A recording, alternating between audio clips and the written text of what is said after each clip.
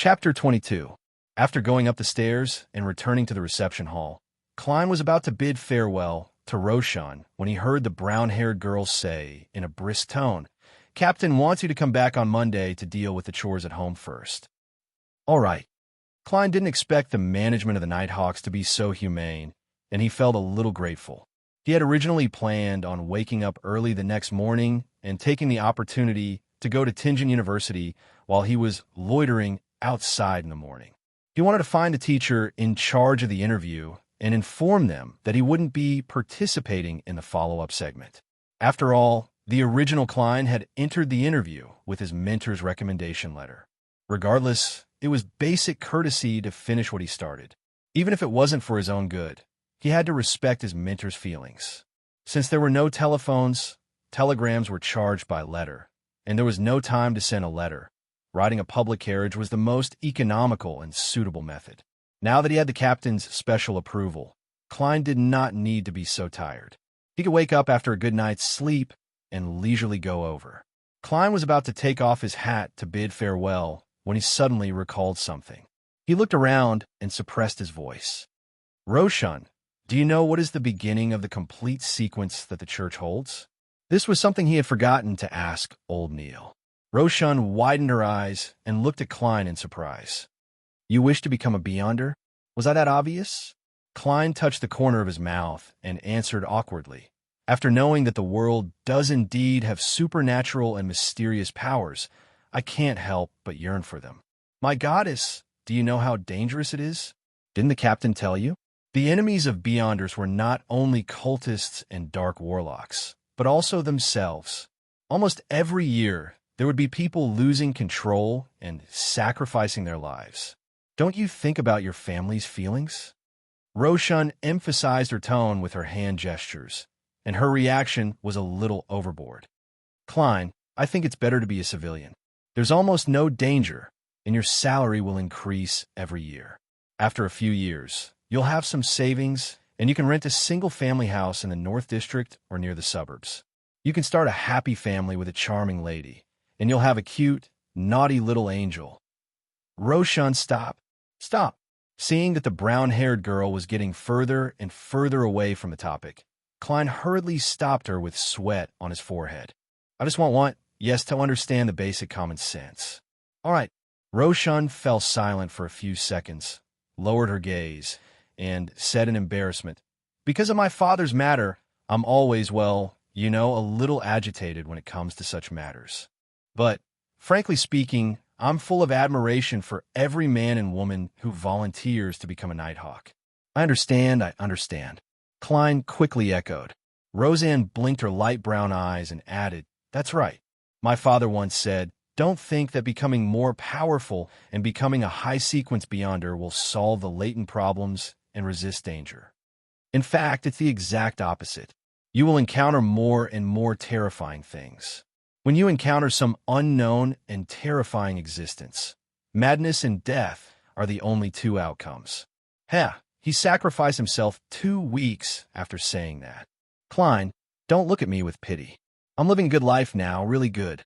You should be afraid of these things. I just want to understand the basic common sense." Klein didn't know whether to laugh or cry as he repeated his previous answer. "Mr. Captain explained it more clearly than you.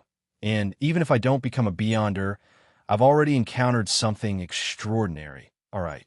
Roshan thought for a while and said, "I heard from Captain and Old Neil that due to the decline and extinction of Beyonder species, there are almost no high-sequence Beyonders in this era. It's already very impressive to become a Beyonder. Our Tingen city and the suburbs have hundreds of thousands of people, probably more, but there are only about 30 Beyonders. I didn't include those cultists and dark warlocks who live in the dark." Without waiting for Klein to speak, she seemed to regain her vitality and clenched her fists in front of her chest. "And among these 30 or so Beyonders, most of them are Sequence 9s. I seem to have gone off topic. It's all right. This is also common sense that I want to understand." Klein wished that Roshan could be like her usual self, rambling on and revealing more information. In short, to become a Beyonder is already very impressive, very impressive. Roshan repeated. The complete sequence that belongs to our church begins with sleepless, sequence 9 sleepless. As expected, Klein nodded indiscernibly as he listened to Miss Roshan's description. You should be able to guess from the name. Sleepless are people who don't need to sleep at night. They only need 3 to 4 hours of rest during the day. Phew, I'm so envious. No, I'm not envious at all. Sleep is a gift from the goddess. It's a most blissful thing. Where was I? Ah yes, sleepless don't need light to see through the darkness. The deeper it is at night, the more powerful they are. I mean powerful in every aspect, including their strength, their spiritual perception, and their thoughts. However, although they can discover the unknown dangers hidden in the darkness, they still have to rely on items such as demon-hunting bullets when they encounter monsters that can't be dealt with by normal means. My father was once a sleepless. Without waiting for Klein to ask, Roshan continued. After that is Sequence 8, Midnight Poet. After that is Sequence 8, Midnight Poet, and above that is Sequence 7, Nightmare. Nightmare? Klein immediately recalled how Dunn Smith had guided him into a dream, and he asked in confirmation, Captain, you know about it?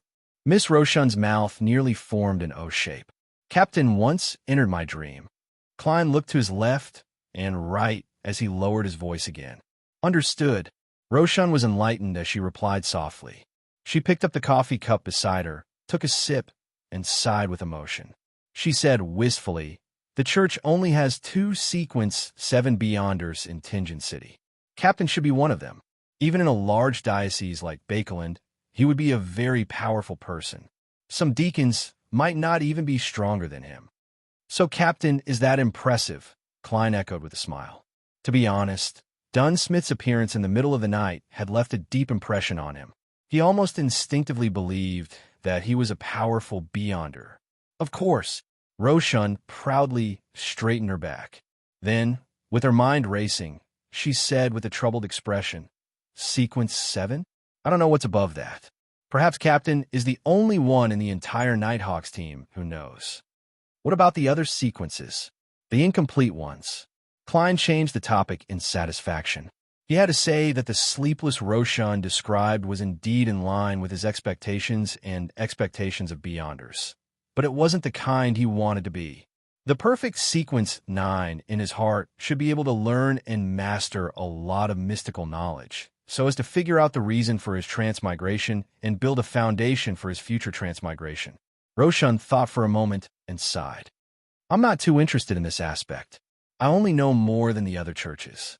After all, the goddess is also the mother of concealment. Well, there should be 2 or 3 types, because some members are always cold and scary, and they smell weird. Some members, old Neil, he knows a lot and knows a lot of interesting magic rituals.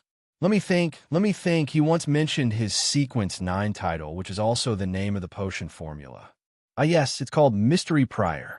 A lot of interesting magic rituals? Mystery Prior? That sounds very close to what I want. Klein was slightly delighted. In addition, I know the name of a Sequence 7, one with an incomplete pathway.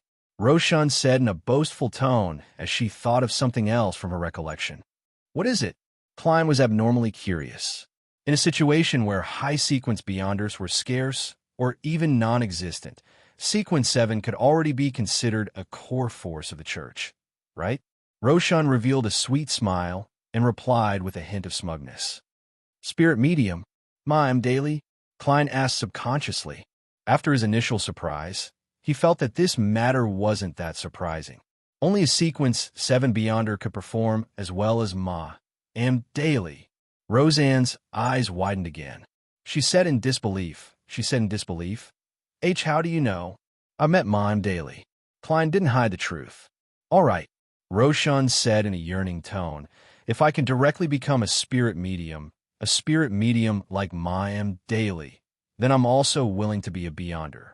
No, I'll seriously consider it for 10 minutes. Yes, Mime daily fulfills all my imaginations of a Beyonder, Klein echoed somewhat exaggeratedly. Having accomplished his goal, he chatted with Roshan for a few minutes. Seeing that there was no other information, he took off his hat, bowed, and left. Walking down the stairs, Klein took a few steps before he suddenly paused. He reached out and touched the notes in his inner pocket. Following that, he took out the 12 gold pound note and clenched it tightly in his left palm. Then he stuffed his hand into his trouser pocket, refusing to loosen it or pull it out. A smile unconsciously suffused his face. According to the customs of foodies, after receiving the money, one had to go out for a meal. Chapter 23. As he walked on Zutland Street, the hot and humid breeze blew against him. The high-spirited Klein suddenly thought of something. He only had 3 pence left in change. It would cost 4 pence to take a public carriage back to Iron Cross Street, and using a gold pound note to give change was like using $100 to buy a bottle of cheap mineral water before his transmigration. It wasn't that he had no other choice, but that he couldn't bring himself to do so. I'll use 3 pence to take a 3-kilometer carriage and walk the rest of the way back. Klein had one hand in his pocket, slowed down his pace, and thought of other methods. No way. Soon, he rejected the previous idea. It would take quite a while to walk the rest of the way back. It wasn't safe to carry a huge sum of 12 pounds. Furthermore, he had been worried that the Nighthawks would confiscate the revolver, so he had deliberately not brought it with him today. If he were to encounter any danger caused by Welch's death, he would be defenseless. Find a bank nearby to exchange for change? No way. A handling fee of 0.5% is too extravagant. Klein shook his head silently. Just the thought of the handling fee made his heart ache. As he eliminated all the methods, Klein's eyes suddenly lit up. He saw a clothing store. That's right. Isn't the most normal way to buy something at a suitable price and get change? Formal wear, shirts, waistcoats, pants, leather boots, and a cane are all within the budget. I have to buy it sooner or later. Yes, it's very troublesome to try on clothes. Besides, Banson knows better than me and is better at bargaining. I can wait for him to come back before considering. Then, buy a cane? That's right. There's a saying that goes, a cane is a gentleman's best defensive weapon. It can be used as half a crowbar. A gun in one hand and a cane in the other is the way a civilized person fights. Amidst his thoughts, Klein made up his mind. He turned around and turned into the Wilker clothing store. The layout of the clothing store was very similar to the clothing store he had before his transmigration. On the left side of the wall was a row of formal wear, and in the middle were shirts, pants, waistcoats, and ties. On the right side were pairs of leather shoes and boots placed in glass cabinets. Sir, what would you like to buy? A male shop assistant wearing a white shirt and a red vest came over and asked politely. In the kingdom of Rouen, because the gentlemen with status, power, and wealth like to wear white shirts, black waistcoats, black trousers, and black suits, the colors were rather monotonous. Therefore, the male servants, shop assistants, and waiters were required to wear colorful clothes to distinguish between master and servant, or noble and lowly. In contrast, the madams and young ladies wore dresses of different hues and gorgeous decorations, while the maids could only wear black with white or white with black. Faced with the male shop assistant's question, Klein pondered for a moment and said, cane, heavier, harder, the kind that could blow up other people's heads. The red-vested shop assistant secretly sized up Klein and led him into the shop. He pointed at the row of canes in the corner. The one inlaid with gold is made of iron heartwood. It's very heavy and hard. 11 solely 7 pence. Would you like to try it? 11 solely 7 pence? Why don't you go rob someone? So what if it's made of gold? Klein was shocked by the price. He didn't show it on his face as he nodded slightly. All right. The red-vested shop assistant took down the iron heart cane and carefully handed it to Klein, as though he was afraid that he would break the goods. Klein felt the weight of the cane the moment he took it. He tried to move it, but he realized that he couldn't move it smoothly. It's too heavy. Klein shook his head and heaved a sigh of relief. That's not an excuse. The red-vested shop assistant put the iron heart cane back and pointed at the other 3. This is walnut, made by Tingin's most famous cane artisan, Mr. Hayes. 10 solely 3 pence. This is anhydrous wood, inlaid with silver. It's as hard as steel, and it's 7 solely 6 pence. This is made from the heart of a white boley tree. It's also inlaid with silver, and it's 7 solely 10 pence. Klein took them one by one and tested them. He realized that the weight was quite suitable. Following that, he knocked on them with his fingers and roughly grasped the hardness of each cane. Finally, he chose the cheapest one. "I'll take this one made of anhydrous wood." Klein pointed at the silver-inlaid cane in the red-vested shop assistant's hand. "All right, sir. Please follow me over there to make the payment. In the future, if this cane is damaged or stained, you can hand it over to us for free." The red-vested shop assistant led Klein to the counter. Klein took the opportunity to unfold the 4 gold pounds in his palm and took out one of the 2 smaller ones. "Hello, 7 soli, 6 pence." The shop assistant behind the counter bowed with a smile. Klein wanted to maintain his gentlemanly image, but when he stretched out his left hand with a 1-pound note, he couldn't help but ask, "Can it be cheaper?" "Sir, these are all handmade. Our cost is very high," the red-vested shop assistant answered. "Besides, the owner isn't around. We don't have the right to help him reduce the price." The shop assistant behind the counter echoed, "Sir, I'm sorry." "All right." Klein handed the note over and received the silver-inlaid black cane from the red-vested shop assistant. While waiting for the change, he took a few steps back and widened the distance between them. He then tested the effects of brandishing his offhand weapon. Whoosh, whoosh, whoosh. The sound of the wind was heavy and felt like it was tearing through the air. Klein nodded in satisfaction. He cast his gaze forward again, prepared to see the notes and coins, but he was surprised to find the red-vested shop assistant retreating far away. The one behind the counter had shrunk into a corner, sticking close to the double-barreled shotgun hanging on the wall. The Ruan Kingdom implemented a semi-regulated policy on firearms. To wield a gun, one needed to apply for an all-purpose weapon usage permit or a hunting permit. However, regardless of the type, one was not allowed to possess a repeating rifle, steam high-pressure gun, or 6-barrel machine gun, or other military-controlled items. An all-purpose weapon usage permit allowed one to purchase and store any civilian firearm, but obtaining it was extremely troublesome. Even merchants with a certain status might not be able to pass the examination. A hunting permit was relatively easy. Even a farmer in the suburbs could obtain one, but such a permit was only limited to the use of a hunting rifle. Furthermore, there was a limit to the number of permits. Many people with some wealth would apply for one to protect themselves in times of crisis, such as now. Klein looked at the 2 wary shop assistants as the corners of his mouth twitched. He chuckled dryly and said, "Not bad. This cane is very suitable for brandishing. I'm very satisfied with it." Seeing that he had no intention of attacking, the shop assistant behind the counter relaxed as he handed over the notes and coins with both hands. Klein took a look and saw that there were 2 5 soli and 2 1 soli notes, as well as a 5 pence and a 1 pence copper coin. He couldn't help but nod inwardly.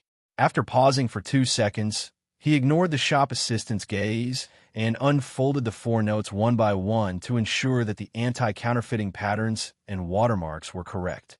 After doing all of this, Klein put away the notes and coins. He held his cane, adjusted his top hat, and walked out of Wilkel clothing and hat shop like a gentleman. He extravagantly boarded a trackless public carriage, and after a transfer and a total of 6 pence, he successfully returned to his apartment. After closing the door, he counted the 11 pounds and 12 soli notes 3 times before placing them in his desk drawer. Then he took out the copper-colored revolver with a wooden grip. Clang, clang, clang. 5 brass bullets landed on the desk one after another. Klein stuffed the silver demon hunting bullets with complicated patterns and the dark sacred emblem into the revolver one by one. Similarly, he only stuffed 5 bullets in, leaving an empty space to prevent accidental shots. The remaining bullets were stored in a small metal box along with the 5 normal bullets he had just taken out. With the revolver closed, Klein suddenly felt a lot more secure. He excitedly placed the revolver into his armpit holster and buckled it. Then, he repeatedly practiced the action of unbuckling and drawing the revolver. When his arms were sore, he rested for a moment before continuing. It wasn't until the sky turned dark that he heard the sounds of tenants walking in the corridor. Phew! Klein exhaled and placed the revolver back into his armpit holster. Only then did he change out of his suit and vest. He put on his usual brownish-yellow coat and did some arm relaxation exercises. Tap, tap, tap. Footsteps approached. A key was inserted into the keyhole, and the sound of turning was heard. Melissa, with her silky black hair, pushed open the door and entered. Her nose twitched indiscernibly as she swept her gaze across the unlit stove. The luster in her eyes suddenly dimmed. "Klein, I'll cook the leftover ingredients from last night. Banson might be back tomorrow." Melissa turned to look at her brother. Klein had both hands in his pockets as he leaned his thighs against the edge of the desk. He smiled and said, "No, let's eat out." "Eat out?" Melissa asked in surprise. "How about the Silver Crown restaurant on Daffodil Street?" "I heard the taste is great," Klein suggested. But Melissa was still confused about the situation. Klein smiled. "To celebrate my finding a job." "You found a job?" Melissa's voice involuntarily became louder. But isn't the interview at Tingen University tomorrow?" "Another job." Klein smiled as he took out the stack of notes from the drawer. "They even gave me 4 weeks' salary in advance." Melissa looked at the gold pounds and solely and widened her eyes. "Goddess, what job did you find?" "This." Klein's expression froze as he deliberated over his words. "A security company whose mission is to find, collect, and protect antiques. They need a professional consultant. A 5-year contract at £3 a week." "Were you worried about this last night?" Melissa asked after a moment of silence. Klein nodded and said yes. "It's more dignified to be a faculty member at Tingen University, but I prefer this job." "Actually, it's not bad." Melissa revealed an encouraging smile. She asked, half puzzled and half curious, "Why did they give you 4 weeks' salary in advance?" "Because we need to move. We need more rooms and a bathroom of our own." Klein smiled as he spread his hands. He felt that his smile was impeccable. He was just short of asking, "Are you surprised?" Melissa was taken aback. She suddenly spoke quickly, appearing slightly flustered. "Klein, our living quarters are actually not bad. I occasionally complain about not having a bathroom of my own, but it's just a habit. Do you remember Jenny? She used to live next door. Ever since her father got injured and lost his job, they had no choice but to move to Lower Street. The family of 5 can only live in 1 room. 3 of them sleep on the bunk bed and 2 on the floor. They even want to rent out the remaining empty space on the floor. Compared to her family, we are very lucky. Don't waste your salary on this matter. Besides, I like Mrs. Smiron's bakery very much." Chapter 24. The golden afterglow outside the window died at dark. Klein looked into Melissa's eyes and was momentarily at a loss for words. This was because he couldn't use any of the lines he had prepared. He coughed lightly as his mind raced. "Melissa, isn't this a waste of salary? In the future, when Banson and my colleagues come to visit, do we have to entertain them in such a place? In the future, when I get married to Banson and have a wife, do we still have to share a bed? Don't you guys not have a fiancé yet? You can wait a little longer and save up more money," Melissa said logically. "No, Melissa, this is the rule of society." Klein felt a headache coming on, so he could only reason. "Since you're getting a weekly salary of £3, you have to have the decency to match it." To be honest, he, who had once lived in a shared apartment, was no stranger to the living conditions. He was completely used to it, but it was precisely because of this experience that he understood the inconvenience of such an environment for girls. Furthermore, his goal was to become a beyonder, study mysticism, and find his way home. In the future, he would have to do some magic rituals at home. With so many people in the apartment, it was easy for problems to arise. Seeing that Melissa was about to continue, Klein hurriedly added, "Don't worry. I'm not considering a detached house. I plan on looking at townhouses. In short, I have to have my own bathroom. I also like Mrs. Selwyn's bread, Tingen biscuits, and lemon cakes. We can first consider a place closer to Ironcross Street and Daffodil Street." Melissa pursed her lips slightly, and after a moment of silence, she slowly nodded. "Besides, I'm in no hurry to move. I have to wait for Banson to return." Klein smiled and said, "Otherwise, when he opens the door, he will be very surprised and ask, 'Where's my stuff at home? Where's my siblings? Where's my home? Is this my home? Did I come to the wrong place? Goddess, quickly tell me if this is a dream.'" Why is it that I don't even have a home when I return after a few days?" He imitated Banson's tone, which made Melissa's eyes crinkle unconsciously, revealing shallow dimples on her cheeks. "No, Mr. Franch will wait at the door until Banson hands over the key. Banson won't be able to go upstairs at all." The girl mocked the stingy and greedy landlord. In the Moretti family, everyone loved to make jokes about the landlord, Mr. Frankie. This was a trend that was started by his eldest brother, Banson. "Yes, he won't change the locks for the tenants behind him." Klein smiled in agreement, pointed to the door, and said humorously, "Madam Melissa, shall we go to Silver Crown Restaurant to celebrate?" Melissa sighed softly. "Klein, do you know Selina?" "My classmate, my good friend." "Selina?" An image of a girl with long burgundy hair and dark brown eyes surfaced in Klein's mind. Her parents were believers of the Evernight goddess and had blessed her in the name of Saint Selina. She wasn't even 16 yet, half a year younger than his sister, Melissa. She was a happy, cheerful, and outgoing lady. "Yeah," Klein nodded, indicating that he remembered Selina Wood. "Her brother, Chris, is a solicitor. He currently earns close to £3 a week. His fiancée works part-time as a typist." Melissa first described the situation before saying, "They've been engaged for more than 4 years. In order to have a stable and decent life after marriage, they're still saving up to this day. They haven't entered the church and plan to wait for at least another year." According to Selina, people around her brother's age are all the same. They typically only get married at the age of 28. You have to prepare ahead of time and save up money. Don't waste it. It's just a meal at a restaurant. Is there a need to be so philosophical? Klein didn't know whether to laugh or cry. He thought for a few seconds and said, "Melissa, I'm earning £3 a week now. It will increase every year in the future, so don't worry. But we need to save up to prevent any accidents. For example, that security company might suddenly close down. I have a classmate who had to find temporary work at the docks because his father's company went bankrupt. His family's financial situation worsened instantly, so he had no choice but to drop out of school." Melissa persuaded her brother with a serious expression. Klein covered his face with his hand. That security company and the government. Yes, they have some relationship with the government. They won't close down so easily. But the government isn't stable either. After every election, if there's a change of parties, most positions will be changed.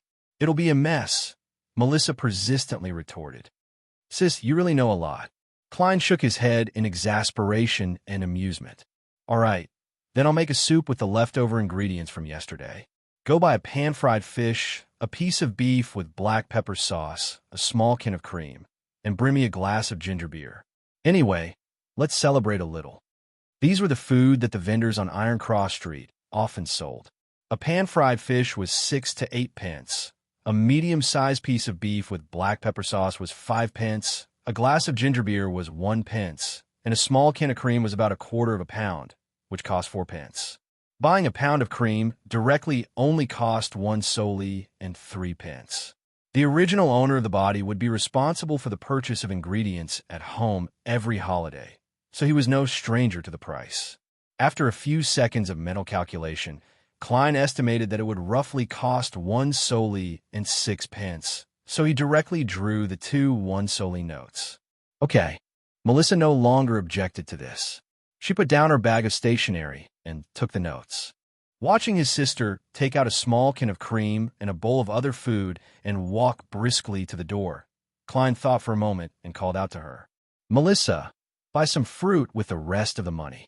There were many vendors on Iron Cross Street who would purchase fruits of poor quality or that had been stored for too long from other places.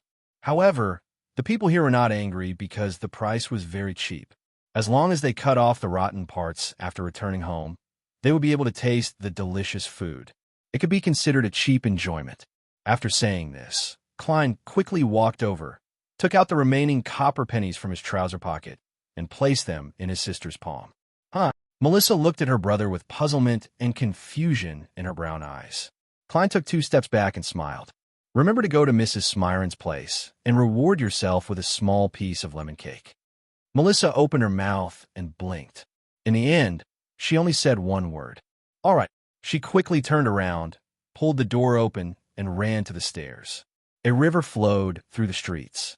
Cypress and maple trees lined both sides, and the air was so fresh that it made one feel intoxicated.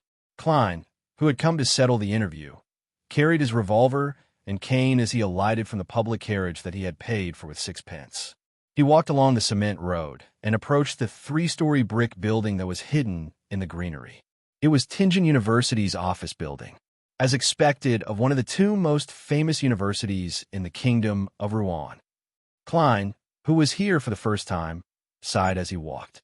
Compared to this place, Koei University, on the other side of the river, was simply shabby. Heya! Heya! As the shouts drew closer, 2 rowing boats rushed over from the upper reaches of the Koei River, their wooden oars moving in an orderly manner. This was a popular rowing sport in all the universities in the Kingdom of Rouen. With Klein's family's financial situation, he had to rely on scholarships to complete his university studies. He had participated in Koei University's rowing club with Welch and the others and was good at rowing. How young? Klein stopped and looked into the distance as he sighed. In another week, such a situation would no longer exist because the school would be on summer break. Following the tree-lined road, he walked to the gray 3-story brick building. After registering, he successfully entered and familiarly found the office that had received him the last time. Knock, knock, knock. He knocked lightly on the half-closed door. Come in. A man's voice came from behind the door. Seeing Klein push open the door and enter, the middle-aged instructor in a white shirt and black tuxedo frowned slightly. There's still an hour before the interview. Mr. Stone, do you still remember me? I'm Senior Associate Professor Cohen's student, Klein Moretti. You've seen my recommendation letter. Klein took off his hat with a smile. Having Stone stroked his black beard and asked in puzzlement, "What's the matter? I'm not in charge of the interview. It's like this. I've already found a job, so I won't be attending the interview today." Klein told him the reason for his visit. I see. Having Stone came to a realization. He stood up and extended his right hand. Congratulations, what a polite young man. I'll inform Mr. Professor and the Senior Associate Professors. Klein shook hands with him and was about to leave after exchanging a few pleasantries when he heard a familiar voice behind him. Moretti, you found another job? Klein turned around and saw a silver-haired old man with deep facial features but few wrinkles. He had sunken eyes, dark blue pupils, and a black tuxedo. Good morning, tutor, Mr. Aztec. He hurriedly bowed. Why are you here? This old man was the Senior Associate Professor of Koei University's History Department. His mentor was Mr. Quentin Cohen. Next to Cohen was a middle-aged man with a medium build and bronze skin. He held a newspaper in his hand. He was beardless and wore a top hat. He had black hair and brown eyes. His facial features were soft, and his eyes revealed an indescribable sense of vicissitudes. Below his right ear, there was a black mole that could only be discovered upon closer inspection. Klein recognized him. It was Mr. Aztec, a history teacher at Koei University who often helped the original Klein. He liked to argue with his mentor, Associate Professor Cohen, and their viewpoints often clashed. However, the two of them were very close, otherwise they wouldn't have liked to chat together. Cohen nodded and said in a soothing tone, I'm attending an academic conference with Aztec.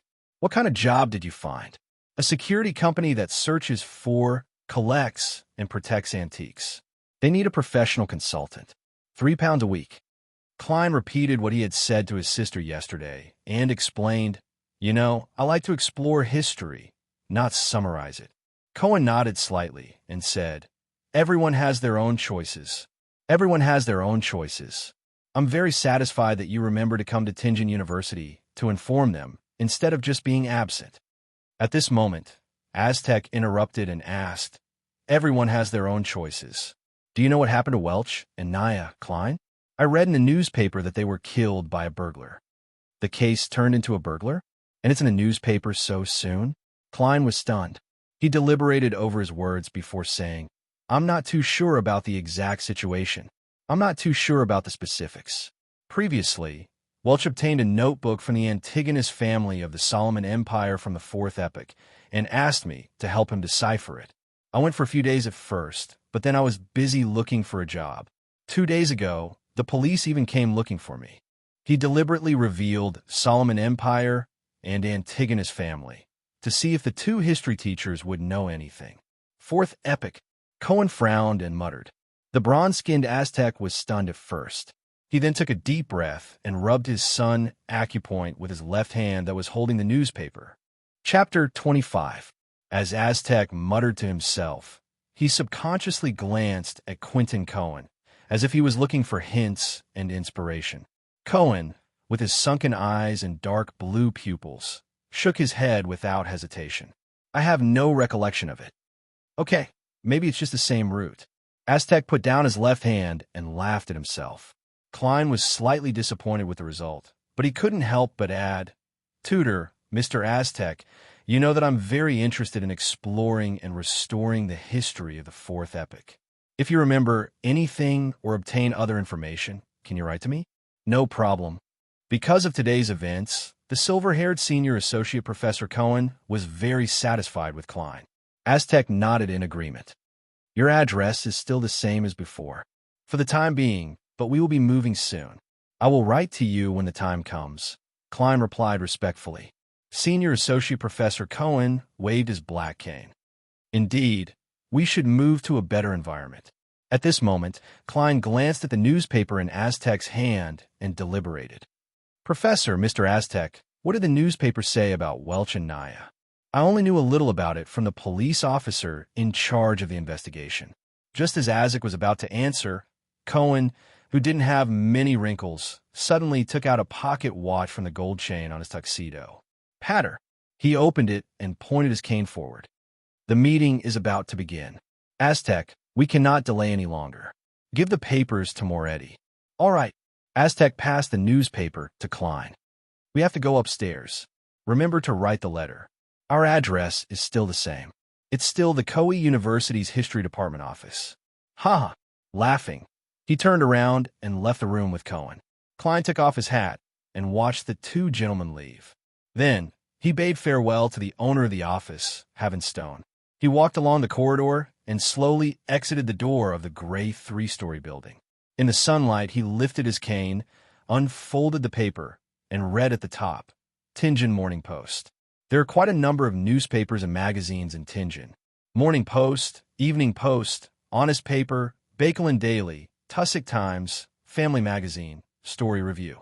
Klein casually recalled and came up with 7 or 8 names. Of course, some of them weren't local. They were distributed based on the steam locomotive. With the development of industrial papermaking and printing, the price of a newspaper had been reduced to 1 penny, and the number of people it covered was also increasing. Klein did not read the other content carefully. He quickly found the news section, which was about the burglary and murder case. According to the police department, Mr. Welch's house was in a terrible state, and all the gold, jewelry, banknotes, and anything valuable that could be easily taken away were gone. Even copper pennies were gone. We have reason to believe that this is a group of cruel and vicious criminals. They will not hesitate to kill innocent people who saw their faces, such as Mr. Welch and Ms. Naya. This is a violation of the kingdom's laws. This was a provocation to public safety. No one wishes to encounter such a thing. Of course, the good news is that the police department has already locked onto the murderer and arrested the main culprit. We will give a follow-up report as soon as possible. Reporter, John Browning. It's been handled and covered up. Klein walked along the boulevard and nodded indiscernibly. He casually flipped through the newspaper and read other news and serialized stories as he strolled. Suddenly, the hair on his back stood on end, as though there were needles pricking him. Someone is watching me, sizing me up, spying on me. Thoughts arose in Klein's mind as he vaguely came to a realization. Back on Earth, he had once felt an invisible gaze and eventually discovered the source of the gaze. However, there had never been a time when his reaction was as clear as it was now. The conclusion was clear. The same thing happened in the original Klein's memory fragments. Did I transmigrate, or did that strange luck enhancement ritual strengthen my sixth sense? Klein resisted the urge to look for the person watching him. Learning from the novels, movies, and television dramas he had read, he slowly stopped in his tracks, put away the newspaper, and looked at the Koe River. Following that, he turned his head bit by bit as he looked at the scenery around him. Then, he turned around naturally and took in his surroundings. Apart from the trees, the lawn, and the students passing by in the distance, there was no one there. However, Klein was certain that someone was watching him. Klein's heart raced as his blood flowed with an intense thump. He unfurled the newspaper and covered half his face, afraid that someone would notice that something was wrong with his expression. At the same time, he gripped his cane tightly and prepared to draw his gun. 1 step, 2 steps, 3 steps. Klein walked forward slowly, just like before. The feeling of being spied on and sizing him up was still there, but there was no sudden outbreak of danger. His body stiffened as he walked down the boulevard and arrived at the waiting area for the public carriage. Fortunately, there was one coming. Iron, Zot, no, Champagne Street. Klein repeatedly denied his thoughts. He had originally planned on heading home directly, but he was afraid that he would attract the unknown spy to his apartment. Following that, he wanted to go to Zutland Street to seek help from the Nighthawks or colleagues, but he was worried that the spy would alert the enemy and expose himself. Therefore, he could only choose a random location. 6 pence? The toll collector answered with familiarity. Klein didn't bring any gold pounds with him today. He placed them in his usual hiding place and only took 2 solely notes. He had spent the same amount of money previously, so he happened to be left with 1 solely and 6 pence. Hence, he took out all the coins and gave them to the toll collector. After boarding the carriage, he found a seat and sat down. As the door closed, Klein felt that the uneasiness of being watched had finally disappeared. He slowly exhaled and felt his limbs tremble slightly. What should I do? What should I do next? Klein looked out the carriage window and tried his best to think of a solution. Without knowing the spy's motive, I'll first treat it as malicious. Ideas surfaced one after another, but they were all rejected by Klein. Having never experienced something like this before, it took him a few minutes to come up with an idea. I have to inform the Nighthawks. Only they can truly resolve the problem. But I can't just go there directly. That will expose me. Perhaps this is the spy's motive. Following this train of thought, Klein roughly formulated one plan after another, and his ideas gradually became clear. Phew! He exhaled and regained his basic calmness. He seriously looked at the scenery that was quickly passing by outside the window. Nothing happened until the carriage arrived at Champagne Street. However, when Klein pushed the door open and alighted, he immediately felt the uneasiness of being watched again. He pretended not to notice anything. He took the newspaper and cane and slowly walked in the direction of Zutland Street. However, he didn't enter that street. Instead, he circled to the back of Redmoon Street. There was a beautiful white square and a cathedral with a steepled roof. St. Selena Cathedral, the headquarters of the Church of the Evernight Goddess in Tingen. As a believer, it wasn't strange to participate in Mass and pray on a day of rest. The cathedral had an obvious Earth-like Gothic style. It was completely black in color, and the facade was a tall, mottled bell tower. It was located in the middle of a huge buttress between the red and blue latticed windows, piercing into the clouds. Klein walked into the cathedral and walked along the aisle to the prayer hall. Along the way, the narrow high windows that were inlaid with blue and red patterns shone through. The blue was so blue that it was almost black, and the red was like the moon. It made the surroundings abnormally dark. The feeling of being watched disappeared again. Klein's expression remained the same, without any joy. He walked step by step to the open prayer hall. There were no high windows here, so the deep darkness became the main character. However, behind the arched altar on the wall facing the door, there were more than 10 fist-sized holes that led outside. They allowed the pure and brilliant rays of the sun to shine in and condense into light. It was like a traveler in the dark, suddenly raising his head and seeing the starry sky. He saw the resplendent stars that were so majestic, so pure, and so sacred. Even though he had always believed that gods could be studied and understood, Klein couldn't help but lower his head. Amidst the bishop's low and gentle sermon, he quietly walked along the aisle that separated the seats on the left and right. He found a place that was empty and close to the aisle and slowly sat down. After leaning his cane against the back of the chair in front of him, Klein took off his top hat and placed it on his thigh along with the newspaper. He then clasped his hands together and pressed them against his drooping forehead. He did the whole process slowly and orderly, as if he was really here to pray. Klein closed his eyes and quietly listened to the bishop's voice in the darkness. They were naked, without food or clothes, and had no cover in the cold. They were drenched by the rain, and because there was nowhere to hide, they hugged the rock. They were mothers whose children were taken away. They were orphans who had lost hope. They were poor people who were forced to leave the path of righteousness. The night did not abandon them. It blessed them. Note 1. As the echoes overlapped and entered his ears, Klein's vision turned black as if his soul had been cleansed. He calmly experienced this until the bishop finished his sermon and ended the Massachusetts. The bishop opened the door to the confessional. Ladies and gentlemen lined up one by one. Klein opened his eyes, put on his top hat, picked up his cane and newspaper, and got up to line up in an orderly manner. After more than 20 minutes, it was finally his turn. He stepped in and closed the door behind him. Klein's vision turned dark again. "Child, what do you want to say?" The bishop's voice came from behind the wooden partition. Klein took out the Special Operations Division's 7th Team badge from his pocket and handed it to the bishop through the gap. "Someone is following me. I want to find Dunsmith." As if tainted by the darkness, his tone became gentle. The bishop took the badge and said, after a few seconds of silence, "Turn right at the entrance of the confessional. At the end, there's a secret door beside it. Someone will lead the way after you enter." As he spoke, he pulled a rope in the room, allowing a priest to hear the ringing of a bell. Klein took back the badge, took off his top hat, pressed it to his chest, and bowed slightly. Then, he turned around, pushed the door open, and walked out. After confirming that the feeling of being watched did not appear again, he put on his black half-top hat again. Without any expression on his face, he picked up his cane and turned to the right, all the way to the side of the arched altar. On the wall facing the altar, he found the secret door, opened it silently, and flashed in. The secret door closed silently. A middle-aged man in a black priest's robe appeared in Klein's sight under the illumination of the gas lamp. "What is it?"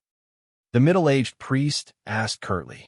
Klein showed his badge and repeated what he had said to the bishop. The middle-aged priest did not ask any further. He turned around and walked forward in silence. Klein nodded, stroked his top hat, held his black cane, and quietly followed behind the man. Roshan had said that St. Selena Cathedral was on the left of the intersection to Cheney's Gate. Chapter 26. Tap, tap, tap. The sound of footsteps echoed in the dark and narrow corridor, spreading far and wide in the silence. There was no other noise. Klein straightened his back and followed the middle-aged priest at an unhurried pace. He didn't ask any questions or engage in idle chatter. He was as calm as a windless lake. After passing through the heavily guarded passageway, the middle-aged priest used a key to open a secret door. He pointed to the stone staircase and said, "To the left of the cross-shaped road is Cheney's Gate. May the goddess bless you." Klein tapped his chest 4 times, outlining the shape of the crimson moon. The secular world used secular etiquette, while the religious used religious rituals. "Praise the goddess." The middle-aged priest returned the gesture. Klein didn't speak further. He followed the stone staircase and walked into the darkness with the help of the elegant gas lamps embedded in the walls on both sides. Midway, he subconsciously turned his head and saw the middle-aged priest still standing by the door. He stood at the top of the staircase, standing in the shadows of the gas lamps like an immobile wax statue. Klein retracted his gaze and continued walking. Before long, he touched the cold stone floor and came to a crossroad. He didn't turn in the direction of Cheney's Gate because Dunsmith, who had just been on duty, definitely wouldn't be there. Following the familiar path on the right, Klein climbed another staircase and appeared inside the Blackthorn Security Company. Seeing that the doors were either closed or ajar, he didn't rashly search for them. Instead, he entered the reception hall and saw a brown-haired girl with a sweet smile, engrossed in reading a magazine. "Hi, Roshan." Klein came to the side and deliberately knocked on the table. Creak. Roshan suddenly stood up and knocked over the chair. She said in a panic, "Hi. The weather is nice today. You, Klein, why are you here?" She held her chest and panted like a little girl afraid of being caught slacking by her father. "I have something to discuss with Captain," Klein answered briefly. "You scare me. I thought Captain had come out." Roshan glared at Klein.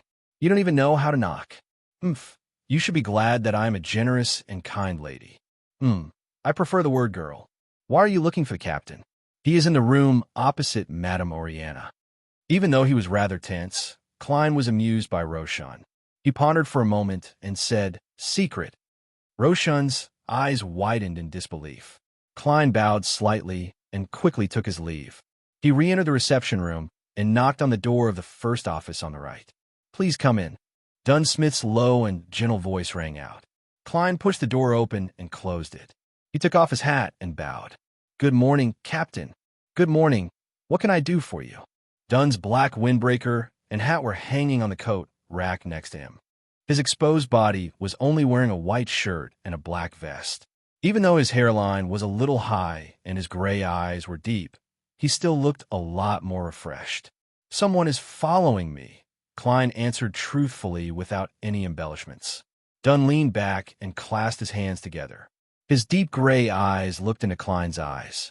He didn't continue the topic of stalking. Instead, he asked, "You came from a cathedral?" "Yes," Klein answered with certainty. Dunn nodded slightly and didn't comment on the matter. He returned to the topic at hand. "Perhaps Welch's father doesn't believe the cause of death we reported and hired a private detective from the Wind City to investigate." Mid-Seashire's Constant City was also known as the Wind City. It was an area with an extremely developed coal and steel industry. It was ranked in the top 3 among all the cities in the Kingdom of Rouen. Without waiting for Klein to express his opinion, Dunn continued, "It might also come from the source of the notebook. We are currently investigating where Welch obtained the Antigonus family's notebook. Of course, we can't eliminate the possibility of other individuals or organizations pursuing this notebook." "What should I do?" Klein asked in a deep voice. Without a doubt, he hoped it was the first reason. Dunn did not reply immediately. He picked up his coffee cup and took a sip. His gray eyes did not ripple at all. His gray eyes remained calm as he said, "Follow the previous path back and do whatever you want." "Anything?"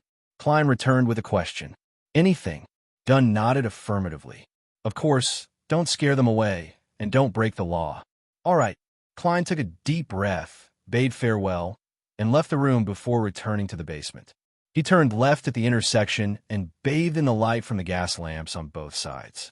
He quietly walked through the empty, dark, and cold passageway. The echoes overlapped, making him feel lonelier and more terrified. Soon, Klein approached the staircase and walked up step by step. He saw the middle-aged priest standing in the shadows by the door. The two met without a word. The middle-aged priest turned around in silence and made way for him. As he walked in silence, Klein returned to the prayer hall. The round holes behind the arched altar were still as pure as before. The room was still dark and quiet, and the line of gentlemen and ladies outside the confessional was still the same, except that there were fewer of them. After waiting for a while, Klein held his cane and newspaper as though nothing had happened. He slowly walked out of the prayer hall and left St. Selena Cathedral. The moment he walked out and saw the blazing sun, he immediately felt the familiar feeling of being watched. He felt like he was prey that was being watched by an eagle. Suddenly, a doubtful point appeared in his mind. Why didn't the voyeur follow me into the cathedral? Although I could have used the dark environment and the priest's help to temporarily disappear without his knowledge, would have been difficult for him to pretend to pray and follow the surveillance. He didn't do anything bad, so what's wrong with entering openly? Unless he has a dark history and is afraid of the church and the bishop, knowing that the other party might have beyonder powers from the looks of it, the possibility of him being a private detective is very low. Few. Klein exhaled, no longer as tense as before. He walked leisurely and circled to the back of Zutland Street. He stopped in front of an ancient-looking building with mottled walls. The house number was 3, and the name was Zutland Shooting Club. The underground shooting range of the police department was open to the public to earn extra funds. The moment Klein entered, the feeling of being watched immediately disappeared. He took the opportunity to hand his Special Operations Department badge to the attendant in charge of reception. After a brief verification, he was led underground to a small, sealed shooting range. 10-meter target. After giving the attendant a simple instruction, Klein took out his revolver from his holster and took out the box of brass bullets from his pocket. The sudden stare made his desire to protect himself overcome his procrastination. Hence, he couldn't wait to practice his marksmanship. After the attendant left, he threw out the revolver and ejected the silver demon hunting bullets one by one. Then, he picked up the normal brass bullets and stuffed them into the cartridge. This time, he didn't leave any empty spots to prevent accidental shots, nor did he take off his formal jacket or half-top hat. He wanted to practice in his most ordinary attire. After all, he couldn't possibly shout, "Please stop for a moment. Let me change into something lighter," after encountering an enemy or danger. Click! Klein closed the revolver and slid it with his thumb. Suddenly, he held the gun with both hands and raised it up, aiming at the target 10 meters away. But he wasn't in a hurry to shoot. Instead, he seriously recalled the experience of missing the target during military training, as well as the three-point line and the recoil of firing a gun. Whoosh! Whoosh! Amidst the sound of clothes being tugged, Klein practiced aiming and holding the gun over and over again. He was so serious that he was like a child taking his college entrance examination. After a few repetitions, he retreated to a spot against the wall and sat on a soft bench. He put the revolver aside, massaged his arm, and rested for a while. After spending a few minutes to recall what had just happened, Klein picked up the gun with the wooden grip and bronze revolver again. He went to the shooting position, made a standard posture, and pulled the trigger. Bang! His arm trembled, and his body leaned back slightly. The bullet missed the target. Bang! Bang! Bang! Having learned from his previous experience, he shot again and again. He fumbled with the feeling in practice until he finished shooting all 6 bullets. It's time to hit the target. Klein retreated and sat down again, catching his breath. He threw out the revolver, letting the 6 bullet casings fall to the ground. Then, without a change in expression, he continued to insert the remaining brass bullets. After stretching and relaxing his arms, he stood up again and returned to his shooting position while summarizing. Bang! Bang! Bang! The gunshot reverberated, and the target shook. Klein practiced and rested again and again, emptying the 30 normal bullets he had received and the remaining 5. Gradually, he landed on the target steadily and began his quest for a high score. Shaking his sore arm, he poured out the last 5 bullet casings, lowered his head, and inserted the silver demon hunting bullets with complicated patterns one after another. He also left a spot for an accidental hit. After putting the revolver back into his armpit holster, Klein patted the dust off his body and walked out of the shooting range with a relaxed body. He then returned to the streets. The feeling of being observed surfaced once again, but Klein felt calmer than before. He slowly walked to Champagne Street and spent 4 pence to take a track public carriage back to Iron Cross Street. He then entered his apartment. The feeling of being observed disappeared without a trace. He took out his key and opened the door. He saw a short-haired man in his late 30s, dressed in a linen shirt, sitting in front of a desk. His heart tightened, but he quickly relaxed. Klein greeted him with a smile. "Good morning, no. Good afternoon, Banson." The man was his and Melissa's elder brother, Banson Moretti. He was only 25 years old this year, but due to his receding hairline and aged appearance, he looked to be in his late 30s. He had black hair and brown eyes, resembling Klein to some extent, but he didn't have the faint scholarly air. "Good afternoon, Klein. How was the interview?" Banson stood up and revealed a smile. His black coat and half-top hat were hanging from the protrusion of the bunk bed. "Very bad," Klein replied without any expression. Seeing Banson stunned, Klein added with a chuckle, "In fact, I didn't even participate in the interview. I found a job ahead of time, with a weekly salary of £3. He repeated what he had said to Melissa. Banson's expression eased as he shook his head and smiled. It feels like watching a child grow up. Yes, this job isn't bad. He sighed and said, That's right. I heard such good news right after I came back. That's great. We should celebrate tonight. Shall we buy some beef? Klein smiled. Okay, but I think Melissa will feel bad. Shall we go shopping together in the afternoon? Bring at least 3 soli? To be honest, 1 pound for 20 soli, 1 soli for 12 pence, and there are also halfpence and quarter pence. Such a currency system goes against my intuition and is very troublesome. I think it must be one of the stupidest currency systems in the world. After saying that, he saw Banson's expression suddenly become serious. He suddenly felt a little nervous and wondered if he had said something wrong. Could it be that, in the memory fragments of the original owner, Banson was a pure, extreme supporter of the kingdom and could not tolerate the slightest negation from others? Banson paced a few steps and retorted with a serious expression, No, not one of them. The only one. Klein was stunned for a moment, but he quickly recovered and smiled at his brother. It was indeed the sarcastic humor that Banson was good at. The corners of Banson's mouth curled up as he added in all seriousness. Chapter 27. How incisive. Klein laughed out loud. Using his rich experience from his previous life, he mocked him again. In fact, there is no evidence that those big shots have brains. All right, very good. Banson laughed and gave a thumbs up. Klein, you're much more humorous than before. After taking a breath, he continued, I still have to go to the dock in the afternoon, so I can only rest tomorrow. When the time comes, well, let's go to the Tingen Housing Improvement Company and see if they have any cheap and decent townhouses for rent. Also, I have to visit Mr. Frankie first. Mr. Landlord? Klein asked, puzzled. Could it be that the current landlord has a row house with a good location? Banson glanced at his younger brother and said with a smile, You won't forget that we have a 1-year rental contract, right? It's only been 6 months. Klein sucked in a breath of cold air. He had really forgotten about this matter. Although the rent was paid once a week, the lease period was a year long. If they moved now, it would be a breach of contract. If they were to be sued in court, they would have to pay a large sum of money.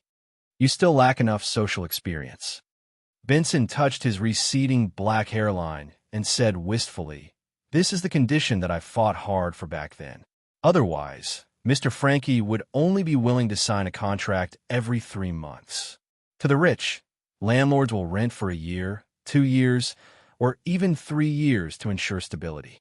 But to us and our neighbors in the past, landlords are constantly worried that someone might get into an accident and not be able to pay the rent. All they want is for a short-term contract. In this way, they can often raise the price according to the situation, Klein added, combining the memory fragments of the original Klein and his own experience of renting a house. Banson sighed. This is the reality and cruelty of today's society. All right, you don't have to worry about the contract. Frankly speaking, as long as we owe a week's rent, Mr. Frankie will immediately throw us out and confiscate our valuables. After all, his IQ is lower than a curly-haired baboon's, and he can't discern complicated matters. Upon hearing this, Klein suddenly recalled Sir Humphrey's meme and shook his head seriously. No, Banson, you're wrong. Why? Banson was puzzled. Mr. Frankie's IQ is still higher than a curly-haired baboon's, Klein replied solemnly. Just as Banson revealed a knowing smile, he added, if he's in good condition. Ha! Banson couldn't control his reaction. After laughing for a while, he pointed at Klein, momentarily unable to find a good way to express himself. All he could do was return to the topic at hand. Of course, as gentlemen, we won't use such a shameless method. We'll talk to Mr. Frankie tomorrow. Trust me, he'll be easily convinced. Klein had no doubt about this. The existence of the gas pipe was the strongest proof. The brothers chatted for a while before putting the leftover pan-fried fish into the vegetable stew. While it was cooking, they used the steam to soften the rye bread. After smearing some butter on the bread, Klein and Banson had a simple meal. However, they were still rather satisfied. After all, the milky fragrance and sweetness left a lingering aftertaste. After Benson left, Klein took 3 soli notes and some copper pennies and headed for the lettuce and meat market.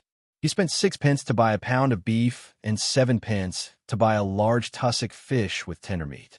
In addition, he bought potatoes, peas, white radishes, rhubarb, lettuce, turnips, and other ingredients, as well as rosemary, basil, cumin, oil, and other items. During this process, he could still sense that someone was spying on him and watching him, but there was no physical contact.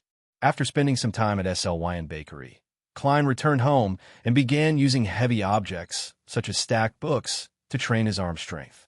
He originally wanted to do military boxing to strengthen his body, but he had even forgotten the moves of the radio calisthenics.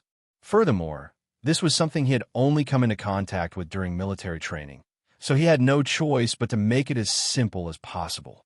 Klein didn't let himself train too hard because that would only make him tired and increase the danger. He stopped at the right time and flipped through the original Klein's teaching materials and notes, hoping to go through the relevant knowledge of the fourth epoch. In the evening, Benson and Melissa sat in front of the study table, looking at the food that had been placed on the table. They behaved like children in the upper grades of elementary school. All sorts of fragrances composed a rich prelude to the food. It was the alluring aroma of the boiled beef, the obvious and lasting stimulation of the mashed potatoes, the sweet entanglement of the pea soup, the subtle and balanced balance of the stewed rhubarb, and the sweet and creamy encirclement of the rye bread. Benson swallowed a mouthful of saliva and turned to look at Klein, who was placing a crispy yellow fish on his plate. He felt the fragrance of the fried fish enter his throat, through his nose, into his esophagus, and into his stomach. Rumble. His stomach made a clear sound. Klein rolled up the cuffs of his shirt, carried the fried fish plate, and placed it in the center of the tidied desk. Then, he turned around and took out 2 large glasses of ginger beer from the cupboard. He placed them in the corresponding positions for Benson and himself. He smiled at Melissa and took out a lemon, pudding as though he was performing a magic trick. "We have beer, and you have this." "Thank you," Melissa said weakly as she took the lemon pudding. Seeing this, Benson raised his glass and smiled. "Come, let's celebrate Klein finding a good job." Klein raised his glass and clinked it with Benson's, then Melissa's lemon pudding. "Praise the lady." Rumble. He tilted his head back and took a sip. The spicy taste burned through his esophagus, bringing with it a wonderful aftertaste. Ginger beer's full name was ginger beer, but in fact, it did not contain any alcohol. The spiciness of ginger and the sourness of lemon were blended to create a beer-like taste. It was a beverage that even women and children could accept, but Melissa did not like the taste. "Praise the lady." Benson followed suit and took a sip. Melissa took a small bite of the lemon pudding and chewed it repeatedly, unwilling to swallow it. "Try it." Klein put down his glass, picked up his fork and spoon, and pointed at the table full of food. Among them, he had the least confidence in the pea soup. After all, he would never eat such a strange thing on earth. He could only recreate it based on the original Klein's memory fragments. As the elder brother, Benson did not stand on ceremony. He scooped a spoonful of mashed potatoes and stuffed it into his mouth. The mashed potatoes were stewed to the limit, and the taste was mixed with the faint taste of lard and just the right amount of salt. It made his saliva secrete crazily, and his appetite increased. "Not raw, not bad," Benson praised vaguely. "It's much more delicious than the one I had at the company last time. Back then, there was butter. This can be considered my specialty." Klein accepted the compliment calmly. "It's all thanks to the guidance of the Welch family's chef." Melissa looked at the beef soup. The green basil leaves, green lettuce heads, and white radish pieces were immersed in the colorless soup, hiding the stewed beef. The color was fresh, and the fragrance was alluring. She forked a piece of beef and put it in her mouth to chew. She felt the chewiness in the soft beef. The salt, the sweetness of the radish, and the spiciness of the basil combined to stimulate the taste of the beef. She seemed to be praising something, but she could not stop her mouth. Klein tasted it and felt that it was delicious, but not without regret. It was still not his best cooking. After all, he did not have some seasonings and could only use other substitutes. It was inevitable that it would be strange. Of course, even at his best, The food he cooked was just passable. Suddenly, he felt sorry for Banson and Melissa, who had never seen the world. After swallowing the beef in his mouth, Klein picked up a piece of fried tussock fish sprinkled with cumin and rosemary. It was crispy on the outside and tender on the inside. It was brown and delicious, and the salty aroma and oil taste intertwined. Nodding slightly, Klein tried a piece of stewed rhubarb and felt that it was okay. It could relieve the greasy taste of meat. Finally, he gathered his courage and scooped a spoonful of pea soup. Too sweet, too sour. Klein could not help but frown. But when he saw Banson and Melissa's satisfied looks after tasting it, he began to doubt his taste buds. He could not help but gulp down a mouthful of ginger beer to wash his tongue. This meal made the three siblings' stomachs bloated, and they were unable to get up from their chairs for a long time. Let's praise the goddess again. Banson raised the remaining ginger beer and said in satisfaction, "Praise the goddess." Klein drank the last bit of beer in one gulp. "Praise the goddess." Melissa put the last bit of lemon pudding into her mouth and savored it. When Klein saw this, he used his tipsy state to laugh. "Melissa, that's not good. The best and most delicious food should be eaten right from the start. That way, you can see the most delicious side of it. When you're full and your appetite drops, the taste will be discounted."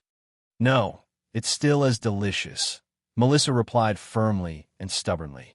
The three siblings chatted and digested the food for a while. Then they cleaned up the plates, forks, and spoons together and poured the oil from the fried fish back.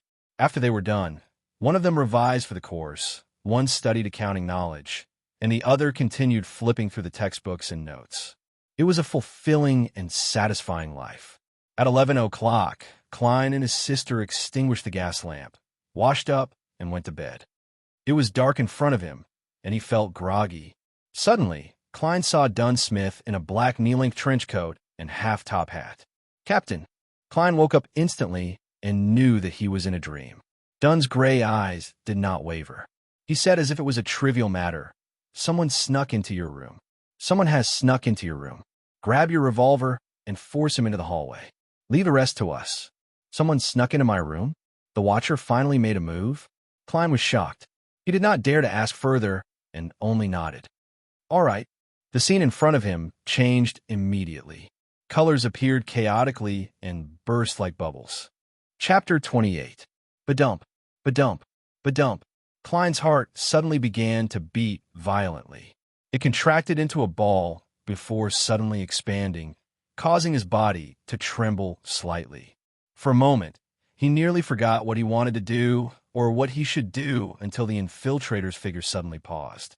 He turned his ears slightly as though he had heard some changes. As the blood in his brain receded, Klein regained his basic ability to think. He reached under his pillow and grabbed the wooden handle of the revolver. When he felt the hard and smooth sensation, his emotions quickly stabilized. He slowly and silently pulled out the revolver and aimed it at the infiltrator's head. To be honest, he wasn't confident that he could hit his target. Although he had been able to hit the target, a moving person and a fixed target were two completely different concepts. He wasn't arrogant enough to confuse the two. However, he vaguely remembered a saying from his previous life. It roughly meant that the greatest might of a nuclear bomb only existed before it was fired. In this situation, the logic was the same. The best deterrence was before the bullet was fired. If he didn't pull the trigger and blindly fire, the other party wouldn't be certain that he was a rookie. There was a high chance that he wouldn't be able to hit him. He would be worried, fearful, and consider many things, so much so that he would place restraints on himself. In that instant, thoughts surfaced in his mind one after another, making Klein immediately make a decision. He wasn't the kind of person who became calmer the more critical the situation was. Instead, he had long imagined the scene of him encountering a watcher. He had predicted that he would mainly use intimidation instead of attack. There was a saying in the Foodie Kingdom, "Better safe than sorry." When Klein aimed his gun at the infiltrator, the thin man suddenly froze as though he had sensed something. Right on the heels of that, he heard a chuckle. "Good evening, sir." The thin man's hands clenched as his body tensed up. Klein sat on the lower bunk of the bunk bed and aimed the gun at his head. He tried his best to speak in a relaxed and natural manner. Please raise your hands and turn around. Try to be as slow as possible. Frankly speaking, I'm a timid person who gets nervous easily. If you move too fast, I'll be scared. I can't guarantee that I won't fire by mistake. Yes, that's it. The slim man raised his hands to the side of his head and turned his body bit by bit. The first thing that caught Klein's eyes was the neatly buttoned black tights, followed by two thick and sharp brownish-yellow eyebrows. Klein couldn't see any fear in his blue eyes. Instead, he felt like he was being stared at by a ferocious beast. It seemed that if he wasn't careful, the other party would pounce on him and tear him to pieces. He tightened his grip on the gun and tried his best to keep his expression calm and indifferent. When the thin man was completely facing him, he raised his chin, pointed at the door, and said gently, "Don't worry. Sir, let's go out and talk. Don't disturb other people's sweet dreams. Slow down and light your steps. This is the most basic courtesy of a gentleman." The thin man's cold eyes turned and swept a glance at Klein. Still raising his hands, he walked towards the door step by step. Under the revolver's aim, he twisted the handle and slowly opened the door. Just as the door was half open, he suddenly squatted down and rolled forward. The door seemed to be pulled by a gust of wind as it closed with a bang. Banson, who was on the upper bunk, was startled by the huge movement. He was about to wake up in a daze. At this moment, a melodious and tranquil melody came from outside. A deep and soothing voice sang, "Ah, the thread of fear, the crimson hope. At least one thing is true. This life flies by. One thing is true, the rest is a lie. After the flower blooms once, it will leave the world forever." Note 1. The poem seemed to have the power to relax and calm people. Banson, who was on the upper bunk, and Melissa and the others in the inner room fell asleep again in a daze. Klein's body and mind were at peace, and he almost yawned. The thin man had escaped so quickly that he couldn't react in time. Looking at the closed door, he smiled and muttered to himself, "That's right. You might not believe it, but my bullet was actually a blank. Beware of mistakenly fired blanks." Following that, Klein listened to the poem at midnight and waited patiently for the battle outside to end.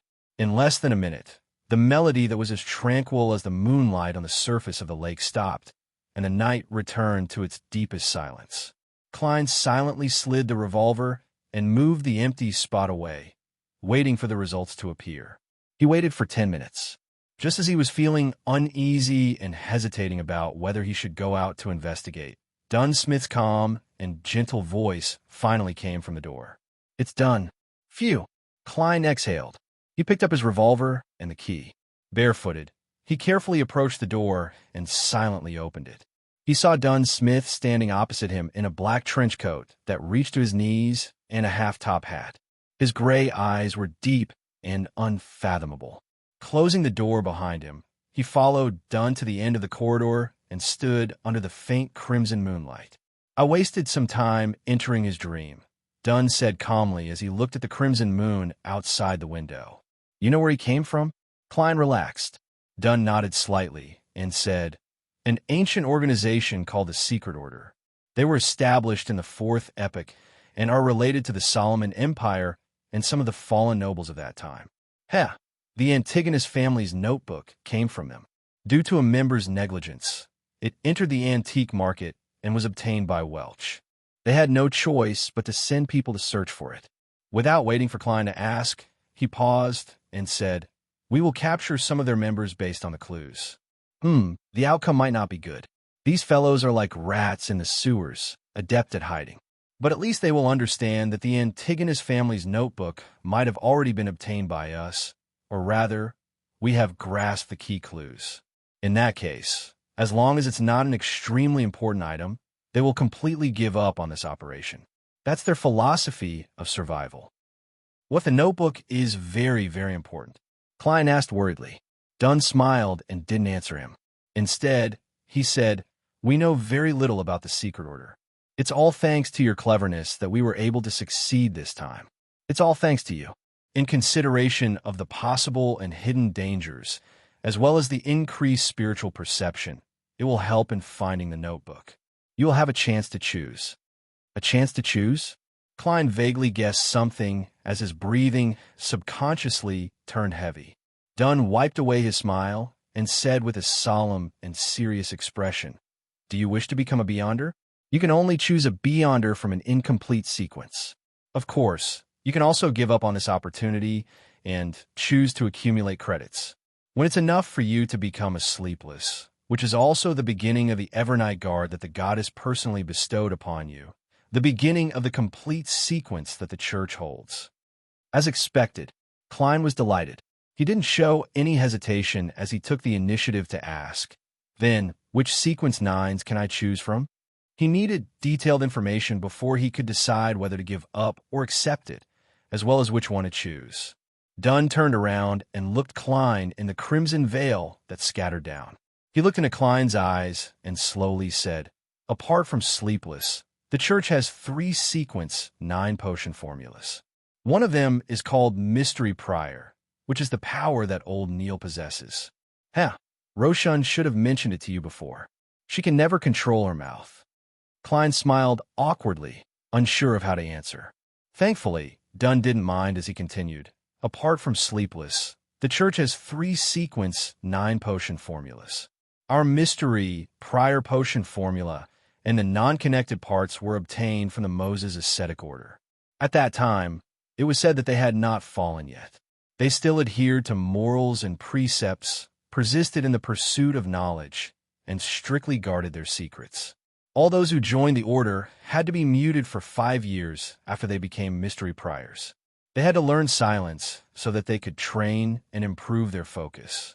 The maxim of Mystery Priors, 'Do as you please, but do no harm,' originated from them. Mystery Priors have a comprehensive understanding and grasp of magic, witchcraft, astrology, and other mystical knowledge. They know quite a bit of ritualistic magic, but it's very easy for them to sense certain existences hidden behind things. They have to be careful and be filled with reverence towards Beyonder powers. We lack most of this sequence, so it's scattered and can't form a chain. For example, it's sequence 8. Of course, perhaps the Holy Cathedral has it. This matches almost all my requirements." Klein nodded slightly, having the urge to choose. Thankfully, he still remembered something else. "What about the other 2? The second type is called Corpse Collector. Many cultists in the southern continent who worship death choose it. After consuming this potion, unintelligent undead will mistake them for one of their kind, preventing them from being attacked. It can withstand the cold, rot, and the corrosion of the aura of death. It can also directly see some evil spirits and understand the characteristics and weaknesses of many undead creatures. It can also improve one's physique. We have its sequence 8 and sequence 7. You should be able to guess its sequence 7. Spirit Medium.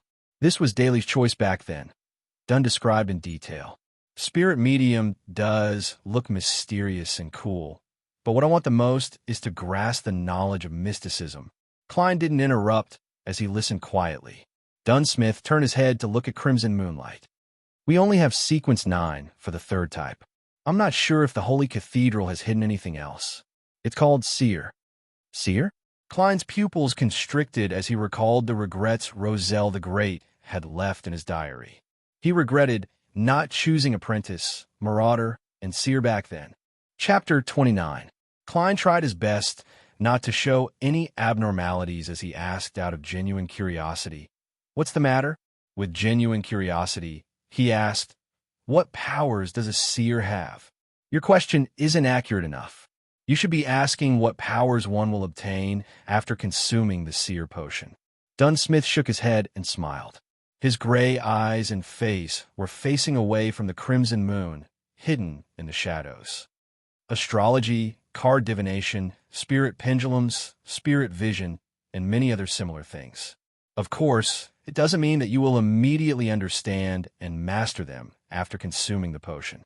The potion only gives you the qualifications and abilities to learn them.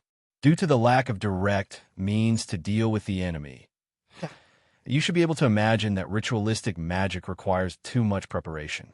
It's not suitable for encounters, so correspondingly, in terms of mysticism, A seer will be more knowledgeable and professional than a mystery prior. Sounds like it fits my requirements. It's just that the lack of direct means to deal with the enemy makes me hesitant. Besides, there's a high chance that the Church of the Evernight Goddess doesn't have any subsequent sequences. Holy Cathedral should refer to the church's headquarters, the Cathedral of Serenity. A low-sequence direct means of dealing with the enemy might not be comparable to firearms. Klein fell silent. The scales in his mind swayed between mystery prior and seer. As for corpse collector, he no longer considered it. Upon seeing this, Dunsmith smiled and said, "Don't be in a rush to choose. Tell me your answer on Monday morning. No matter which one you choose, or if you plan to give up, we Nighthawks won't have any other opinions. Calm down and ask your soul."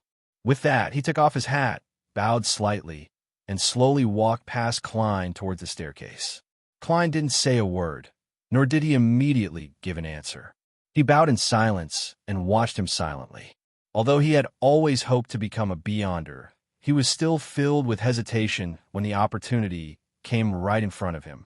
After that, the lack of sequences, the loss of control as a Beyonder, the credibility of Roselle the Great's diary, and the illusory whispers that led people to madness and depravity mixed together to form a swamp that hindered his progress.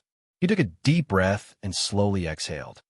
It's comparable to a student filling in his choice for the college entrance examination. Klein laughed self-deprecatingly.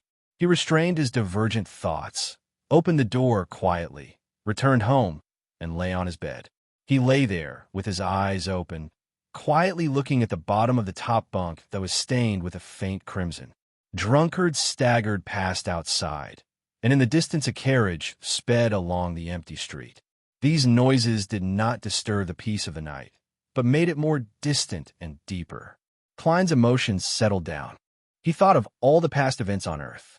He thought of his father who liked to exercise and always spoke loudly. He thought of his mother who was chronically ill but liked to do everything for him. He thought of his best friends who grew up with him and evolved from playing football and basketball to playing video games and mahjong. He thought of the failed lover whose face was already blurred. These were like quiet flowing rivers. There were not many ripples or deep sentiments, but they silently drowned the soul. Perhaps one would only know how to cherish something after losing it.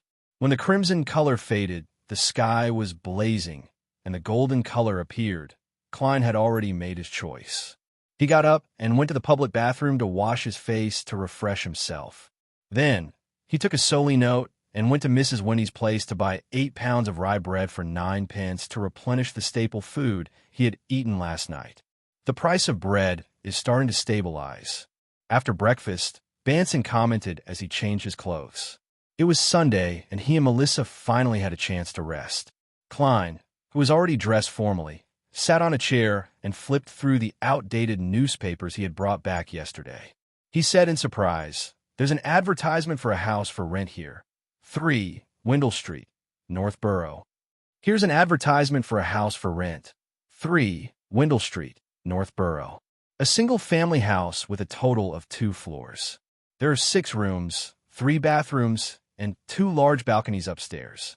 Downstairs, there's a dining room, a living room, a kitchen, 2 bathrooms, 2 guest rooms, and an underground storage room. Outside the house, there's a 2-acre private lawn in front and a small garden at the back. It can be rented for 1, 2, or 3 years. The weekly rent is £1.06 solely. Interested parties, please head to 16 Champagne Street and look for Mr. Yusuf. That's our future goal." Banson put on his black half-top hat and said with a smile, "The rent in the newspapers is on the high side. The Tingen Housing Improvement Company has cheaper options that aren't much worse than them. Why don't we look for the Tingen Housing Improvement Association for the working class?" Melissa walked out of the cubicle with a worn-out gauze hat in hand. She had changed into a grayish-white dress that had been mended a few times, but still looked presentable. She was quiet and reserved, but it was hard to hide her youthful aura. Banson laughed. "Who did you hear about the Tingen Housing Improvement Association for the working class? Jenny? Mrs. Rocher? Or your good friend, Selina?" Melissa looked to the side and replied softly, "Mrs. Rocher." I happened to bump into her when I was washing up last night. Mrs. Rochelle. I happened to bump into her when I was washing up last night. She asked me about the interview, and I gave her a brief explanation. Then she suggested that I look for the Tingen Working Class Housing Improvement Association. When Banson saw Klein's puzzled expression, he smiled and shook his head. This is a housing association that targets the poor. To be precise, the lower-class citizens. The houses they build and renovate are basically communal bathrooms. They only provide 3 choices: 1 bedroom, 2 bedrooms, and 3 bedrooms. Do you wish to continue living in such a place? The Tingen Housing Improvement Company has the same business as them, but it also provides a choice for the middle and lower classes. Frankly speaking, we're slightly better than the middle and lower classes, but we're still worse than the real middle class. It's not a problem of salary, but the lack of time to accumulate. Klein understood. He put away the newspapers, took his top hat, and stood up.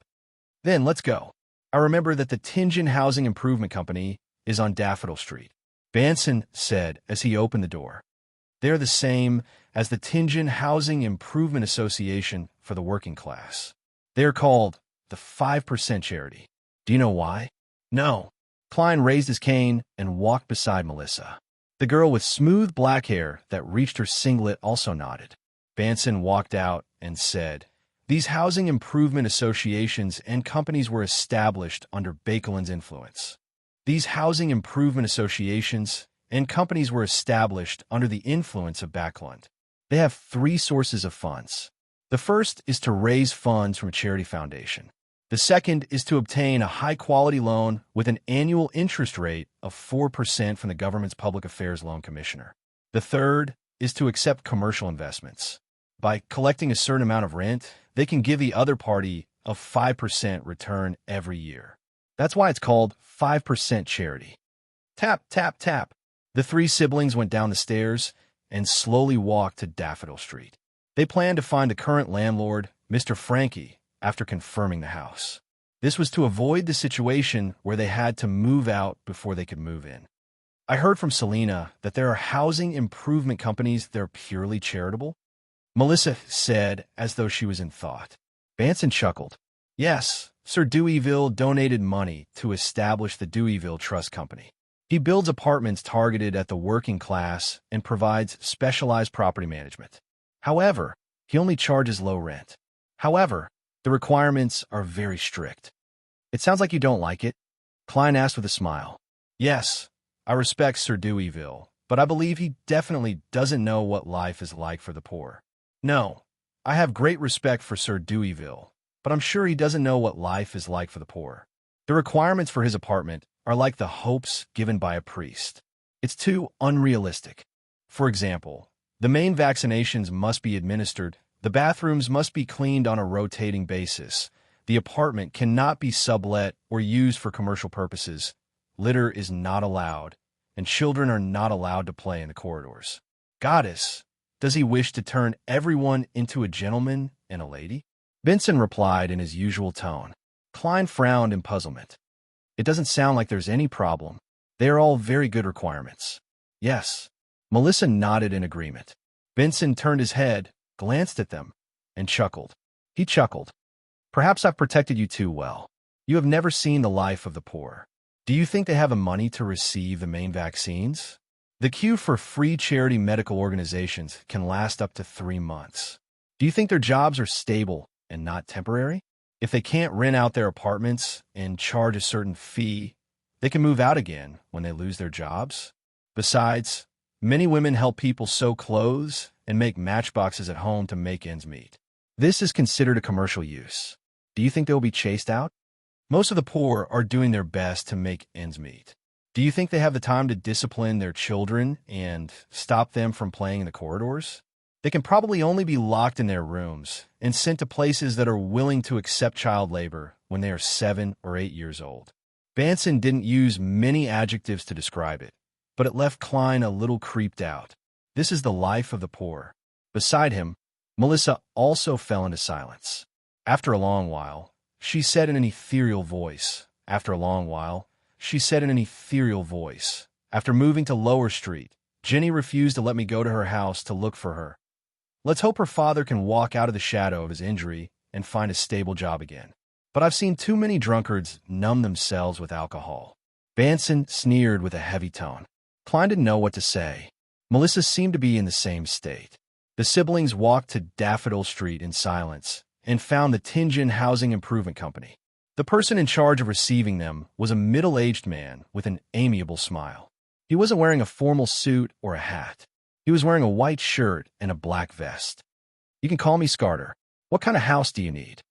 He glanced at Klein's silver-inlaid cane and smiled warmly. Klein looked at the eloquent Banson and gestured for him to answer. Benson said very directly, "That's right. A terraced house." Scarter flipped through the documents and files in his hands and curled his lips. "Currently, there are 5 that haven't been rented out. To be honest, most of them are for people with housing difficulties. 6, 8, or even 10 to 12 laborers and their children squeezed into a room. There aren't many terraced houses. One is at 2 Daffodil Street. One is in the North District, and one is in the East District. The weekly rent ranges from 12 to 16 solely. You can take a look at the introduction." He pushed the documents in his hands to Banson, Klein, and Melissa. After skimming through it, the siblings looked at each other and pointed to a certain spot on the paper. "Let's take a look at 2 Daffodil Street first," Banson said. Klein and Melissa nodded. Chapter 30. Daffodil Street number 2, number 4, and number 6 were terraced buildings with polygonal roofs. The overall appearance was grayish-blue, with 3 striking chimneys. Of course, there were no lawns, gardens, or porches. The entrance faced the street. Tianjin Housing Improvement Company Scarter held a bunch of copper keys and opened the door as he introduced, "Our terraced houses don't have a lobby. Once you enter, you'll be in the living room. There's an oriel window that faces Daffodil Street, and the lighting is pretty good."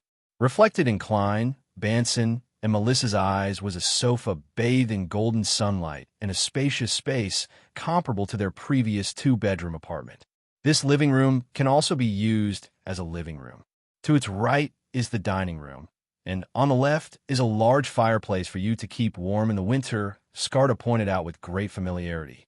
Klein scanned the place and confirmed that it was a crude, open-style layout. There were no partitions between the dining room and the living room, but it was far from the oriel window, making it look rather dim. There was a small, red, rectangular wooden table with 6 upholstered hardwood chairs surrounding it. The fireplace on the left wall was the same as the ones Klein had seen in foreign movies and television series. Behind the dining room is the kitchen, but we don't provide any utensils. Opposite the living room is a small guest room and bathroom. Scarter took a step forward and explained the layout of the first floor in detail. The bathroom was divided into an inner and outer room. The outer room was for washing, while the inner room was the toilet, separated by a folding door. The guest room was said to be small, but it was as big as the cubicle Melissa was currently staying in. She was a little stunned. After looking around the first floor, Scarter led the siblings to the staircase beside the bathroom. Down there is an underground storage room. The air inside is very stuffy. Remember to ventilate it before you enter. Banson nodded without batting an eyelid and followed Scarter up the stairs to the second floor. On my left is a bathroom, and there are 2 bedrooms on the same side. It's the same layout on my right, but the bathroom is near the small balcony. As he spoke, Scarter opened the bathroom door and turned his body so that Klein, Banson, and Melissa could look at him without any obstruction. This bathroom had 1 more bathtub than the one on the first floor, and there was also a folding door next to the toilet. Although there was some dust, there was no other dirty place, and it was not smelly or crowded. Melissa stared at him blankly until Scarta walked to the bedroom next door. Then she withdrew her gaze and slowly followed him. After a few steps, she looked back again. Klein, who had seen the world, was also quite happy and looking forward to it. Even though Mr. Landlord often supervised everyone's cleaning, the public bathroom was still not clean enough. People often had the urge to vomit, not to mention that they would easily encounter a queue when they were in a hurry. The other bathroom was the same as this one. Out of the 4 bedrooms, only one was slightly bigger and had a bookshelf. The rest were about the same size with a bed, a table, and a wardrobe. The balcony is very small, and we can't dry too many clothes at a time. Skarda stood at the end of the corridor and pointed to the area separated by a door and lock. There's a complete sewer, gas pipe, and meter here. It's very suitable for gentlemen and ladies like you. It only costs 13 soli a week for rent and 5 pence for the use of the furniture. In addition, there's a 2-week deposit. Without waiting for Banson to speak, Klein looked around curiously. If I want to buy this house, how many pounds would it cost? As a transmigrator from a foodie country, the desire to buy a house had always existed in his heart. Upon hearing this question, Benson and Melissa jumped in fright.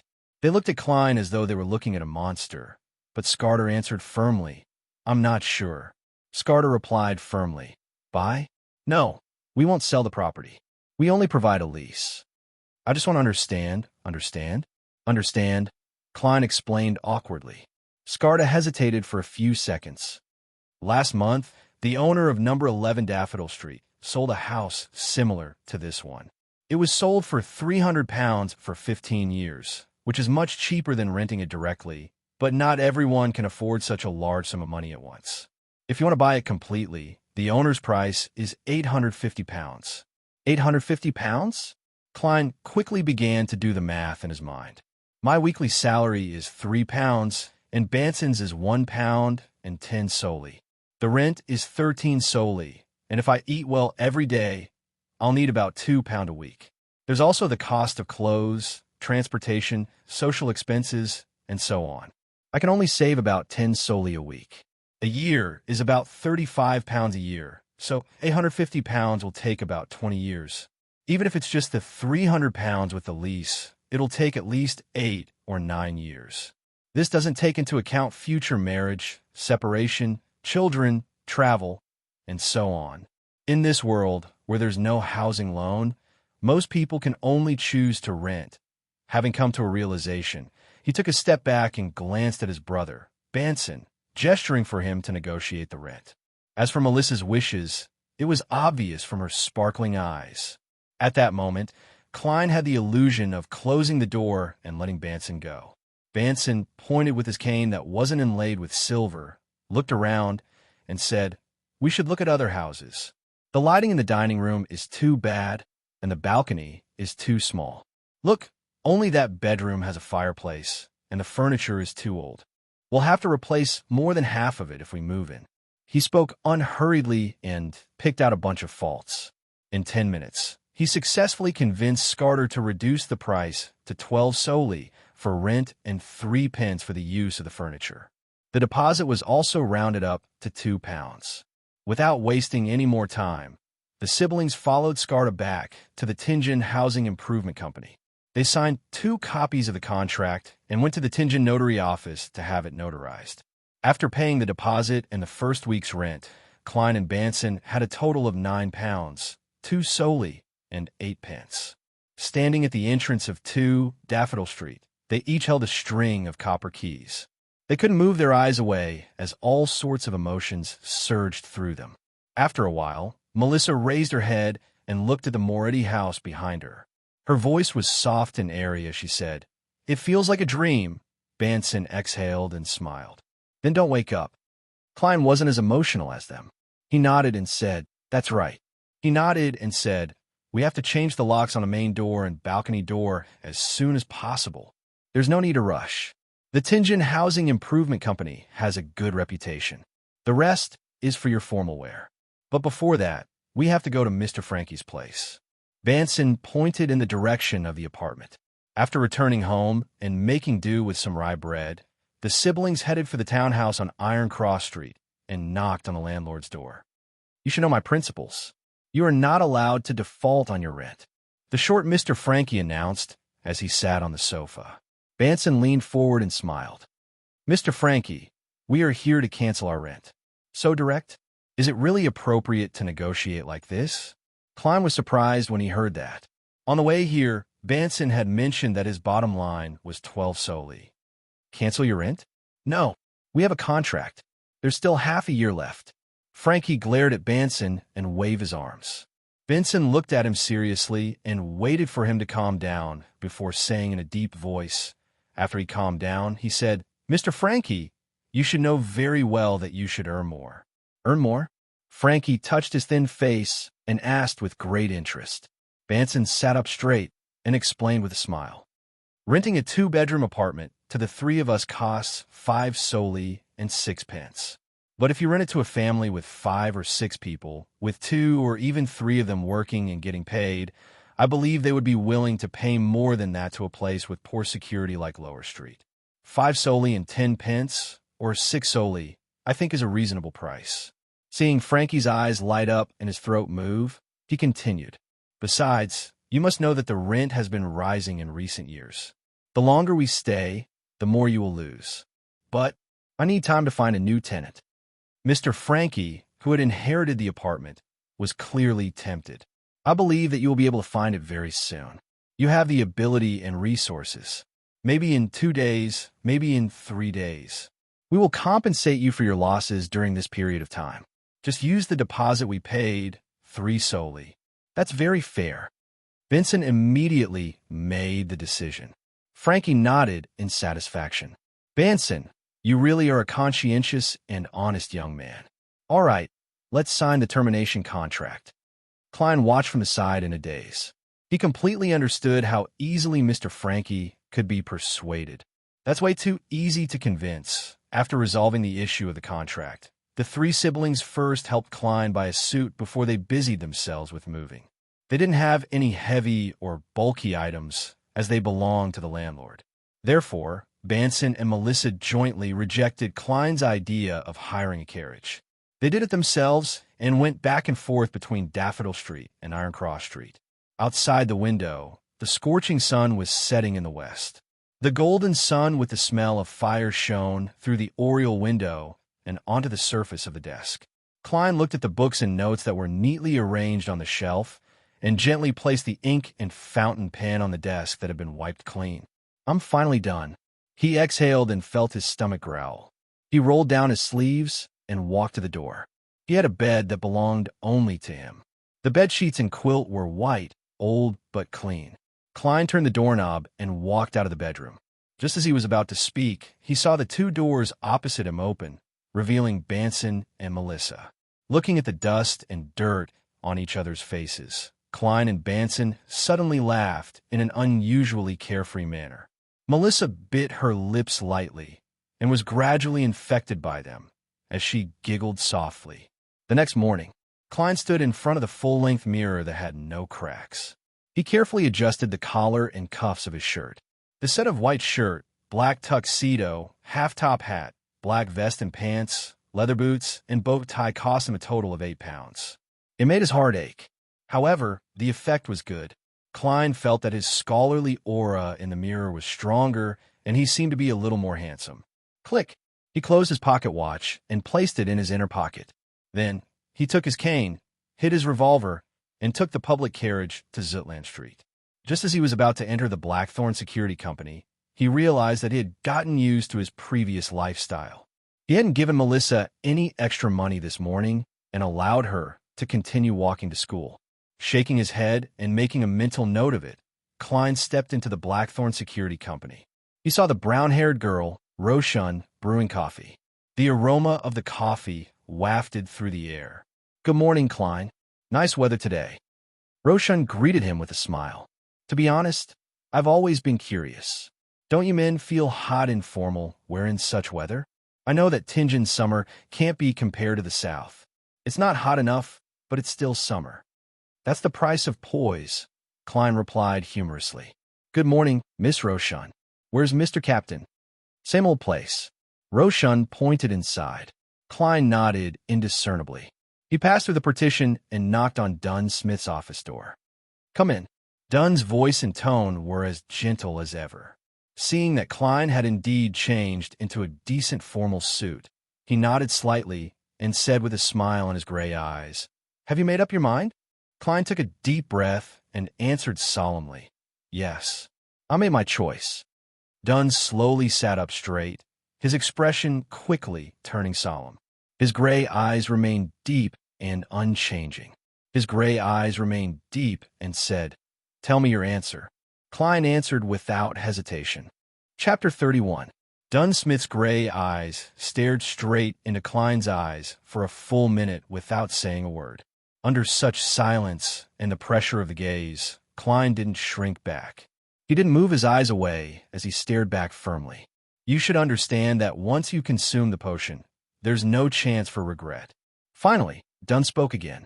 His voice was deep and emotionless. Klein smiled. I know, but I respect the voice in my heart. First of all, Sleepless didn't meet his requirements. The spectator in the tarot gathering was the same based on the description. He didn't know when he would be able to make contact with the other Beyonder pathways, so there was no need to wait. By the same logic, Corpse Collector was eliminated, leaving only Mystery, Prior, and Seer, under the premise that sequence potions were equally dangerous, and in the situation where he couldn't obtain any more information, with the fact that Mystery, Prior, and Seer both fit the requirements. It didn't matter if Emperor Roselle had casually written it down, or if he really regretted not choosing Apprentice, Marauder, or Seer. It was enough to tip the scales in his heart. Furthermore, from his notes, as long as he could understand the true meaning of digestion and acting, he could avoid the negative effects of the potion to the greatest extent. As for the whispers and illusory temptations that caused people to fall into madness, even if he didn't become a Beyonder, he would still be able to come into contact with them. All right. Dunsmith stood up and picked up his black half-top hat. As he wore it, he said, "Follow me underground." Klein nodded and gave a gentleman's bow in gratitude. Tap, tap, tap. The two of them went down, their footsteps echoing in the quiet and empty staircase and aisle. Klein suddenly felt a little nervous as he tried to strike up a conversation. Captain, you said that after consuming the potion, one doesn't directly obtain the corresponding mysticism knowledge, but only the qualifications to learn and grasp them. Then, where did the mysticism knowledge come from in the first place? Did the sages risk their lives to figure it out bit by bit? Or did it come from something else? Every time he came underground, he could feel that the air here was quite fresh. Obviously, the ventilation here was very good. However, in this kind of environment, the occasional gust of wind that blew was really frightening. Dun tilted his head and glanced at him. His gray eyes were unusually deep in the darkness. He calmly replied, "Firstly, the exploration, summarization, and improvement that you mentioned. Secondly, the blessing of the gods. Thirdly, those dangerous whispers that others could not hear were not always crazy and meaningless. Sometimes they would still talk about mysterious things. But as far as I know, those who really listened to these whispers for a long period of time all went mad or degenerated into monsters. Of course, we have to thank them. The notes they left behind are valuable treasures in the field of mysticism. A lab rat in human form." The underground was cold, and Klein suddenly shuddered. That luck enhancement ritual of mine that turned into friendship magic, will it always be accompanied by those crazy and terrifying whispers? Will it bring about the same effects? At the crossroads, Dun did not proceed to Cheney's Gate, nor did he turn towards the weapons, materials, and documentation vault. Instead, he brought Klein and chose to approach St. Selena Cathedral on the left. Midway, he stopped. It was unknown what he had triggered, but it opened a secret door. "This is the alchemy lab of our Nighthawks team. I will get Old Neil to retrieve the Seer potion formula and the corresponding ingredients from Cheney's Gate." You're in luck. The goddess is watching over you. There should still be 2 portions of the Seer ingredients left. Otherwise, you'll have to wait a long time. Dun pointed at the room behind the door and said, "Wait here and watch the entire process of Old Neil concocting the potion. This is the most basic thing in mysticism. Yes, don't touch the items inside. They are either very dangerous, very expensive, or both." Having said that, Dun added, "By the way, I forgot something again. You became a Beyonder because of the need to deal with danger and search for the notebook.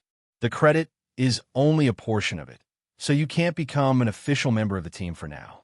You'll still be a clerk, and you'll still receive the corresponding salary. You'll still do what I arranged for you, but you'll have to learn a lot of mysticism knowledge from Old Neil. Make your own arrangements." All right. Apart from being a little resentful about not getting a raise, Klein agreed wholeheartedly. According to Dunn, After consuming the potion and going through the process of learning and mastering it, he would become an official member and participate in missions related to supernatural events. He really didn't know how to spell the word death. Dunn turned around and took 2 steps toward the crossroads before he suddenly turned back. Suddenly, he turned back and said, "There's one more thing." "I knew it." Klein was already used to Captain's style. "We've gained something from the Secret Order's previous operations," Dunn said with his usual expression. "For the time being, they probably won't dare to provoke us again, but don't be careless. For the time being, we can't confirm the importance of the Antigonus family's notebook to them. From what we discovered, they do retain some ancient customs. We can confirm that it has something to do with the Solomon Empire and the fallen nobles of that time." "Got it. Thank you, Captain." Klein exhaled. This was also one of the reasons why he didn't want to wait and couldn't wait to seize the opportunity to become a Beyonder. After watching Dunn leave and confirming that he wouldn't turn back to add anything else, Klein slowly walked into the alchemy room. There were long tables with test tubes, pipettes, scales, and beakers. It looked like the chemistry laboratory he had seen in his previous life, except that it was simpler and older. Apart from that, there were also large cauldrons, black wooden spoons, transparent crystal balls, and strange symbols like the dark sacred emblem that could be seen everywhere. They gave off a mysterious vibe. Klein looked around with interest, but he didn't touch anything. After a while, he heard footsteps. Old Neil walked in with a small silver chest with complicated patterns. He was still wearing a classic black robe that didn't match the style of the times, and he wore a round-brimmed felt hat of the same color. "Little guy, I didn't expect you to choose Seer." As Old Neil put down the silver chest, he glanced at Klein with his slightly turbid, dark red eyes. "You have the same character as I did back then. Not bad. Light up these few gas lamps and close the secret door." "All right." Klein held back his trembling and lit up the gas lamps in the alchemy room, allowing the dim light to rule over the place once again. After the secret door was closed, he turned around and came to the side of the white-haired Old Neil, who had deep wrinkles at the corners of his eyes and mouth. He saw Old Neil using a few strange tree branches to brush the black cauldron. The concoction of sequence potions is very simple, at least for those below sequence 7. There's no need for special flames, additional rituals, or even incantations. There's no need for the spirituality of the body to participate. All you need to do is to accurately add the ingredients according to the order on the formula and stir it. Old Neil's wrinkles seemed to bloom as he smiled. "Really?" Klein asked in surprise. "This sounds as simple as my luck enhancement ritual, man. It's a little scary just thinking about it. Perhaps this is a gift from God. Praise the lady." Old Neil drew a circle on his chest in an extremely irregular manner. Following that, he opened the silver chest and took out an ancient scroll of goatskin.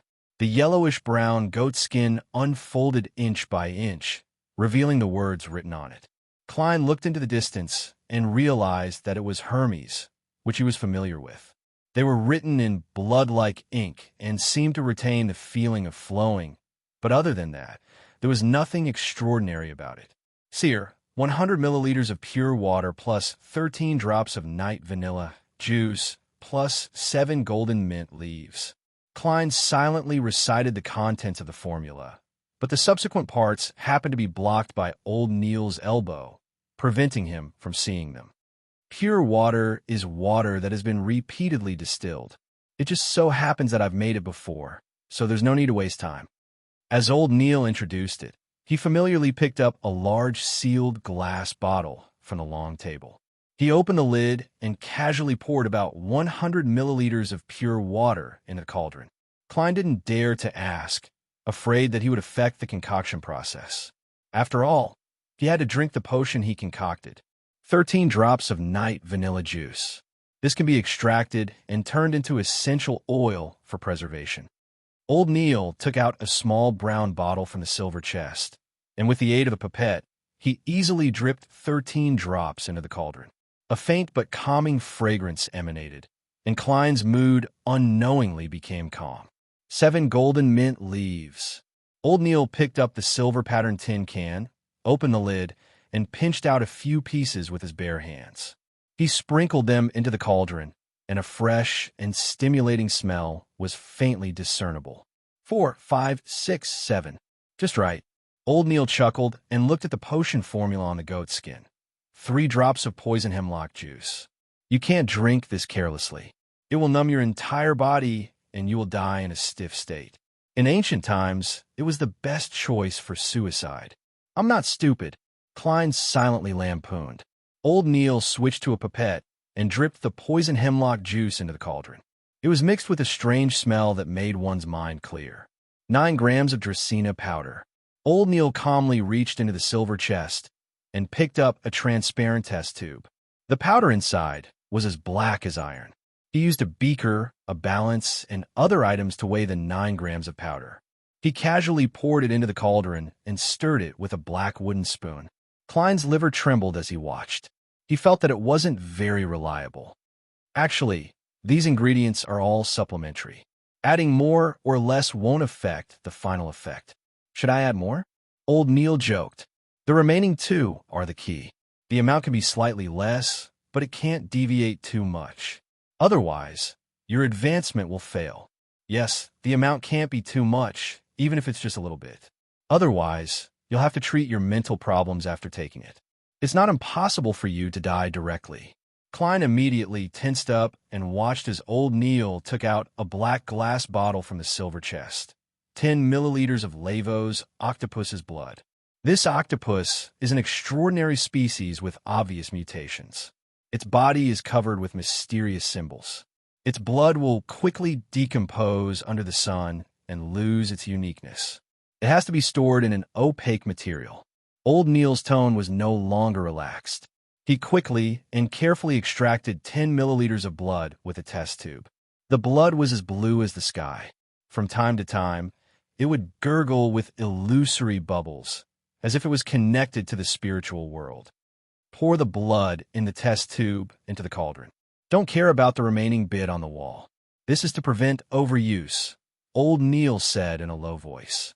As soon as the blue blood entered the cauldron and came into contact with the previous liquid, there was a splashing sound. The surrounding light was dyed blue, giving Klein a strange feeling of distance and familiarity. It seemed to be the experience of being in a mother's womb.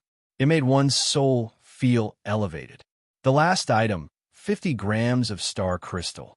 Old Neil's voice rang in Klein's ears.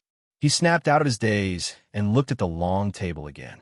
In the old man's hand was an extremely pure crystal. Furthermore, the crystal was gelatinous, like jelly on earth. It lacked sufficient hardness. Under the illumination of the blue light, it reflected specks of light. It was as if there was a resplendent, starry sky hidden within it. This is an excellent material for making divination crystals. Just a little less to consider the margin of error. Old Neil weighed it as he used a patterned silver knife to cut it. Pure water plus night vanilla plus golden peppermint leaf plus poison hemlock juice plus dragon's blood plus Lavos octopus blood plus star crystal equals seer. At that moment, Klein couldn't help but recall the formula. After the preparations were done, Old Neil threw a few small pieces of star crystal into the cauldron. Sizzle. An illusory fog instantly appeared, turning the alchemy room into a blur. In the fog, Klein seemed to see the starry sky. He also felt like he was being watched by an invisible existence. A few seconds later, the fog dissipated. Old Neil used a black wooden ladle to scoop out the viscous, dark blue liquid from the cauldron. It had a strange characteristic. It was connected to each other without separating. As a result, there was nothing left in the black cauldron. The dark blue liquid was poured into an opaque cup. Old Neil pointed at it. Chapter 32. Klein looked at the dark blue, viscous liquid, which was hard to tell if it was a cup or a cube, and he swallowed his saliva with great difficulty. I'm going to drink it just like that. Don't you need any other preparations? Like a ritual, incantation, or prayer? Old Neil tersely said, preparations? Yes.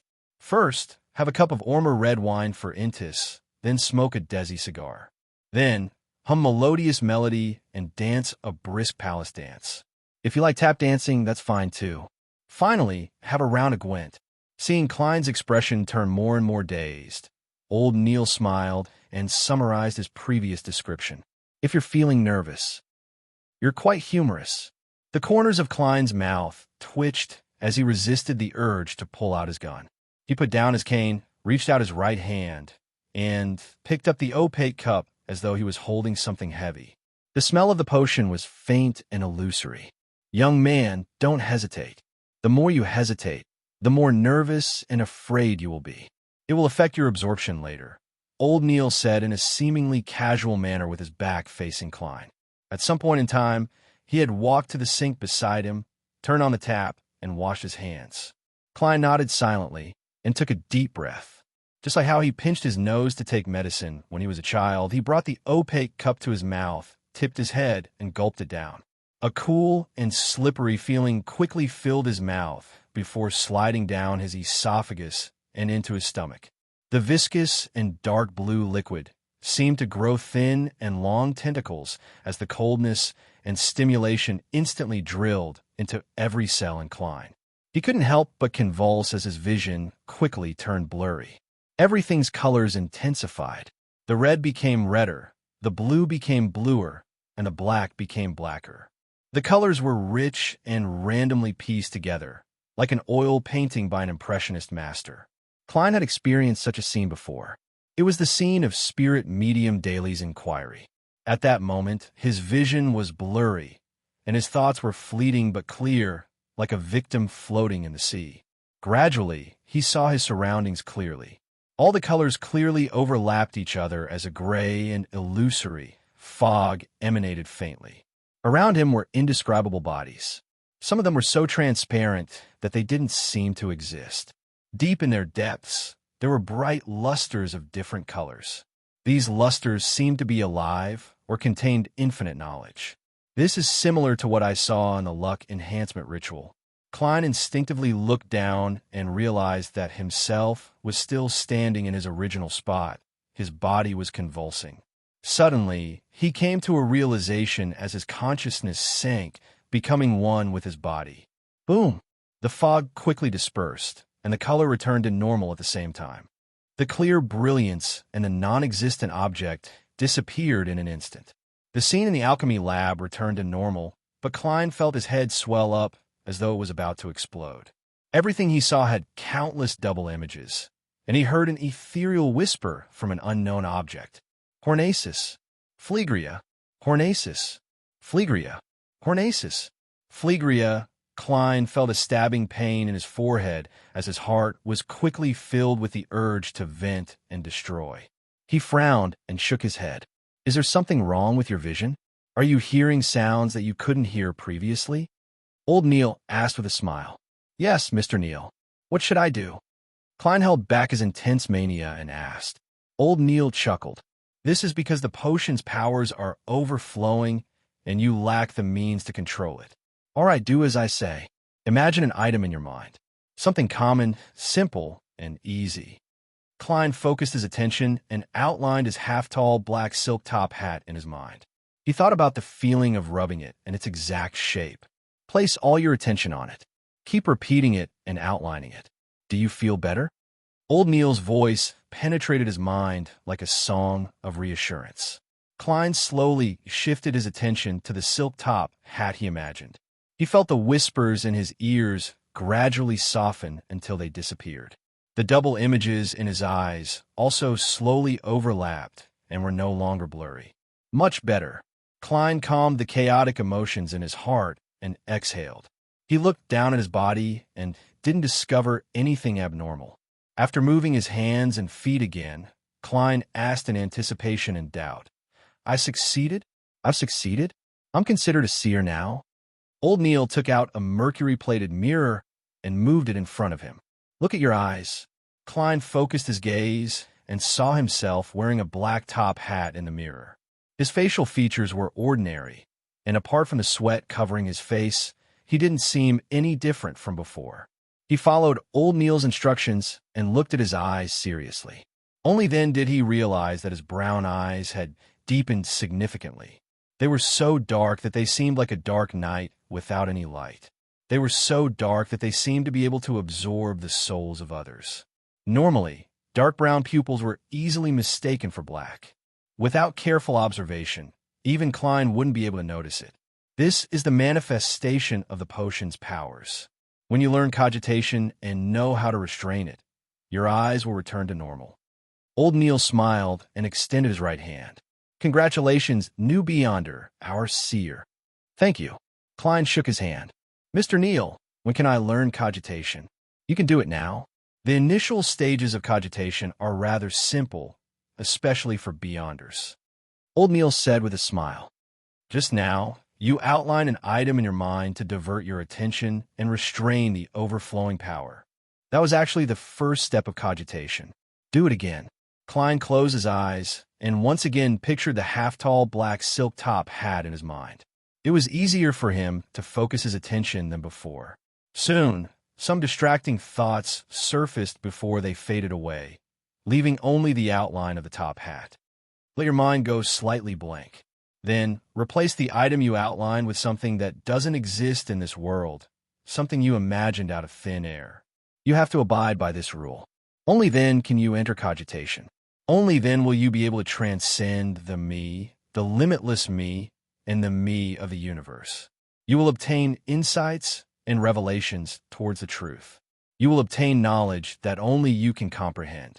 In the field of mysticism, this is known as the secret contract experience. Old Neil said in a soothing tone, "You only need to listen to the rest of the description for now. The most important thing now is to enter cogitation. Something that doesn't exist in this world, something you imagined out of thin air. Does what's on Earth count?" Klein attempted to replace the black top hat with the earthen green, long, and thick intercontinental ballistic missile he had seen on television. However, no matter how he outlined or imagined it, all he did was focus his attention. Looks like it won't work. Klein had no choice but to use his imagination to outline a ball of light. Then he outlined a lot of similar items and placed them together. The balls of light overlapped and were filled with the feeling of fantasy. Klein's thoughts gradually went blank, as though they were drifting. His body and mind calmed down. The illusory gray fog that was filled with non-existent objects and pure light appeared once again. It floated silently in the sky within reach. His spirituality extended bit by bit and unfolded inch by inch. Klein quietly looked down at it, feeling it and restraining it. Very good. As expected of a seer, you enter cogitation very smoothly. You're only a little worse than me back then. Just a little. Old Neil chuckled. In that case, I'll begin teaching you the most commonly used, easiest to master, and most promising ability in mysticism, spirit vision. He switched off the gas lamps one by one, but he opened the secret door to the alchemy room. It made the place where Klein was abnormally dark, but not to the point where he couldn't see the outlines of objects. All right, continue in this state. Raise your hands and place them in front of your eyes. Your index fingers are facing each other, but don't touch. Open your eyes until they're used to the darkness. Following Old Neil's description, Klein completed it step by step. He saw his fingers facing each other and the outlines of the objects around him. You should lie down and let your body completely relax, but since the effects of your cogitation are pretty good, let's continue. Old Neil laughed. Focus your vision on the back of your hand. It has to be the back. Then, slowly move your fingers, maintaining a state of facing each other without touching each other. Don't let them leave your line of sight. Klein listened calmly and cast his gaze to the empty space behind his palm. He slowly moved his two index fingers that were facing each other without touching each other within his line of sight. Once, twice, thrice. Suddenly, Klein saw a fiery red color appear between his fingers. Oh, he made a sound. You see the color? That's right. This is the initial stage of spirit vision. The color you see is your own aura. Old Neil chuckled. Don't be anxious. Do it a few more times and stabilize it. Then look at other places. I'll also take this opportunity to explain to you the meaning of different colors. All right. Klein moved his fingers back and forth as he focused on examining the fiery red dot. Old Neil pondered for a moment. To put it simply, The mainstream field of mysticism divides a person's non-physical body into 4 layers. The core is called the spiritual body, which is also the most fundamental spirituality of every person.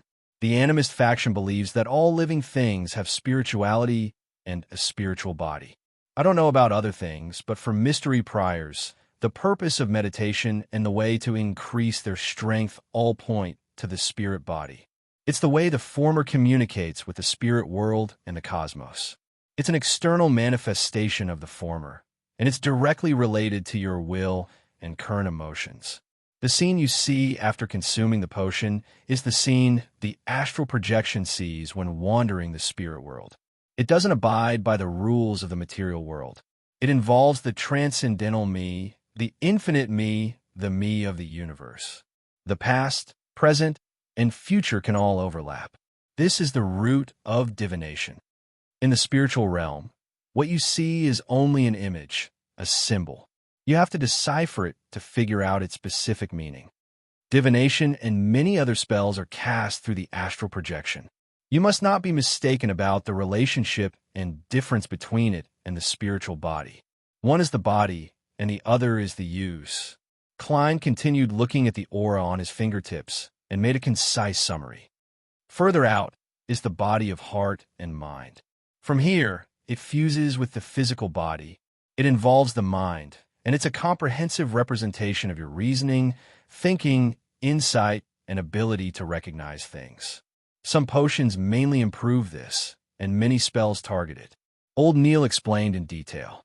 The outermost layer is the ether body. It's a manifestation of your vital energy and physical state.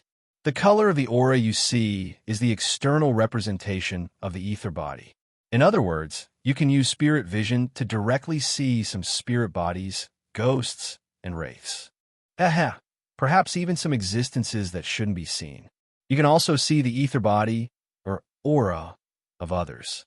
From there, you can determine the health and emotional state of the other party through its thickness, brightness, and color. When your spirit vision improves and you grasp more knowledge of mysticism, you can discover even more detailed things, allowing you to determine the length of the other party's lifespan. Yes, I just mentioned the emotional state because the astral projection will also appear externally. When your sequence becomes higher and your spirit vision reaches a relatively powerful stage, you will even be able to see the other party's astral projection. Then, you will know more things. This is a level that only beyonders like seers and mystery priors can achieve. Some people even claim that the strongest state of spirit vision allows them to see anything in any place, including the past and future. However, I don't really believe it. It sounds impressive. Klein was almost yearning for it. Old Neil coughed and continued. Let's return to the color of the ether body, or aura. Let's go back to the color of the ether body, or aura. Your limbs and other parts that are involved in movement will appear red. The head and the surface of the brain will appear purple. The excretion and detoxification will appear orange. The digestive system will appear yellow. The heart and the regulatory system will appear green. The throat and parts of the nervous system will appear blue. And the overall balance will cause the body to be covered in white. These are the symbols of health. Once they turn dim, thin, or change in color, it means that there's something wrong with the corresponding areas. They're in a state of exhaustion or illness. In addition, the corresponding colors of the inner astral projection represent your current emotions. Red is passionate and excited. Orange is warm and satisfied. Yellow is happy and extroverted. Green is calm and peaceful. Blue is calm and contemplative. White is bright and positive. Dark is melancholic, sad, and silent. Purple means that spirituality is dominant, cold, and distant. Klein silently memorized it and stabilized his spirit vision. All right, you can look at other things. Old Neil didn't speak further, as he said with a nod. Klein slowly turned his head and looked at Old Neil. Indeed, he discovered that his body had different colors and auras of varying thickness. The purple on his head was the brightest, while the red on his hands and feet were relatively dim. The overall white was also a little shallow. Is he really getting on in years? Klein silently muttered to himself. Only now, seeing all of this, did he truly feel like he had become a beyonder. I'm a beyonder now. He moved his gaze and carefully sized up old Neil, but suddenly he saw a pair of eyelashless cold and almost transparent eyes in the void behind him. This pair of nearly illusory eyes were silently watching old Neil, watching him. This, Klein shuddered, opened his mouth, and blurted out, "That's right." He blurted out, "There's a pair of eyes behind you." Old Neil was taken aback for a moment before he forced a smile. "Ignore it. P.S. It's almost Monday again. I'll continue updating at midnight tonight." Chapter 33. Just as old Neil finished his sentence, the pair of illusory eyes in the darkness behind him quickly disappeared. Even with his spirit vision, Klein couldn't find any traces of its existence. "This is a symbol of ritualistic magic," old Neil explained with a chuckle. "That's a little magical. Spirit vision is an enhanced version of the yin-yang eye." Klein was like a child who had received a new toy. He looked away with great interest and sized up every corner of the room. He wanted to see the difference between the current alchemy room and the previous one. The darkness outlined the objects. The long table, test tubes, scales, cups, cabinets, and other items were no different from before Klein activated his spirit vision. They didn't emit any light. Lifeless objects don't have spirituality? Klein mumbled to himself as he swept his gaze across the silver chest on the table. Suddenly, he saw light appear inside. It was as blue as the sky, as resplendent as the stars, and as red as fire. Materials that originate from beyonder species still have some sort of life. Activity? Even if the original owner is dead? Klein deliberated over his words as he asked old Neil curiously. The accurate description is that their spirituality will remain. This is one of the keys to the successful concoction of a potion. It's also one of the reasons why beyonders lose control. "Dunn should have told you," old Neil explained frankly. He seemed to have thought of something as he suddenly laughed. "I remember that the corpse collector formula has a dried adult black-spotted frog. It takes a lot of courage to consume this potion." Klein imagined it and felt a little disgusted. He didn't echo old Neil's words and turned his gaze to the darkness around him. However, there weren't any spirits or ghosts that he was looking forward to. "Isn't it said that the world of spirits is everywhere?" he asked in puzzlement. Old Neil chuckled. "Little guy, repeat after me. This is the headquarters of the Nighthawks. This is the underground of the Church of the Evernight Goddess. There are many beyonders here. Do you think it would allow spirits and souls to roam around here? Moreover, the world of spirit and spirit are two different concepts." Klein felt a little awkward for a moment. He turned his head and pretended to look at the faint light from the gas lamp at the entrance of the secret door. "I understand." As he spoke, the space between his brows suddenly began to twitch uncontrollably, as if it was spasming. What was going on? Klein was about to turn around and ask when he suddenly saw an almost transparent figure standing quietly at the edge of the bright yellow light. It was in the shape of a human, and the color of its aura blended perfectly with the dim environment, making it difficult to distinguish. Hiss! Klein's eyebrows throbbed violently, and his vision became chaotic. He focused his attention again, but there was no invisible figure. Strange. He turned around and said, "Mr. Neil, the space between my eyebrows is twitching. It hurts a little." "Haha, that's very normal. You are a newly advanced beyonder. Spirit vision will place a huge burden on your soul body, and it will constantly drain you.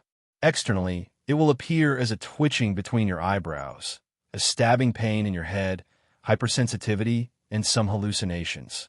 Furthermore, in the spirit vision state, you will easily feel uncomfortable in unfamiliar environments, and you will be easily affected by the emotions of others. These are all things that you need to pay attention to. You have to adapt and eliminate them through repeated practice. In addition, control your usage and end it in time," old Neil replied with a smile. "Why does it feel like you're enjoying it?" Klein hurriedly asked for guidance. "Then how do I exit the spirit vision state?" He had wanted to mention the invisible figure he had just seen, but when he heard that the symptoms included some hallucinations, he dismissed the idea. combined with the twitching and stabbing pain in the space between his eyebrows. Old Neil's answer could be completely guessed. Then, switch to cogitation, close your eyes, control your spirituality, and repeatedly tell it to stop. When you open your eyes again, you will realize that the spirit vision has ended. Old Neil leisurely described, and towards the end, he added, "Of course, this is the most cumbersome and clumsy method. We can, through practice, repeatedly hint to ourselves in cogitation to repeatedly influence our spirituality, leaving behind a simple switch action. For example, if I tap my glabella twice, I can easily activate spirit vision, and another 2 taps can easily end it. As for how to set it up, it will depend on your habits and hobbies." Got it. Klein thought for a moment and decided to imitate Old Neil by tapping his glabella twice as a switch for spirit vision. Once was easily confused with an instinctive tap on the head, and thrice in a dangerous situation could waste precious time. As for snapping his fingers, it was too individualistic and would attract attention. He focused his attention, visualized the gathered spheres of light, and entered cogitation again. Under Old Neil's guidance, he finally set up the switch action after repeated hints and practice. Clenching his fist lightly, he tapped his glabella twice with a knuckle of his index finger. Suddenly, different thicknesses and colors of aura light appeared in front of Klein's eyes. After another 2 taps, everything returned to normal. There was nothing out of the ordinary. "I've finally mastered it," he exclaimed in joy. Only then did he realize that he was so tired that he could fall asleep at any moment. His head was empty and aching, as though he had pulled 3 all-nighters. Old Neil smiled and said, "We aren't sleepless. Every time we practice excessively or use spirit vision excessively, we need a period of sleep to recover. You can go home now and have a good rest. In the afternoon, go to Welch's place and take a stroll along the road to Iron Cross Street. Try to find clues to the Antigonus family's notebook as soon as possible. Tomorrow, we will continue teaching you about mysticism. Of course, don't forget to read those historical documents." All right, Klein agreed wholeheartedly with Old Neil's arrangements. He took his cane and left the alchemy lab. Watching the secret door close, Old Neil returned to the armory. Klein rubbed his glabella and sun acupoint. He pressed on the handrail and walked up the stairs. At this moment, Dunsmith came from behind. The corners of his mouth curled up slightly, and his eyes were deep. "I heard from Old Neil that you adapt very well, be it cogitation or spirit vision. Perhaps it's just something special about being a seer," Klein replied humbly. He guessed that Dunn had been guarding the armory for Old Neil. Dunn slowed down his pace, only slightly ahead of Klein. After a few seconds of silence, he said without turning around, "You have to remember that curiosity kills the cat. It also kills the beyonder. Don't try to investigate the whispers you shouldn't hear or the existences you shouldn't see." All right. Klein knew that this was another reminder about losing control as a beyonder. After entering the Blackthorn Security Company, he greeted Roshan, who clearly didn't know that he had become a beyonder. He slowly walked out of the door and onto the streets. He took a trackless carriage back to Daffodil Street, nearly falling asleep on the way. It was still morning, and the temperature was only 26 degrees Celsius. Klein took the copper key from his belt and opened the door to his house. There were many items in the house that hadn't been added. The living room and dining room were empty. Banson and Melissa, one working and the other studying, had long left the house. Klein couldn't be bothered with anything else. He closed the door behind him and quickly went upstairs to his bedroom with bookshelves.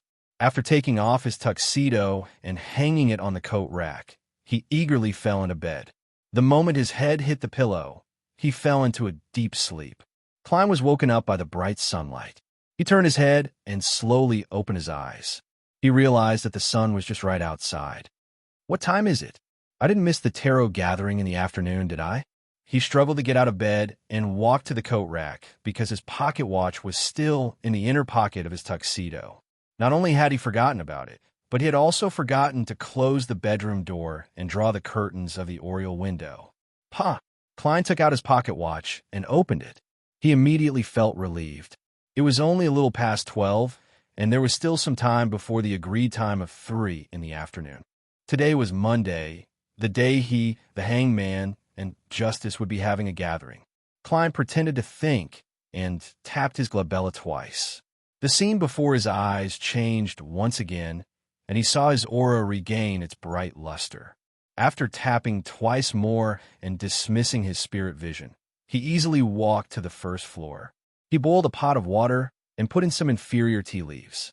With it, and a little cream, he finished a loaf of rye bread. After that, Klein flipped through the history textbooks and the original Klein's notes and leisurely revised and consolidated his knowledge. At 2:57 in the afternoon, Klein closed the book, capped the fountain pen, and drew the curtains. Following that, he locked the bedroom door from the inside, making the room abnormally dark. He tapped his glabella twice again, activated his spirit vision, and surveyed his surroundings. After confirming that there were no invisible spirits in the room, Klein ended his spirit vision, took out his pocket watch, and checked the time. Tick-tock, tick-tock. When it was 1 minute to 3, he took 4 steps counterclockwise like before, forming a square. With each step, he recited the corresponding incantation in Mandarin. However, he didn't prepare any staple food this time.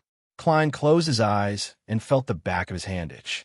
It was as if the 4 black dots that formed the small square were protruding and appearing. Crazy shouts and seductive murmurs began to echo, but Klein realized that his headache wasn't as bad as the last time. It wasn't that he wasn't affected, but that he could control himself from actively listening. Having become a beyonder, he had a little more self-control in such an environment. Soon, his body became light and floated upwards. He saw the pervasive, grayish-white, boundless, and hazy fog, as well as the crimson stars. 2 of them seemed to have a subtle connection with him, giving him an abnormally familiar feeling. Klein looked at his blurry body and muttered in puzzlement. The astral projection that old Neil mentioned? He calmed down for a few seconds, and once again, the magnificent temple appeared above the gray fog. The long bronze table that was directly under the wide dome, as well as the 22 high-back chairs that had different constellations symbolizing them. Klein quietly walked to the seat of honor and sat down. He covered his body and face in an even thicker gray fog. Then, he reached out his right hand and tapped the 2 familiar crimson stars from afar, forming a magical connection. P.S. Seeking recommendation tickets for Monday, PS2. The mysticism knowledge involved in this book has been magically altered. Do not imitate it. Chapter 34. In a windowless basement, the rough-looking Alger Wilson sat beside a long table with various utensils and sheepskin scrolls. In front of him, there was a half-burned candle. The dim yellow flame illuminated the objects and the surface of the long table, making them look like shadows. Alger's hair was as messy as seaweed. It was dark blue and almost black. He wore a robe embroidered with lightning patterns. His hands were clasped together with his thumbs facing each other. He leaned forward and stared at a bottle of black liquid to the left of the candle. Whoosh, whoosh, whoosh, whoosh, whoosh, whoosh. From time to time, the sound of howling wind could be heard from the sealed bottle, and from time to time, the sound of the surging sea could be heard. In the areas that the black liquid hadn't drowned, a faint mist wriggled, as though it had grown eyes and mouths. Alger turned his head and glanced at the clock on the wall. He saw that the hour hand was pointing at 3 o'clock. He pinched his sun acupoint, and his eyes suddenly turned dark. The various utensils on the table also had a subtle luster. At this moment, he realized that a dark red light surged out of nowhere like a tide and drowned him. Bakeland, Empress Burrow, inside the Hall family's luxurious villa. After sending the dance teacher away, Audrey locked the door and sat upright in front of the dressing table. Outside the window, the sun was shining brightly, and the flowers were blooming brightly. On the table was a blank notebook bound in light brown parchment. On the right side of the notebook was a pen with a golden tip and a ruby embedded in its body. Audrey tried to make sure that she could pick up the pen as soon as she left the gathering and record the formula. I'm really looking forward to it. She took a deep breath and suppressed her excitement. She pursed her lips and looked at the mirror. However, she couldn't see herself reflected in the mirror. Only a dark red and illusory light erupted from her surroundings and her body at the same time. Above the gray fog, in a magnificent temple that looked like the residence of a giant king, crimson blossomed on both sides of the long bronze table, rising and falling like a fountain, sculpting two blurry figures. Their positions were exactly the same as last time. The tall, blonde Audrey instinctively looked towards the seat of honor, only to see the figure shrouded in thick gray fog leaning back. One of his hands was flat, touching the edge of the table, and the other was lightly stroking his chin. "Good afternoon, Mr. Fool," Audrey shouted in a brisk tone. Then she turned her head, looked at the opposite side, and said in the same tone, "Good afternoon, Mr. the Hanging Man. This girl is really heartless. She's so sure that I'm a good person that she's not afraid at all. A well-protected, noble girl." Klein smiled and maintained his unfathomable image. "Good afternoon, Miss Justice." As he spoke, he lowered his head slightly, raised his left hand, and tapped his glabella twice. What he saw instantly changed. He saw the aura radiating from Justice and the Hanging Man. As for the surrounding gray fog and crimson stars, there were no changes. There was nothing that didn't seem to exist, nor was there any bright brilliance that seemed to have a certain level of life. Shifting his gaze, Klein saw that Justice's aura was completely in line with old Neil's description. It was red, purple, blue, and white when it should be red. Furthermore, it was lustrous and of appropriate thickness. It was obvious that she was a lively young lady. Her emotions are red and yellow, happy, passionate, excited. Klein made a judgment and cast his attention on the Hanging Man similar to Justice. The Hanging Man's aura wasn't anything special. It was just that his emotions were blue, mixed with a few hints of orange. Calm, thoughtful, cautious, and a little satisfied. This was his first attempt, so Klein didn't have much confidence in his conclusion. Just as he was about to shift his gaze away, he suddenly discovered something strange. In the innermost layer of the Hanging Man's aura, the colors and feelings seemed to be completely unified. Klein focused his mind and took a closer look. He could vaguely see that deep within the Hanging Man's ether body was a deep blue that resembled the color of the sea. It gave off the feeling of strong winds and waves. His astral projection? Or should I say the surface layer of the astral projection? From the looks of it, he really is a beyonder. Furthermore, he seems to be stronger than old Neil. Klein's thoughts ran wild as his heart was filled with questions. Not necessarily. Perhaps it's because of this special environment. It's only because this is my home turf that I can see all of this. It's not that old Neil doesn't have similar performances. He turned to look at Justice again and confirmed that it was a special trait that only Beyonders possessed. At this moment, Alger had also completed his greeting. Audrey took a light breath and asked with a hint of anticipation, "Mr. the Hanging Man, did you receive the box of ghost shark blood?" Alger glanced at Klein and saw him tapping his glabella, as though he was thinking about something else. "Thank you very much. It perfectly met all my expectations. I really didn't expect you to send it over so quickly. The blood of a ghost shark isn't an ordinary Beyonder item," Alger answered frankly. Audrey smiled modestly. "I'm very happy to see this outcome." As she had enjoyed matters related to the mysterious since she was young, she had made friends in the aristocratic circles who shared the same interests. They would exchange information, books, and rare items with each other. But before this, no one had obtained any supernatural powers or become a true Beyonder. Instead, a few princes had hinted that if she were willing to become a consort, she would receive the gifts she wanted. However, this time, she had directly obtained the ghost shark blood from her family's treasury. In any case, the list only stated that it was a large bottle. It didn't record the number of milliliters, nor did it state whether it was full or not. She believed that no one would notice if she poured half of it away. Even if an accident happened and the matter was exposed, her parents probably wouldn't pursue the matter. Alger took another deep look at the fool who was shrouded in gray fog. He turned his head and smiled. "According to the agreement, I'll tell you the potion formula for the spectator. I'll make some preparations. All right, let's begin. Audrey took a deep breath and focused all her attention. The concoction of a low-sequence potion is very simple. Just place it in according to the order given. But remember, it's better to have fewer ingredients than more. That will cause a huge problem. You should have heard of Beyonders losing control. I don't need to repeat myself, right? Alger first mentioned the things to take note of. Audrey nodded gently. I understand completely. As she spoke, she turned her head to glance at Mr. Fool. She wanted to know if the mysterious expert had anything to add. Unfortunately, the fool sat there quietly like a statue. Alger thought for a moment. A little less doesn't mean it's too far off. If you don't have a helper, I suggest you spend some time familiarizing yourself with the chemistry experiments. I have a tutor in this area, Audrey answered without any burden. Alger then mentioned the maximum deviation and other matters before smoothly reciting it. That's right, it's not a problem. Spectator, Sequence 9 potion, 80 milliliters of pure water, 5 drops of autumn narcissus essence, 13 grams of cow's teeth peony powder, 7 petals of elf flowers, a pair of adult Manhattan fish eyes, 35 milliliters of goat horn black fish blood.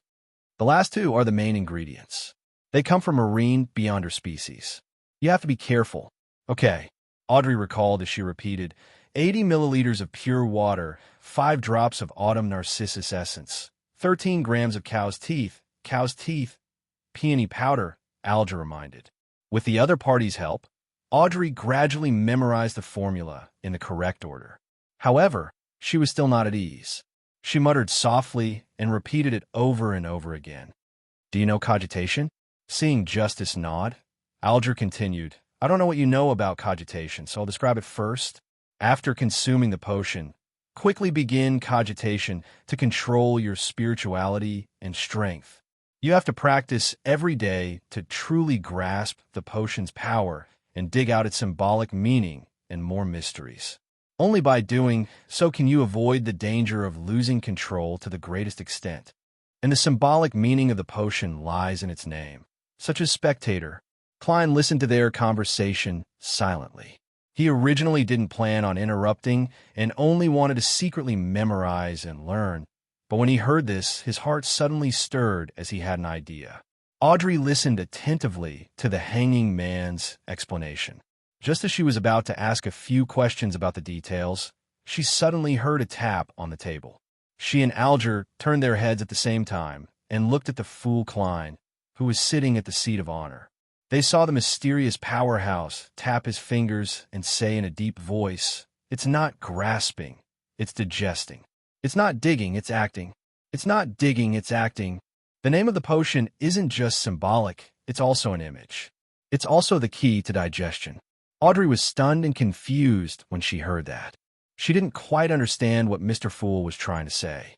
She subconsciously looked at the hanging man's reaction from the corner of her eye, but she was surprised to see his body tremble and stiffen, like an ordinary person hearing a loud and sudden thunder. Digest acting, digest acting, digest acting. Alger muttered again and again, as if he had grasped something crucial or was under a strange spell. After a while, he raised his head and said in a hoarse voice, Thank you, Mr. Fool. Your hint is as precious as my life. It has allowed me to understand many things. Of course, I believe that I haven't fully understood or understood everything. Klein maintained his mysterious and unfathomable image and said with a smile, This is the payment in advance. In fact, he didn't quite understand the exact meaning of those words. He was only certain that Roselle the Great was stronger than the average Beyonder, stronger than the hanging man advance payment. When Audrey saw the hangman's reaction, she knew how precious the hint was. As she ruminated over it, she asked, Mr. Fool, what do you want us to do? Alger nodded in agreement. What can I do for you? Klein leaned back slightly and glanced at both sides. He said in a low and soothing voice, That's right. Help me collect Roselle Gustav's secret diary, even if it's just one page. Chapter 35. Roselle Gustav's secret diary? Roselle the Great? Indeed, only such a matter is worthy of the attention of a powerhouse at Mr. Fool's level. Audrey was first taken aback before she realized that she wasn't surprised at all. It was said that Roselle the Great had once seen the blasphemy slate, and it was said that the secret card he created contained 22 pathways of the divine. This was something that every high sequence beyonder would definitely pay attention to. Diary? That's a diary? Alger frowned slightly as he keenly noticed a detail. Mr. Fool had used an affirmative tone to say that Roselle Gustav left behind was a diary. How'd he know? How did he confirm it? Could it be that he has grasped the method to decipher Roselle's secret text? Faced with the hanging man's question, Klein, who had achieved the desired effect, leaned back in his chair and clasped his hands together. He replied in a relaxed tone, "Let's temporarily treat it as a diary." He didn't deny it, nor did he affirm it. It said that Roselle the Great's diary is written in secret text or symbols that he invented himself. Audrey had heard other aristocratic children mention this matter, but she had never seen it for herself. She was momentarily curious and asked, "Yes." Alger answered simply, "Some people believe that it's a unique set of mysticism symbols, while others believe that it's a form of hieroglyphic text. But to this day, no one has found the correct way to decipher it, at least as far as I know." At the end of his sentence, he turned his head to look at Klein, as if seeking confirmation, but also as if he was doubting something. It's a text that has evolved over several generations, and it no longer has its original hieroglyphic form. According to your train of thought, how is it possible to decipher it? Klein remained calm as he secretly scoffed. As for treating it as a mysticism symbol, it instantly made him think of a ridiculous and hilarious scene. An evil wizard in a black hooded robe rolled up his sleeves, revealing a symbol on his arm that was said to have been left behind by Emperor Roselle. It was a symbol of mysterious power. It was two large, cyan, simplified Chinese characters. Joker. The corners of Klein's mouth slowly curled up. He was in a good mood. After listening to the hanging man's description, Audrey said awkwardly, "We don't understand symbols or words. Then how are we to convey them to you here, Mr. Fool? Or should I say, to a certain place? That's an important question. I don't have a secret channel to receive things yet." Klein wasn't in a hurry to answer. He crossed his hands and touched them with his thumbs. Soon, he found an idea. "Since I can create a shrine, tables, and chairs here according to my own thoughts, can I let others directly copy the contents that appear in their minds?" "Give it a try." At this moment, Audrey and Alger saw Mr. Fool, who was shrouded in a thick gray fog, slowly sit up. "Miss Justice, let's give it a try. Imagine a paragraph of text and give it the emotion you want to write." "Yes, pick up the fountain pen beside you and write on the paper." Before Klein could finish his sentence, Audrey saw a yellowish-brown goat skin and a dark red fountain pen appear in front of her. She picked up the fountain pen in puzzlement and curiosity and followed the instructions. In her mind, she imagined a poem that Roselle the Great had once written.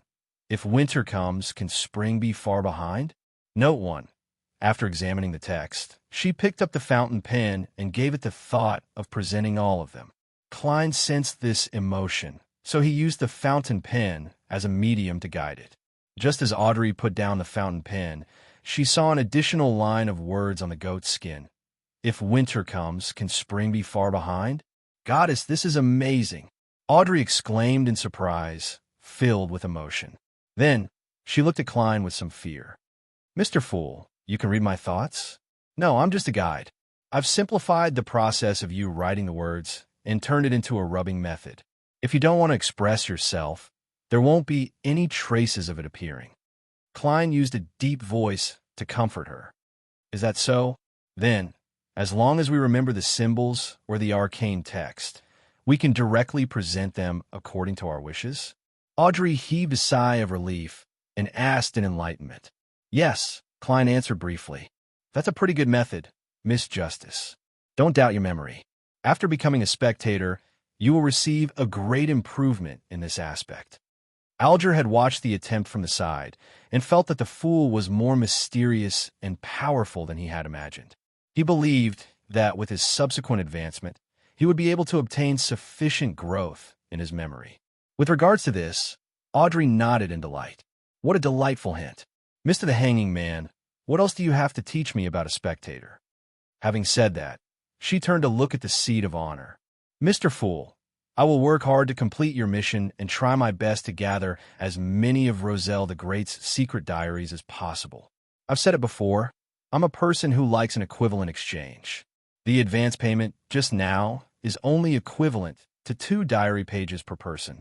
If there are any extras, I'll give you additional, Klein said calmly in a tone that didn't take advantage of a child. As for where the additional payment would come from, it would naturally be from New Roselle the Great's secret diaries.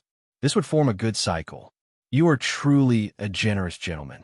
Alger was silent for a few seconds before he placed his hand on his chest and bowed slightly. After bowing, he turned to Justice and said, I'll emphasize it again. A spectator will always be a spectator. I know that many spectators like to imagine themselves as the main character or some other character. As such, they will invest a lot of their emotions into it, to the point that they will cry, laugh, be angry, or be sad along with the drama. However, this isn't something a spectator like you should do. When facing the various dramas in secular society, when facing the characters who are consciously or unconsciously playing a certain role, you have to maintain an attitude of absolute spectator. Only by doing so can you calmly and objectively observe them, discover their habitual actions, detect their habit of lying, smell their nervousness, and grasp their true thoughts from the various minute clues. Believe me, due to the different emotions everyone has, they will naturally secrete different things, which will emit different scents. However, only a true spectator can smell it. Once you invest your emotions, your observation will be affected. Your perception of the emotions of others will deviate. Audrey listened carefully as her eyes lit up. That sounds very, very, very interesting. Klein's heart stirred when he heard that. The requirement of the spectator potion could be summarized as being an absolutely neutral spectator. This is equivalent to acting to a certain extent. Acting? Could this be what Roselle the Great meant by acting? Then, do I need to act as a seer and digest the potion bit by bit? Just as Klein was deep in thought, Alger finished explaining what he knew about the requirements of a spectator and pondered for a moment. Everything seems to be fine now. Maybe we can have a casual chat and talk about what's happening around us. A piece of information that might seem normal to you might be a very important clue to someone else. Sure. Klein returned to his senses and nodded slightly. He had already planned on acting as a seer since it didn't seem like there would be any negative effects. Shall we start with you, Mr. the Hanging Man? Audrey agreed with great interest. Alger thought for a moment. The pirate who calls himself Admiral Ludwell has begun his voyage to explore the eastern end of the Sonia Sea. Oh, the owner of the Black Tulip? Audrey asked after some deliberation. Yes. Alger nodded in reply. I don't even know who it is. Klein listened in silence as he considered what information he should say, one that wouldn't expose himself while still allowing him to obtain intelligence feedback. Soon, he made a decision. He maintained his profound image as the fool and stroked the edge of the long bronze table. According to what I know, the Secret Order has lost a notebook of the Antigonus family. This information wasn't only known by the Tinjan Nighthawks. The Secret Order and the Beyonders who had close ties with them also knew of it. The Antigonus family's notebook? Alger repeated, and he shook his head with a chuckle.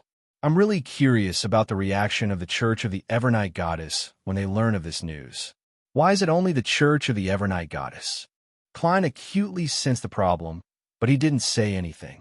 That would destroy the fool's mysterious and profound image. At this moment, Audrey asked in puzzlement, Why are you curious about this? Will the Church of the Goddess have any special reaction? Alger smiled. The Antigonus family was destroyed by the Church of the Evernight Goddess. As for whether it's the end of the fourth epoch or the beginning of the current epoch, I'm not too sure. Klein's pupils constricted as he felt a chill in his body. From the looks of it, the importance the Nighthawks place on the Antigonus family's notebook far exceeds my imagination. The reason why they suggested for me to become a Beyonder is probably because of a certain degree of contribution in preventing danger. They wish for me to increase my spiritual perception, which would help me find the notebook. Captain didn't hide this point. He did mention it, but I didn't pay much attention to it back then. After hearing the hanging man's explanation, Audrey said with great interest, I never expected such a thing to happen. I never expected such a thing to happen. All right, it's my turn. Let me think of what to say. She tilted her head slightly, held her forehead with her hand, and chuckled. Yesterday, my etiquette teacher was teaching me how to faint gracefully and politely. This is a practical technique to avoid awkward situations and despicable people in social situations. Haha, I was just organizing my words. What I really want to say is that ever since we lost the war on the east coast of Balam, the king, prime minister, and all the gentlemen have felt immense pressure. They have an urgent desire for change. Chapter 36. As Audrey recalled her father and brother's discussion of the situation, she said, they believe that the current government structure is too chaotic. They believe that the current structure of the government is too chaotic. After every election, as long as there is a change of party, a group of people will be replaced from top to bottom, making things a mess and extremely inefficient. Not only has this led to the loss of the war, but it has also brought great inconvenience to the people. Klein knew very well that because there was no reference, the Rouen Kingdom had yet to evolve a civil service examination system. The governing system was still in its infancy. Therefore, after the election, many so-called administrative positions would be awarded to members and supporters. Roselle the Great actually didn't invent such a system during Intis. It doesn't match his character at all. Could it be that he shifted his focus to something else in the later stages? When the hanging man, Alger, heard this, he interrupted with a chuckle. They think? Their senses are really slow. Perhaps after being bitten by black mosquitoes, they will only feel itchy after a year. Black mosquitoes were a type of creature in the southern part of the Rouen Kingdom. They were known for their potent venom that made people want to scratch their skin. Audrey extended her palm and covered her mouth. Ignoring the hanging man's mockery, she threw out the core of the news. Unfortunately, they haven't found a good way to replace this system for the time being. Klein listened quietly and felt that the topic had entered a domain he was good at. He smiled and said, That's right. He smiled and said, This is a simple problem. The Foodie Empire and the corrupt countries that learned from the Foodie Empire had very successful and advanced experiences. Simple? Audrey asked in surprise. Although her tutoring didn't include politics, she often listened to her father and brother's discussions. She still had a sufficient understanding of such matters. Klein seemed to have returned to the forums of the past, as he smiled calmly. The examination is just like the university entrance exam. An examination for the public will be held. It can be divided into 2 or 3 rounds, using the most objective method to select the elites. But Audrey vaguely knew what kind of opposition this would bring. Without giving her a chance to organize her thoughts, Klein continued. After that, use these elites to fill the administrative positions in the cabinet, county government, municipal government, and various towns. In other words, the positions that work directly, such as senior cabinet secretaries. Based on the different requirements of different positions, we can conduct separate and differentiated examinations in the 2nd or 3rd round. Professional matters should be left to the professionals. The positions of ministers, sheriffs, and mayors are reserved for the party that wins the election. This is their rightful share of the cake. Alger, who did not have enough interest in this question, subconsciously turned his head and listened carefully. Audrey, on the other hand, frowned slightly and fell in a deep thought. Don't be in a hurry to replace everyone at once. The cabinet and the governments at all levels will be paralyzed. You can hold an examination every year or every 3 years to gradually replace them. After that, depending on the situation of the kingdom's expansion and the vacancies caused by the resignation or old age of the government employees, the quota will be determined in a planned manner. Klein fully displayed his characteristics as a keyboard politician. In the end, he spread his hands and said, This design can bring the knowledgeable elites of the kingdom into the government to the greatest extent. And no matter which party comes to power, no matter who the minister is, the administrative officers can maintain the basic and relatively effective operations of the kingdom. Of course, The side effect was the birth of the undying demon of bureaucracy. Audrey asked doubtfully as she pondered. In other words, even if those ministers become curly-haired baboons, it won't have much of an impact. No, Alger took the initiative to interrupt. I think the curly-haired baboon is a better choice than the current minister. He paused for a moment before adding, after all, curly-haired baboons only need to eat, sleep, and mate. They won't come up with stupid ideas or insist on brainless plans. Mr. the Hanging Man, it sounds like you have a bad boss. Klein sat at the seat of honor and shook his head with a smile. Audrey ruminated over Mr. Fool's description for a while before saying in surprise, "That's right. This sounds like it can really work. It's a very simple but effective method." She looked at Klein and praised sincerely. "That's right. Mr. Fool, you must be an elder with rich life experience and outstanding wisdom." The corners of Klein's mouth twitched. He looked at the Hanging Man and Justice and fell silent for a few seconds. Let's end today's gathering here. If Miss Justice can influence her family and push for this matter to happen, I'll guide Banson ahead of time and give him a chance to become a civil servant. Come to think of it, Banson is indeed quite suitable for this line of work. However, Justice probably won't take the initiative to do it, because if she does, I'll just have to ask the Hanging Man which noble made the suggestion, and we'll be able to guess her true identity.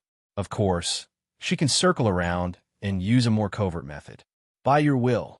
Audrey and Alger stood up at the same time. Klein leaned back slightly and severed the connection. He saw Justice and the Hanging Man's illusory and blurry figures quickly shatter and dissipate. Above the gray fog, in a magnificent hall that looked like a deity's residence, he was the only one left sitting quietly at the long bronze table. Klein didn't fall into the gray fog and leave like the last time. This was because he was already a Beyonder, so he still had enough energy. The reason why he ended the meeting with Taro ahead of time was because he knew the Nighthawk's true attitude towards the Antigonus family's notebook. He decided to look like he was seriously searching for it instead of just lying down and sleeping. That would make Dunsmith and the others suspect that he had done something at home. Furthermore, he had gained quite a lot today. Klein sat on the high-back chair at the long bronze table.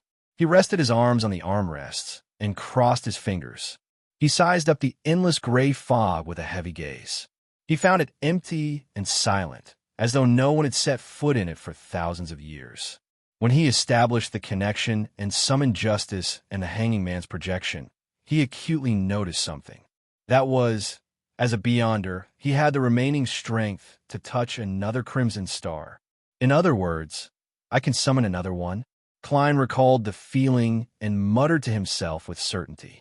However, he didn't rashly attempt it before, because he didn't know the identity of the newcomer he pulled in and what their attitude would be.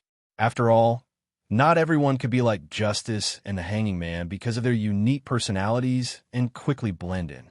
They each took what they needed and seemed willing to hide it. If he pulled in someone like Dunsmith, then his newly established, mysterious organization would immediately be exposed to the church's attention.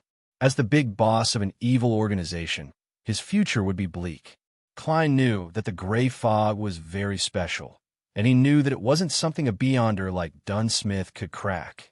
But the problem was that since he had Beyonder powers, he had to consider the existence of deities.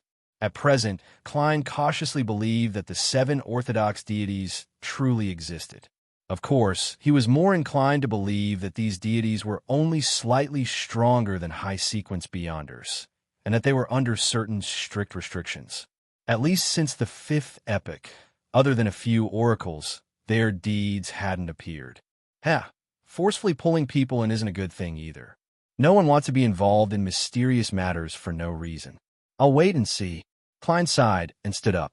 He released his spirituality and sensed the existence of his body. Then, he began to imitate the heavy feeling of falling rapidly. The scene in front of him immediately changed. The gray fog and crimson instantly went far away. Klein seemed to have penetrated an endless membrane of water and finally saw the real world. He saw the room filled with darkness. This time, he was completely awake as he seriously experienced the process. Strange, The gray fog is still a little different from the spirit world. Klein moved his hands and feet, feeling the reality of his flesh and blood. He seriously experienced it for a while, shook his head, walked to the desk, and pulled the curtains. Whoosh! The curtains retracted, and sunlight shone in, illuminating the room. Looking at the streets and the pedestrians coming and going outside the oriel window, Klein took a deep breath and silently said to himself, "It's time to go out and work. How should I act as a seer? This can't be rushed. I can only use spirit vision for now." Bakeland, Empress Borough. Audrey Hull looked at herself in the mirror. She saw her cheeks flushed with excitement and her eyes so bright that no one dared to look her in the eye. She couldn't be bothered to examine this, as she quickly recalled the past. Then, she picked up the gem-embedded fountain pen and began writing the potion formula for the spectator potion on the exquisite goatskin parchment. 80 milliliters of pure water, 5 drops of autumn lilies essence, 13 grams of cow tooth peony powder, 7 petals of elf flowers, a pair of adult Manhattan fish eyes, 35 milliliters of goat horn black fish blood. Phew! Audrey exhaled. She read it a few times and finally confirmed that there was no mistake. She had the urge to dance again, but she told herself to be reserved. After some thought, she began to write the names of various chemicals around the potion formula, disguising the page as complicated and messy scientific knowledge. Yes, as long as one doesn't read it carefully, anyone who flips through it won't be able to discover the details I've hidden. Awesome. Audrey praised herself and turned her thoughts to obtaining the ingredients. I'll look in the family's treasure vaults first. I'll see if I can exchange for the parts one don't have from others. If I still can't gather them, I'll have to ask the Fool and Mr. the Hanging Man for help at the next gathering. What should I use as payment? After some consideration, Audrey closed the notebook and placed it on a small bookshelf in her bedroom. Then, she walked briskly to the door and opened it. A large golden retriever was sitting obediently outside. The corners of Audrey's mouth curled up, revealing a smile as bright as the sun. "Susie, you've completed your mission well." In the serialized stories in the newspaper, the detective always has a capable assistant. I believe that a real spectator also needs a large dog following behind him. In the basement with only a flickering candle, Alger Wilson raised his palm and looked at it carefully. After a long while, he sighed. "It's still so magical. I can't grasp the details at all." Even though he had made ample preparations, he still couldn't understand how the Fool completed the summoning. He looked down at the goatskin scroll on the long table. At the top of the yellowish-brown scroll, a line of Hermes was written in dark blue ink. Chapter 37. Under the blazing afternoon sun, Klein walked out of his house. As he had to walk all the way from Iron Cross Street to Welch's residence, he had changed out of his formal suit, top hat, and leather boots into a linen shirt, an old brown coat, a round-brimmed felt hat of the same color, and old leather shoes. This way, he didn't have to worry about the smell of sweat contaminating his expensive outfit. Following Daffodil Street, he slowly walked towards Iron Cross Street. When he turned a corner, he subconsciously looked over. The tents had already disappeared. The circus from before had long finished its performance and left. Klein had originally imagined that the beast tamer who had helped her with the divination was actually a hidden powerhouse. As he had discovered her uniqueness, he had specially come to guide her. There would definitely be subsequent encounters and hints. However, none of that happened. She followed the circus and began the next part of her journey. How can there be so many tricks? Klein laughed and shook his head as he turned towards Iron Cross Street. There wasn't only one Iron Cross Street. Just like its name, it was formed by 2 intersecting streets. With the intersection as the core, it was divided into Left Street, Right Street, Upper Street, and Lower Street. The apartment that Klein, Banson, and Melissa had previously lived in was located on Lower Street. However, the people who live in the apartment and the surrounding residents didn't think that the neighborhood was Lower Street. Instead, they coined the term Middle Street to differentiate it from the slums 200 meters away. There, a bedroom could be packed with 5, 6, or even 10 people. As Klein walked along the edge of Left Street, his thoughts wandered. He thought of the Antigonus family's notebook and its unknown whereabouts. He thought of the importance the Nighthawks placed on it, and he thought of the murder that resulted from it. His heart slowly turned heavy as his expression turned gloomy. At that moment, a familiar voice entered his ears. Little Klein. Klein turned his head in puzzlement and realized that he had walked to the entrance of SLYN Bakery. The gray-haired Mrs. Wendy was waving her hand at him with a gentle smile. "You don't look too happy," Wendy said warmly. Klein rubbed his face. "A little. No matter how many troubles there are, tomorrow will eventually come." Mrs. Wendy smiled and said, "Come, help me try my new sweet iced tea. I don't know if it suits the local taste." "A local? Could it be that you're not, Mrs. SLYN?" Klein shook his head in amusement. Giving it a try should mean that it was free, right? The corners of Wendy SLYN's mouth lifted. "You guessed it right. I'm actually from the South. I came to Tianjin with my husband more than 40 years ago. Haha, Banson wasn't even born then. Your father and mother didn't even know each other yet. I've always been a little unused to the northern food style. I always miss the food from my hometown. I miss pork sausages, potato bread, pancakes, fried vegetables, and roasted meat with special sauces.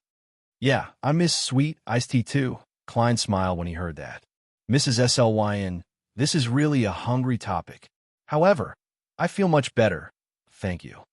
Delicacies can always cure sadness." Wendy handed Klein a cup of brownish-red liquid. "I concocted this sweet iced tea based on my memories. Try it and see if it tastes good." After thanking her, Klein took a sip. He felt that the drink tasted like the iced black tea on Earth, but it wasn't as stimulating. The tea flavor was stronger and more refreshing, instantly dispersing the heat brought about by the scorching sun. "Excellent," he exclaimed. "Then I'm relieved." Wendy smiled until her eyes narrowed. She kindly watched as Klein finished the cup of sweet iced tea. After chatting with Mrs. SLYN about moving to a new home, Klein returned to the street he was most familiar with. In the afternoon, there were much fewer street vendors. They would only gather again after 5:30. The remaining ones looked listless and listless. Just as he turned into the area, Klein suddenly felt inexplicably gloomy. He felt an indescribable sense of depression, gloom. What's going on? He acutely sensed that something was amiss with him. He immediately stopped and looked around, but he didn't see anything strange. After some thought, Klein raised his hand and tapped his glabella twice, as though he was in thought. Everything in his line of sight immediately changed, and the auras of the street vendors and pedestrians appeared in front of him. Before Klein could examine their healthy colors, he was attracted by the rich gloom that symbolized their emotions. He couldn't determine the exact thoughts of the person he was observing, but the impression of pessimism, numbness, and gloom was deeply engraved in his mind. Looking around, he realized that the surroundings were filled with this gloomy hue. Even sunlight couldn't disperse it. This was a depression that had accumulated over countless days, months, and years. Upon seeing this, Klein instantly understood the reason. Just as old Neil had said, it was easy for him to feel uncomfortable when he entered an unfamiliar environment with his spirit vision activated. It was also easy for him to be infected by the emotions of others. A similar principle could be applied to the ability of spiritual perception. This was an ability that could be obtained without any additional learning after becoming a seer. It was a passive and irresistible sensing ability that allowed one to directly sense the existence of abnormal situations. And there was definitely a certain degree of interaction between senses. Therefore, in the eyes of beyonders like spirit mediums, the strength of each person's spiritual perception was obvious, like a torch in the dark night. Therefore, people with high spiritual perception would naturally and easily be affected by abnormal and intense environments. They could only grasp, control, and adapt through repeated practice. Such a repressive hue probably takes a long time to form, right? Klein sighed and shook his head. He was touched. He tapped his glabella twice again and tried his best to restrain his spirituality. Tap, tap, tap. Klein walked towards the apartment step by step. He sensed the other possible abnormalities and subtle connections, so as to search for the Antigonus family's notebook that he had hidden. The streets were the same, as usual. There was dirty water and trash. It was only clean when he reached the apartment's entrance. Klein pushed open the half-closed door and circled the first floor in the darkness where sunlight couldn't reach. He took one step at a time, causing the wooden stairs to creak. The second floor lacked light, as usual. Klein indulged his spiritual perception and stared straight into the darkness. However, not only did he not find any clues to the notebook, he didn't even see a single invisible spirit body. If it were that easy to encounter them, most ordinary people wouldn't be unable to detect the existence of beyonders. Klein sighed to himself. He already understood that most spirits didn't exist in the form of spirit bodies, but spirituality. Only a spirit medium could effectively communicate with them. After circling the third floor, Klein left the apartment and walked to Welch's residence, following the path in his memory. He walked for a full hour, but he still didn't find anything along the way. Standing outside the garden villa, Klein looked at the house through the tightly locked iron door and mumbled to himself, "That's right, it's not that simple." He mumbled to himself, "There's probably no need to search Welch's house, right? Captain and Ma Daly must have done a carpet search. Besides, I don't have the key to this place. It's not like I can climb over the wall. Let's try another route tomorrow. I've walked so much today, but there's no leaderboard for the number of steps I've taken." As he lamented, Klein turned around and headed to a nearby street. He planned on taking a public carriage to the Blackthorn Security Company to collect his 30 rounds of ammunition for the day and make the best use of his time to practice. A seer lacked fast and effective means of attack, so he could only rely on his revolver and cane to make up for it. The area around Welch's residence was rather clean. There were many clean shops on both sides of the street. After turning the corner, Klein was looking for a public carriage when his gaze suddenly swept across the signboard on the second floor. Harold's Department Store. Military Veterans Club. Divination Club. Divination Club. Klein silently recited the name and suddenly thought of how he had to act as a seer. Yes, go take a look. Search for new ideas. As his thoughts ran wild, Klein crossed the street and came to the opposite side. He went up to the second floor and entered the hall. He stood in front of the beautiful lady who was in charge of reception. The lady had brownish-yellow hair. She sized up Klein and smiled. "Sir, would you like to have your fortune told or join our club? What are the conditions?" Klein asked casually. The lady with blonde hair, tied up in a high bun, introduced with great familiarity. "Fill in the detailed information and pay the annual membership fee. The first time is £5, and after that, £1 per year. Don't worry, we're not like those political or business clubs that require the recommendation of official members to join. Members can use the club's conference room, various divination rooms, and divination tools for free. They can also enjoy the coffee and tea we provide for free. They can also read the newspapers and magazines we subscribe to for free. They can also purchase lunch, dinner, alcohol, and some divination teaching materials and materials at cost. Furthermore, we will invite at least one famous fortune teller to give a lecture every month to answer any questions.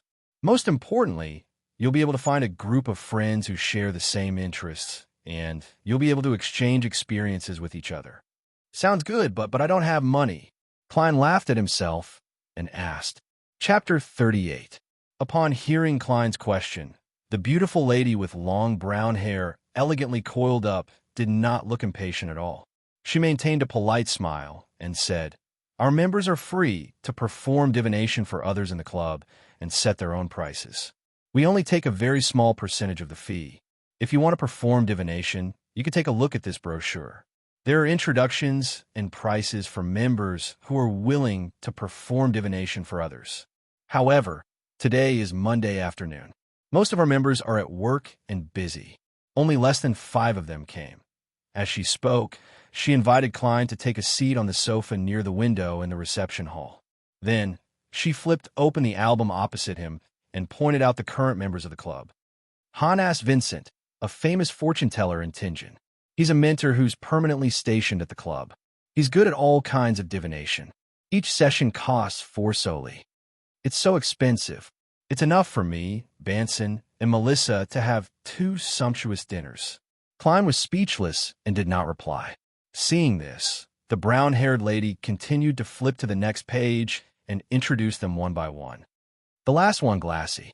He just joined the club this year and has mastered tarot divination. Each session costs 2 pence. Sir, who do you want to choose? Klein didn't stand on ceremony at all. Mr. Glassy. The beautiful lady in charge of reception was silent for 2 seconds. Sir, I have to remind you beforehand that Mr. Glassy is only a beginner. Understood. I will be responsible for my decision. Klein smiled and nodded. Then please follow me. The beautiful lady stood up and led Klein to the door beside the reception hall. There was a corridor that wasn't too long, and at the end of it was an open conference room. The room was full of sunlight, and there were tables and chairs. There were newspapers, magazines, cards, and other things on them. The faint aroma of coffee wafted from the room. When they were 2 rooms away from the conference room, the beautiful lady in charge of reception signaled for Klein to stop. She quickened her pace and walked to the end of the corridor. Mr. Glassy, someone is looking for you for divination. Me? A voice full of surprise and doubt immediately sounded, accompanied by the movement of the chair. Yes. Which divination room would you like to use? The beautiful lady replied emotionlessly. Topaz room. I like Topaz. Glassy appeared at the door of the meeting room and looked curiously at Klein, who was waiting nearby. He was a man in his 30s. His skin was darker, and his pupils were dark green. His hair was light yellow and soft. He wore a white shirt, a black vest, and a monocle hung on his chest. He had a good temperament.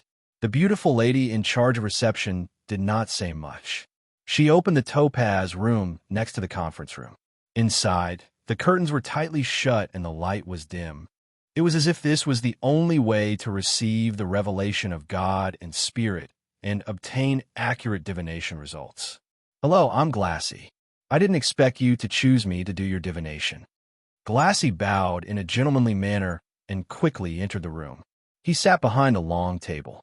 Frankly speaking, I'm only trying to divine for others. I don't have much experience. At the moment, I'm not a good fortune teller. You still have a chance to back out. After returning the greeting, Klein entered the room and closed the door behind him. He looked at the light that penetrated the curtains and said with a smile, You are truly an honest gentleman. You're an honest man, but I'm a man who's very firm in his choices. Please have a seat. Glassy pointed at the seat opposite him and thought for a few seconds. Divination is only my hobby. Ha. A person will often receive guidance from the gods in their lives, but ordinary people are unable to accurately interpret the Lord's intentions.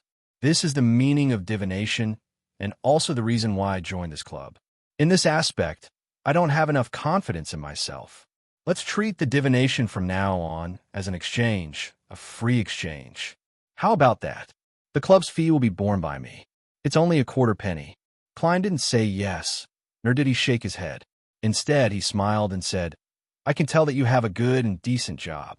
As he spoke, he leaned forward slightly, clenched his right fist, and tapped his forehead twice.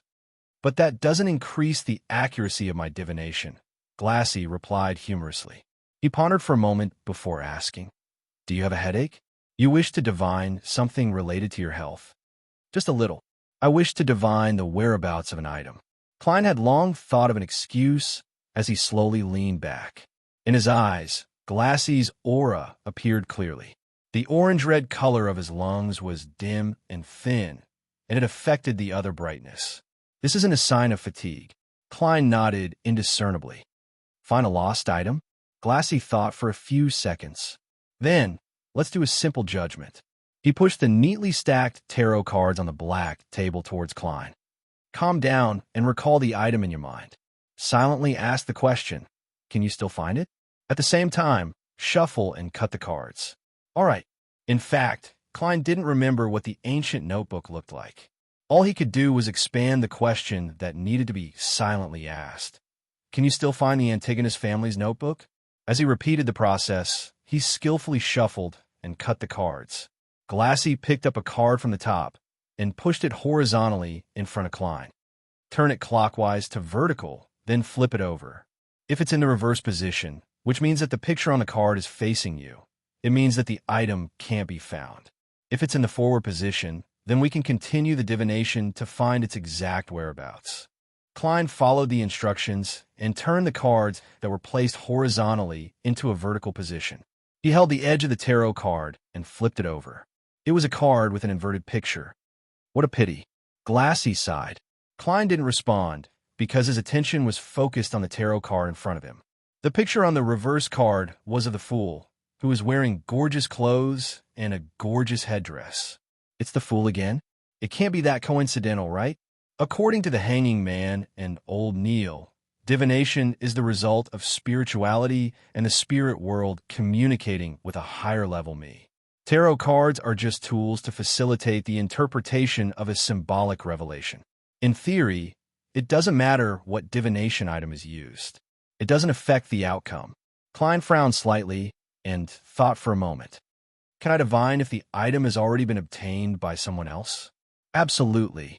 Let's do it again using the same method. Glassy nodded enthusiastically. Klein shuffled and cut the cards again as he pondered over the question.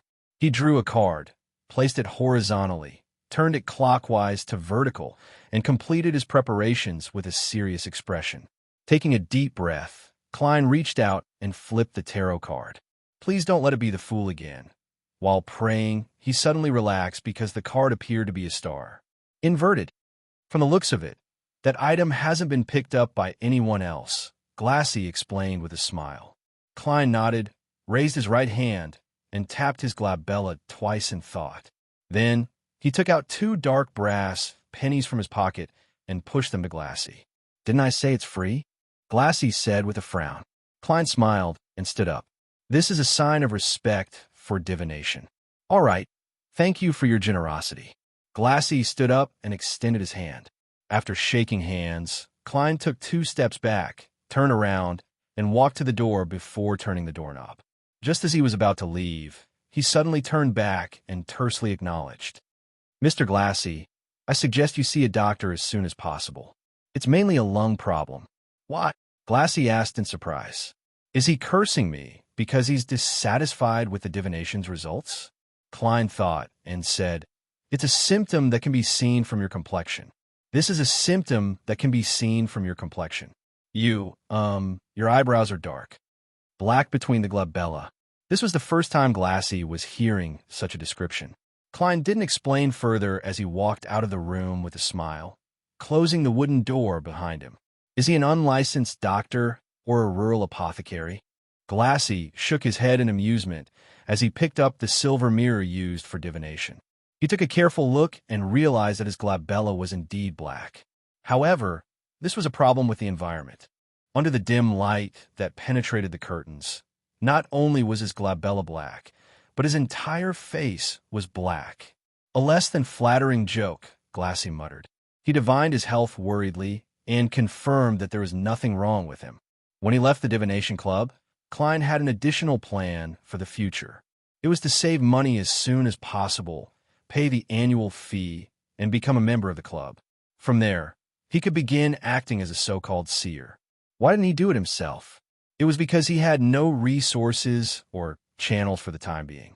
He couldn't possibly stand on the streets as a street vendor. After all, he was a respectable person with a reputation.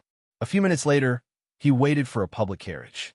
He spent 2 pence and arrived at Zutland Street, which wasn't too far away. When he pushed open the door to the Blackthorn Security Company, he didn't see the familiar brown-haired girl. All he saw was the poet, the black-haired, green-eyed Leonard Mitchell sitting behind a reception desk. Good afternoon. Where's Roshan? Klein asked after taking off his hat and bowing.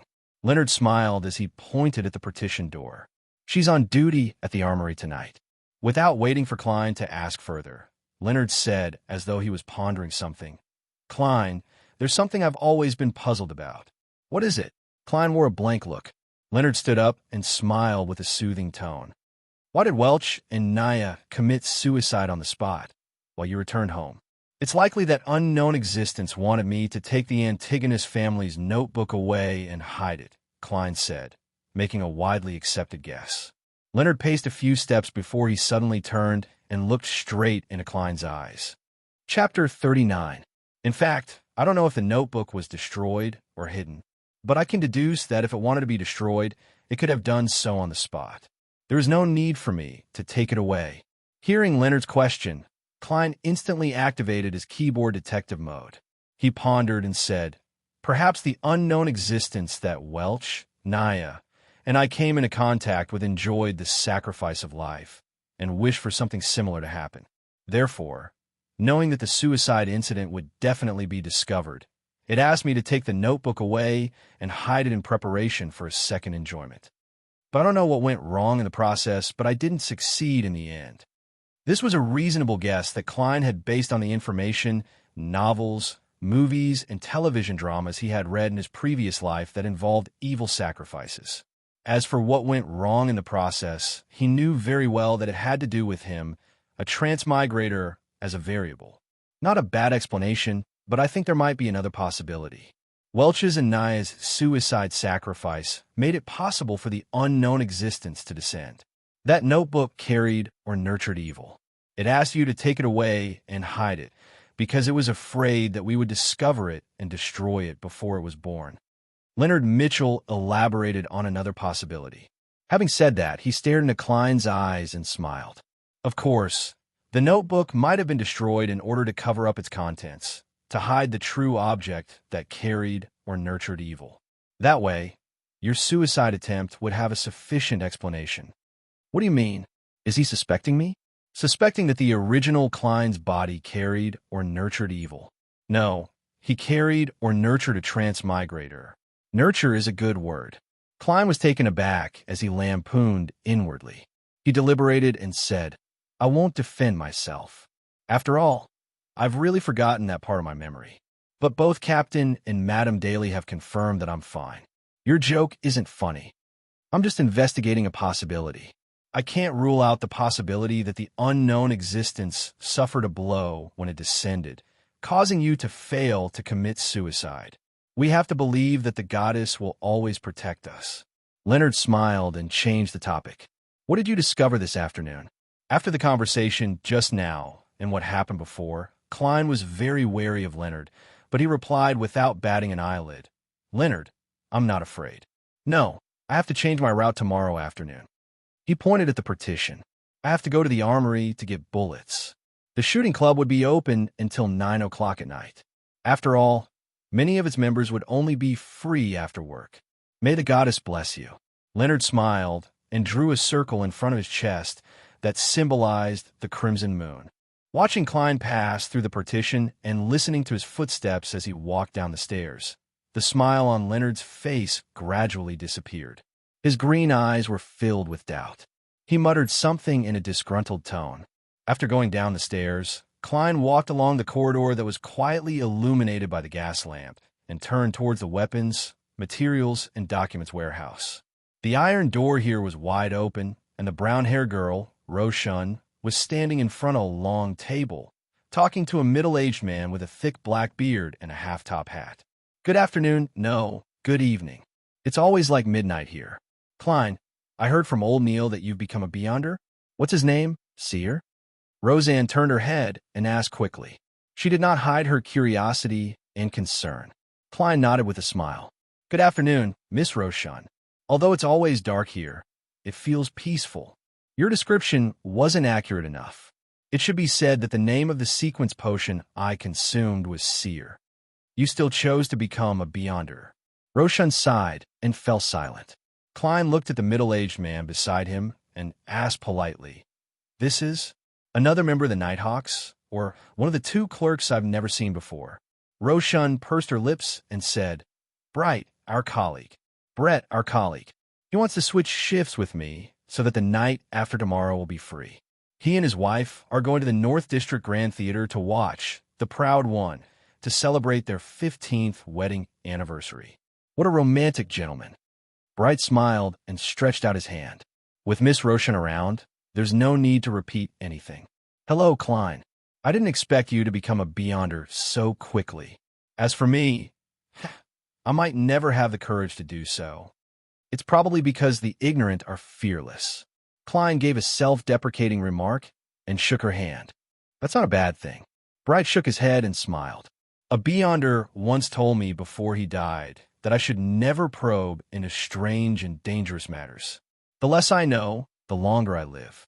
At this moment, Roshan interrupted. Klein, don't mind it too much. I heard from Old Meal that your seer is considered a support. It's relatively safer as long as you don't attempt to communicate with unknown existences. Why are you wearing such clothes? You're not a gentleman at all. What are you doing here? To collect today's 30 bullets. Klein didn't answer Roshan's previous question. He believed that the lady would soon forget about it. All right. Roshan pointed at the table and said, Bright, I'll leave it to you. You should know where the keys and bullets are. Sigh. Old Meal sure is stingy. He didn't even leave the hand-ground coffee behind. He promised to let me drink to my heart's content today. As she nagged, Klein collected the bullets. The two left the underground together and parted ways on Zutland Street. One took a public carriage home, while the other walked into the shooting club. Bang, bang, bang, holding the gun, raising his arm, shooting, throwing out the cylinder, ejecting the cartridge, and inserting the bullet. Klein repeated this process over and over again, familiarizing himself with the feeling of shooting. Of course, he had a few breaks in between to summarize and revise. After finishing his practice, Klein used the venue to do various exercises like push-ups. He worked hard to train his body and improve his physique. When everything was over, he took the trackless carriage home. Only then did he realize that it was almost 7 in the evening. The sky had already turned dark. Just as Klein planned on heading to the market or the streets to buy ingredients for dinner, he realized that the door had opened. Melissa had returned with a bag of stationery and books.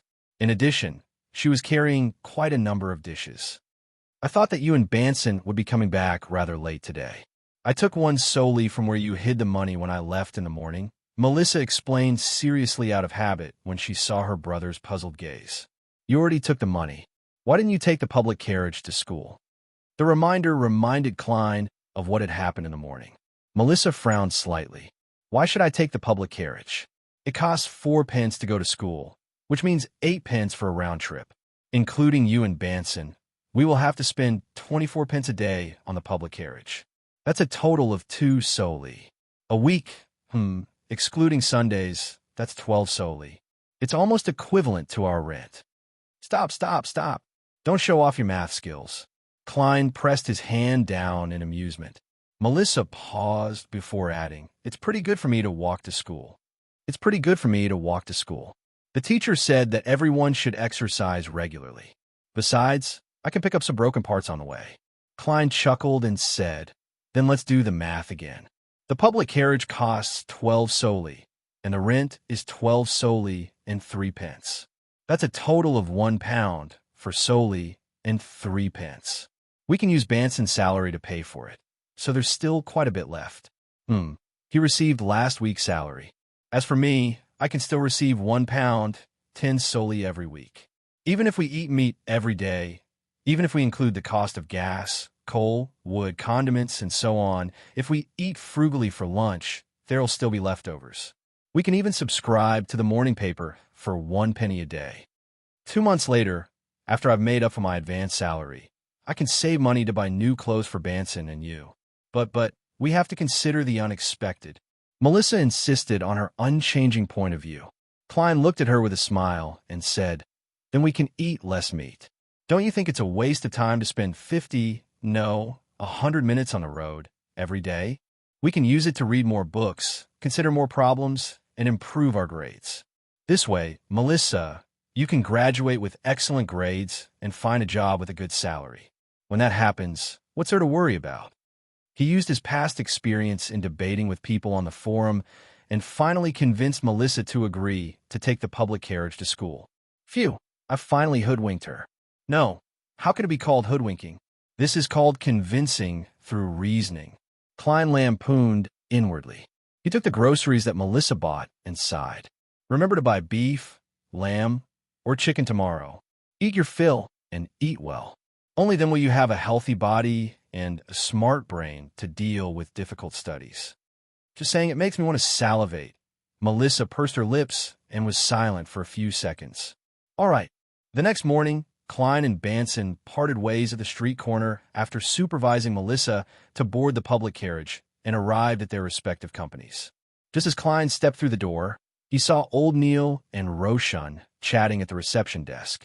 The former was still dressed in a classic black robe, seemingly unbothered by the gazes of others. The latter had changed into a light yellow dress. "Good morning, Mr. Neil, Miss Roshan." Klein took off his hat and bowed. Old Neil gave him a mischievous look. "Good morning. You didn't hear anything you shouldn't have last night, right?" "No, I slept very well." Klein was also rather puzzled by this. He could only attribute it to his lack of spiritual perception. "Haha, don't mind it. It's actually not that easy to hear." Old Neil pointed at the partition. "Let's go to the armory. We'll continue our mysticism class this morning." Klein nodded and followed Old Neil down the stairs and underground to the armory. He replaced Bright, who was on duty last night. "What do we need to learn today?" Klein asked curiously. Old Neil gave a long grunt and said, "Complex, basic knowledge. Complex, basic knowledge. But before that, let me teach you an interesting technique." Chapter 40. An interesting trick? Klein asked out of curiosity. Old Neil chuckled. "I'll patrol the weapons, materials, and documents warehouse. Use the 2 cups on the table to brew 2 cups of coffee. Put something bad in one of the cups. As for what it is, you can decide for yourself. Use your imagination. The only requirement is that you don't waste too much coffee powder. I ground it myself using coffee beans from the Highlands." All right. Although Klein didn't quite understand what Old Neil was up to, he still happily agreed. As he watched Klein take out a copper key and open the armory's metal door, he heard the drawn-out footsteps echoing inside. He slowly set up the cups and confirmed that there was hot water in the kettle. Removing the lid of the silver-inlaid tin can, Klein used a small spoon that suffused a metallic luster to scoop a spoonful of fragrant coffee powder into the 2 cups. Then, he poured in hot water and stirred it. As a transmigrator who had come from an era with abundant resources, he wasn't a stranger to coffee. After doing all of this, Klein thought for a moment before sitting down. He crossed his right leg and used his hand to scoop up some of the dirt on his leather boot before placing it into the cup on his left. Then, he carefully stirred it again until the 2 cups of coffee were almost identical in terms of color and fragrance. A few minutes later, Old Neil walked out of the armory with his key string in hand and closed a metal door with a clang. "It's done." His slightly turbid dark red eyes turned as he looked at Klein across the table. "It's done." Klein nodded in reply. Old Neil chuckled as he undid the silver chain around his wrist and sat down. His expression quickly turned calm as he extended the chain in his left hand, letting it hang vertically over the coffee cup on his right. The pure white crystal was just short of being stained by the liquid. Amidst the relaxing tranquility, the white crystal inexplicably began to sway slightly as the silver chain began to spin counterclockwise. "This cup is for letting off bad things," Old Neil said with certainty. Without waiting for Klein's confirmation, he put away the silver chain and took a sip of the coffee beside him. "Do you like bitter coffee? I have a spoonful of sugar and a spoonful of milk." Klein didn't answer. He asked with great interest, "Your divination results are very accurate. Did you rely on that white crystal? Is it a white crystal?" This is the pendulum in divination, also known as spirit pendulum. It relies on one's astral projection's connection with the spirit world and the cosmos. It uses natural materials to communicate with spirituality, such as crystals, gems, and special metals to divine the good or bad of an object. Let's go back to the 2 cups of coffee. Shaking it counterclockwise is bad, and shaking it clockwise is good. Not shaking it means it's neither good nor bad. You can also write the incident on a piece of paper. Take note, it's an incident, not a question. Old Neil put down the coffee cup in his hand and explained in detail. As if in thought, Klein said yes. In other words, don't use questioning sentences. Yes, you can't use "who is willing to be my fiancé." You have to use "who is willing to be my fiancé." Write it on a piece of paper and place it flat on the table. Then, use your non-dominant hand to hold the pendulum chain. Take note, use your dominant hand. Old Neil chuckled. At this moment, straighten your arm and adjust the length of the pendulum chain. Let the crystal hang right above the piece of paper, almost touching the incident we wrote. Then, Close your eyes and recite the sentence 7 times in your heart. After you finish, open your eyes and see if the spirit pendulum is spinning. If not, close your eyes again and repeat the previous process until there is a pendulum. Klein nodded slightly. Counterclockwise, no, and clockwise, yes. It can also be interpreted as not going well and going well. Old Neil corrected him and taught Klein the other uses and details of spirit pendulum divination.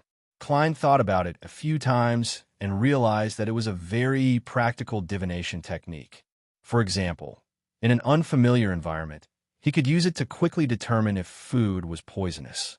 He didn't need to learn skills like field biology. Of course, this form of divination was too simple, and there were only 2 or 3 answers.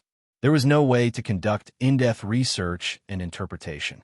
For example, although some things were harmful to the body, they could become extremely beneficial after certain treatment.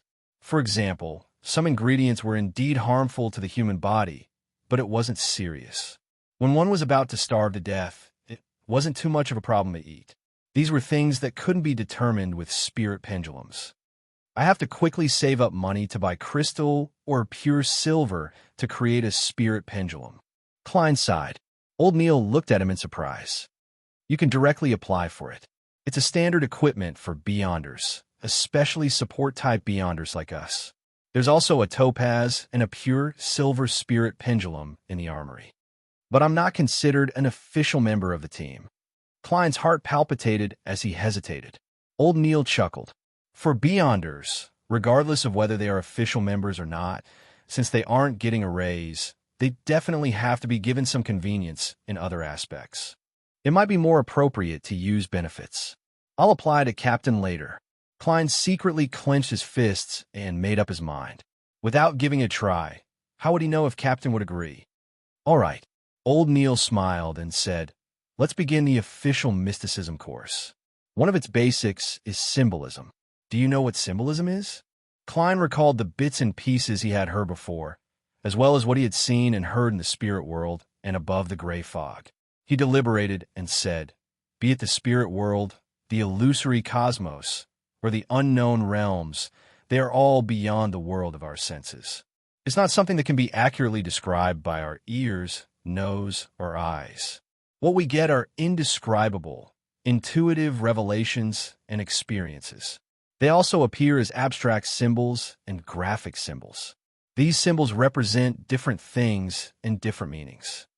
It's very accurate, as expected of a seer. Old Neil nodded solemnly. Only by grasping the ability to interpret symbolism can one be considered to have truly entered the door of mysticism. Yes, the patterns on the tarot cards and every element on the pattern are a symbol, a man-made symbol that helps us understand and interpret the primordial revelation. He took out a piece of paper, picked up a fountain pen beside him, and drew a short arc. Following that, he added a few vertical lines below the arc and looked up at Klein. Do you know what this symbol represents? Klein looked at it again and again, and after a while, he said hesitantly. Eyelashes. Old Neil exhaled and said, this is the symbol of the harvest constellation. This is the symbol of the thunder constellation, and this is the symbol of the hoarfrost constellation. He casually drew a few more symbols. As Klein memorized them, he couldn't help but say, the names of these constellations are really, really simple. Yes, simple. How rustic and primitive. Old Neil revealed a smile. Back then, Roselle the Great thought so too. He always wanted to change the constellations' names to something like Virgo, Cancer, or Scorpio. Unfortunately, he was unable to resist the power of tradition. At least the ancient names of these constellations and the dates they represent can guide farming and harvest. I have to say, Roselle the Great is a person with ideas. Klein didn't know how to lampoon. Yes, Roselle the Great was probably a decent person when he was alive. Old Neil couldn't understand Klein's humor. He continued explaining the various basic symbols, such as the various constellations, such as the sun, the crimson moon, the brown star, the scarlet star, and the blue star. As he spoke, he also taught Klein how to draw a divination astrolabe and things to take note of. He also taught him the production and materials of the crystal ball and the choice of incantations. It was a feast for Klein's eyes. If he hadn't discovered that the seer potion could slightly improve his memory, he would have gotten old Neil to stop long ago to make it easier for him to digest what he had learned. That's all for today's mysticism lesson. Think about it yourself. If you have any questions, you can come to me. Old Neil took out a golden pocket watch and snapped it open. Don't forget to read the historical information I prepared for you. Frankly speaking, I feel fear when I see it. All right. Klein took the draft that old Neil had written with symbols and quickly went through the mysticism knowledge he had learned today to prevent himself from forgetting it. Old Neil took another sip of the coffee he had brewed and said, "Just memorizing it won't do. Memory alone won't do. You have to use it often. Only then can you turn the knowledge into your instinct. Also, meditation has to be done every day. Only by practicing and using it often can you truly grasp the power of the potion, dig out its hidden mysteries, and eliminate the negative effects." At the mention of this, Klein thought of acting and the divination club. He probed, "My potion's powers are related to divination. It's impossible to practice it alone. I have to interact with a large number of people and divine for them separately to quickly grasp it. I plan on joining the divination club on House Street in Northborough when I have extra money. I want to become a true seer." This matter would definitely not be hidden from the Nighthawks in the future. It was better to lay the groundwork ahead of time. Your thoughts are very similar to Daly's. She keeps saying that she wants to become a true spirit medium. Old Neil shook his head and laughed. "But why wait until I have extra money? You can write an application to Dunn and get him to approve the fees. Organizations like the Divination Club might have cultists and members of evil organizations mixed in. As a civilian member of the Nighthawks, you are a standard beyonder.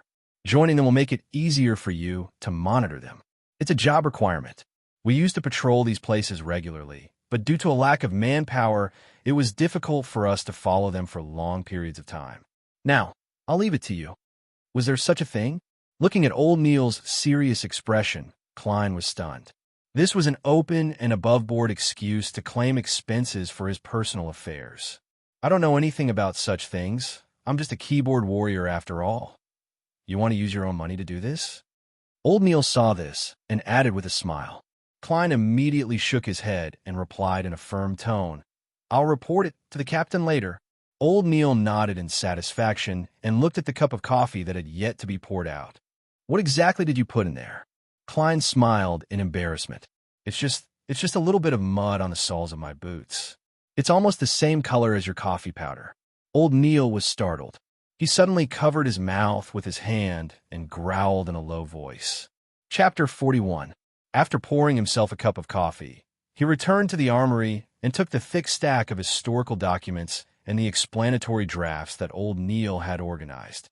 Klein followed the gas lamps on the wall and turned towards the staircase that led to the Blackthorn Security Company. Tap! Thud, thud, thud.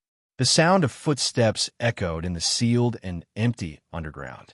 Klein walked down the spiral staircase, pushed open the door, and went straight for the second office on the opposite side. After 2 days of familiarizing himself with the place, he had a general understanding of the layout of the Blackthorn Security Company. The first thing he saw was a spacious reception hall with a set of sofas, tables, and chairs. After passing through a partition, he reached the inner area. The 3 rooms on the left of the corridor, from near to far, were Mrs. Oriana's accounting office, a lounge with a few sofa-like beds, and the staircase that led underground. The 3 rooms on the right, from near to far, were Captain Dunsmith's office, the civilian staff office with typewriters, and the recreation room for the official members of the Nighthawks. Klein had previously seen Leonard Mitchell playing cards with 2 other team members in the recreation room. He guessed that it was Fight the Landlord. Of course, Roselle the Great had already renamed it Fight the Evil, but the gameplay was no different from what Klein knew. Bright would have a day of sleep after his night shift. Roshan stayed at the reception desk. Cesar Francis, who was in charge of purchasing and applying for supplies, as well as part-time carriage driver, was out as usual. When Klein pushed open the door to the civilian staff office, he saw that the 3 tables inside were empty. A typewriter was placed there silently. Akerson Company's Model 1346 typewriter. Klein, who had seen similar items in his tutor's office in Welch's house, muttered. He felt that the vaguely visible, complex control system was filled with a mechanical beauty. He walked to the desk with the typewriter and sat down. After some thought, he attempted to type in virtual mode. In the beginning, he instinctively converted it to Pinyin. Only when he was familiar with it did he digest the corresponding memory fragments of the original Klein and stop making mistakes. Tap, tap, tap. The rhythmic tapping of the keyboard was like a hard music from metal and industry. Accompanied by this melody, Klein quickly completed the application documents. But he wasn't in a hurry to find Dunn Smith. Instead, he calmed himself down and carefully read the historical materials provided by Old Neil. It was both revision and learning. When it was close to noon, he stretched his neck and put away the materials. Based on the draft of the Mysticism Studies course, he reflected on and consolidated the content he learned in the morning. It was not until then that he took the application, went to the office next door, and knocked on the door slowly. Dunn was waiting for lunch to be delivered. When he saw the documents handed over by Klein, the corners of his mouth curled up slightly. Old Neil taught you that. Klein betrayed Old Neil without hesitation. Dunn picked up the dark red fountain pen and signed. I was just about to apply for funding for July, August, and September from the church and the county police department. I'll include yours in the list. Once it's approved, I'll get Mrs. Oriana to withdraw it. The spirit pendulum can be collected in the afternoon. All right, Klein answered simply and forcefully. His tone and gaze were tainted with obvious joy. Before he left, he asked casually, "What's the matter? How can there be a need to apply for July's funding in July?" Dunn was silent for a few seconds. He picked up his coffee cup and took a sip. There were 3 cases in a row in June. I was so busy that I forgot some things. As expected of Captain with a bad memory, Klein knew that he had asked a question he shouldn't have. He laughed dryly and hurried out. As expected of Captain with a bad memory, Klein knew that he had asked a question he shouldn't have. He laughed dryly and hurried out the door. Just like that, he began a simple and regular life. Half an hour of cogitation in the morning, 2 hours of mysticism lessons in the morning, and 1.5 hours of historical information. After lunch, he would take a nap in the lounge to recover his energy. Following that, he would get some bullets and head to the shooting club to practice. After practice, he would stroll to Welch's residence, which wasn't too far away. He would change his route and walk back to Iron Cross Street. This way, he could save on the public carriage fare. If he had free time, he would practice his spirit vision, spirit pendulum, and other skills. He would also do some grocery shopping in a private chemistry laboratory with complete equipment and items. Audrey, who was tall and had soft blonde hair, stared at the cup in her hand. Countless bubbles emerged, causing the atmosphere to become quiet. Finally, the liquid in the cup settled into a sticky, silvery white. Haha, I really do have talent in mysticism. I succeeded on my first try. I was worried about failure and prepared 2 sets of ingredients. The girl muttered to herself in delight. She put away the leftover ingredients she had taken from her family's treasury in exchange with others.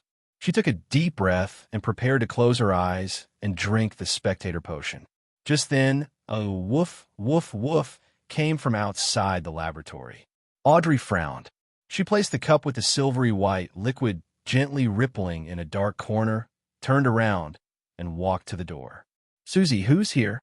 Audrey twisted the doorknob and asked the golden retriever sitting by the door. Susie wagged her tail with a fawning look. Her personal maidservant, Annie, appeared in the nearby corridor. Audrey walked out of the laboratory, closed the door, and looked at Annie. She looked at Annie and said, "Didn't I tell you? Don't disturb me when I'm doing chemistry experiments." Annie answered in distress, "But there's an invitation from the Duchess."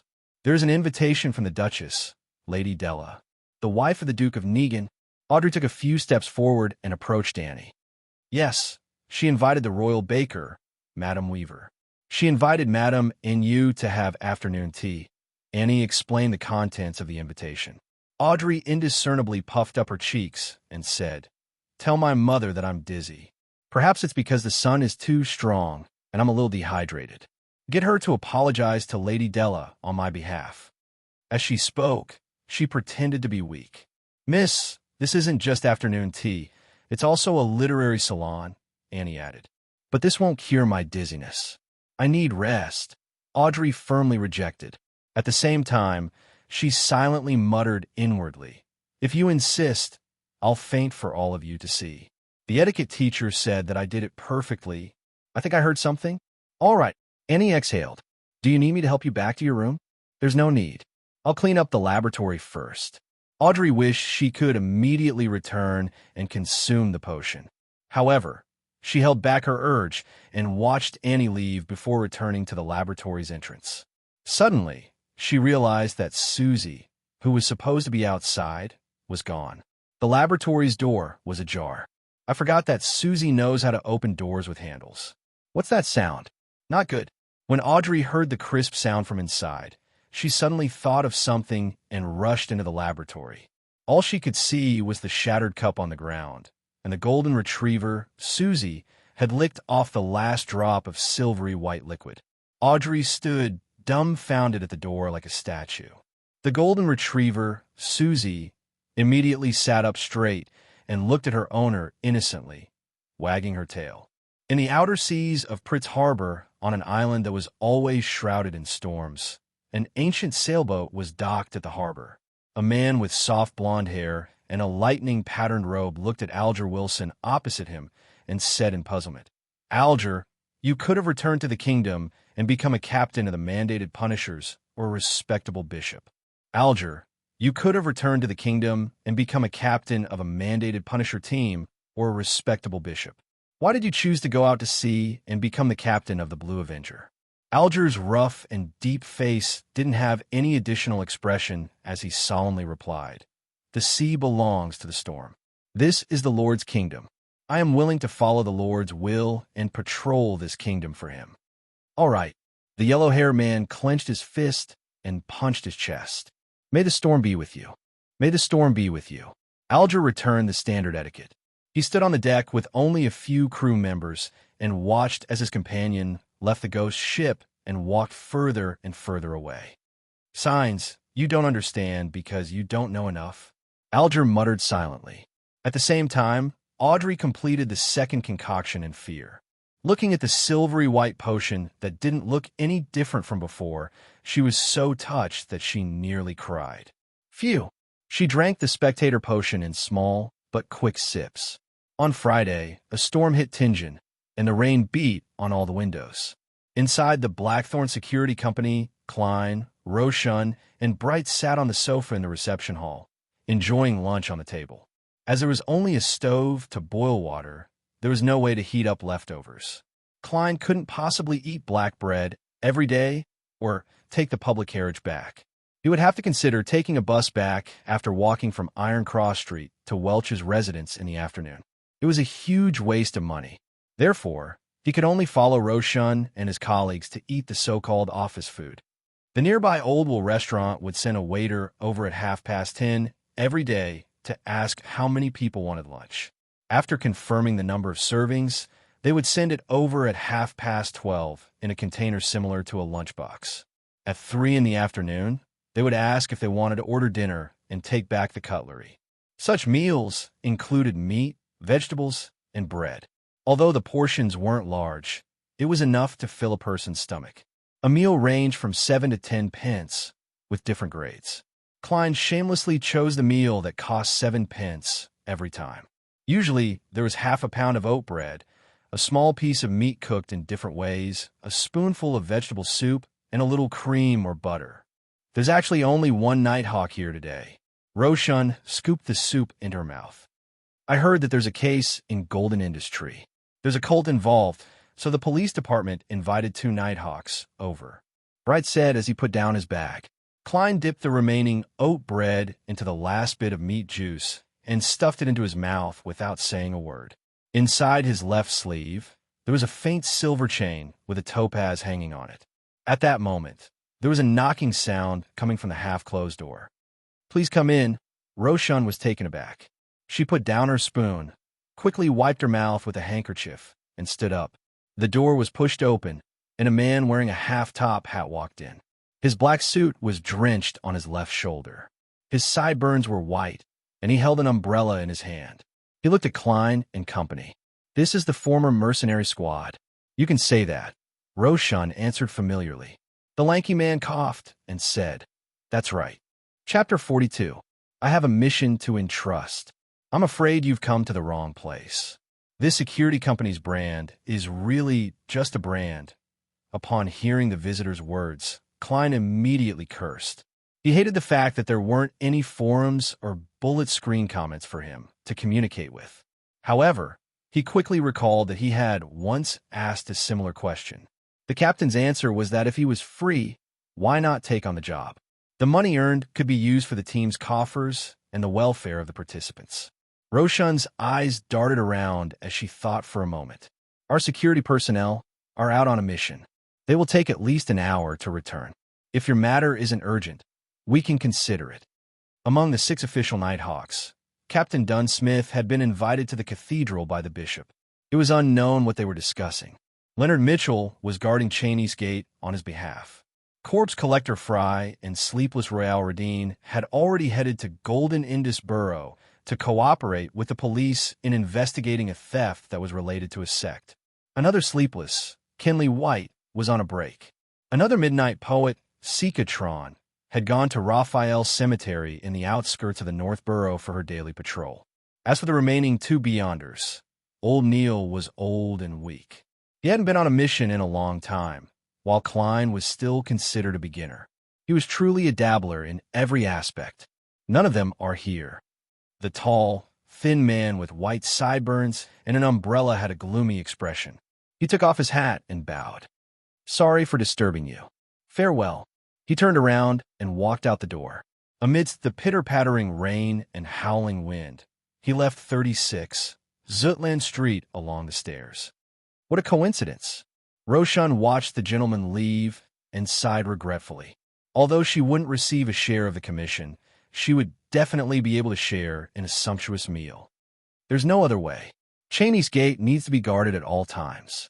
Klein put down his knife, fork, and spoon in satisfaction. Even though he didn't like the turnip and vegetable soup, he finished it all. "Don't tell me you want Bright to go on a mission? Or yourself?"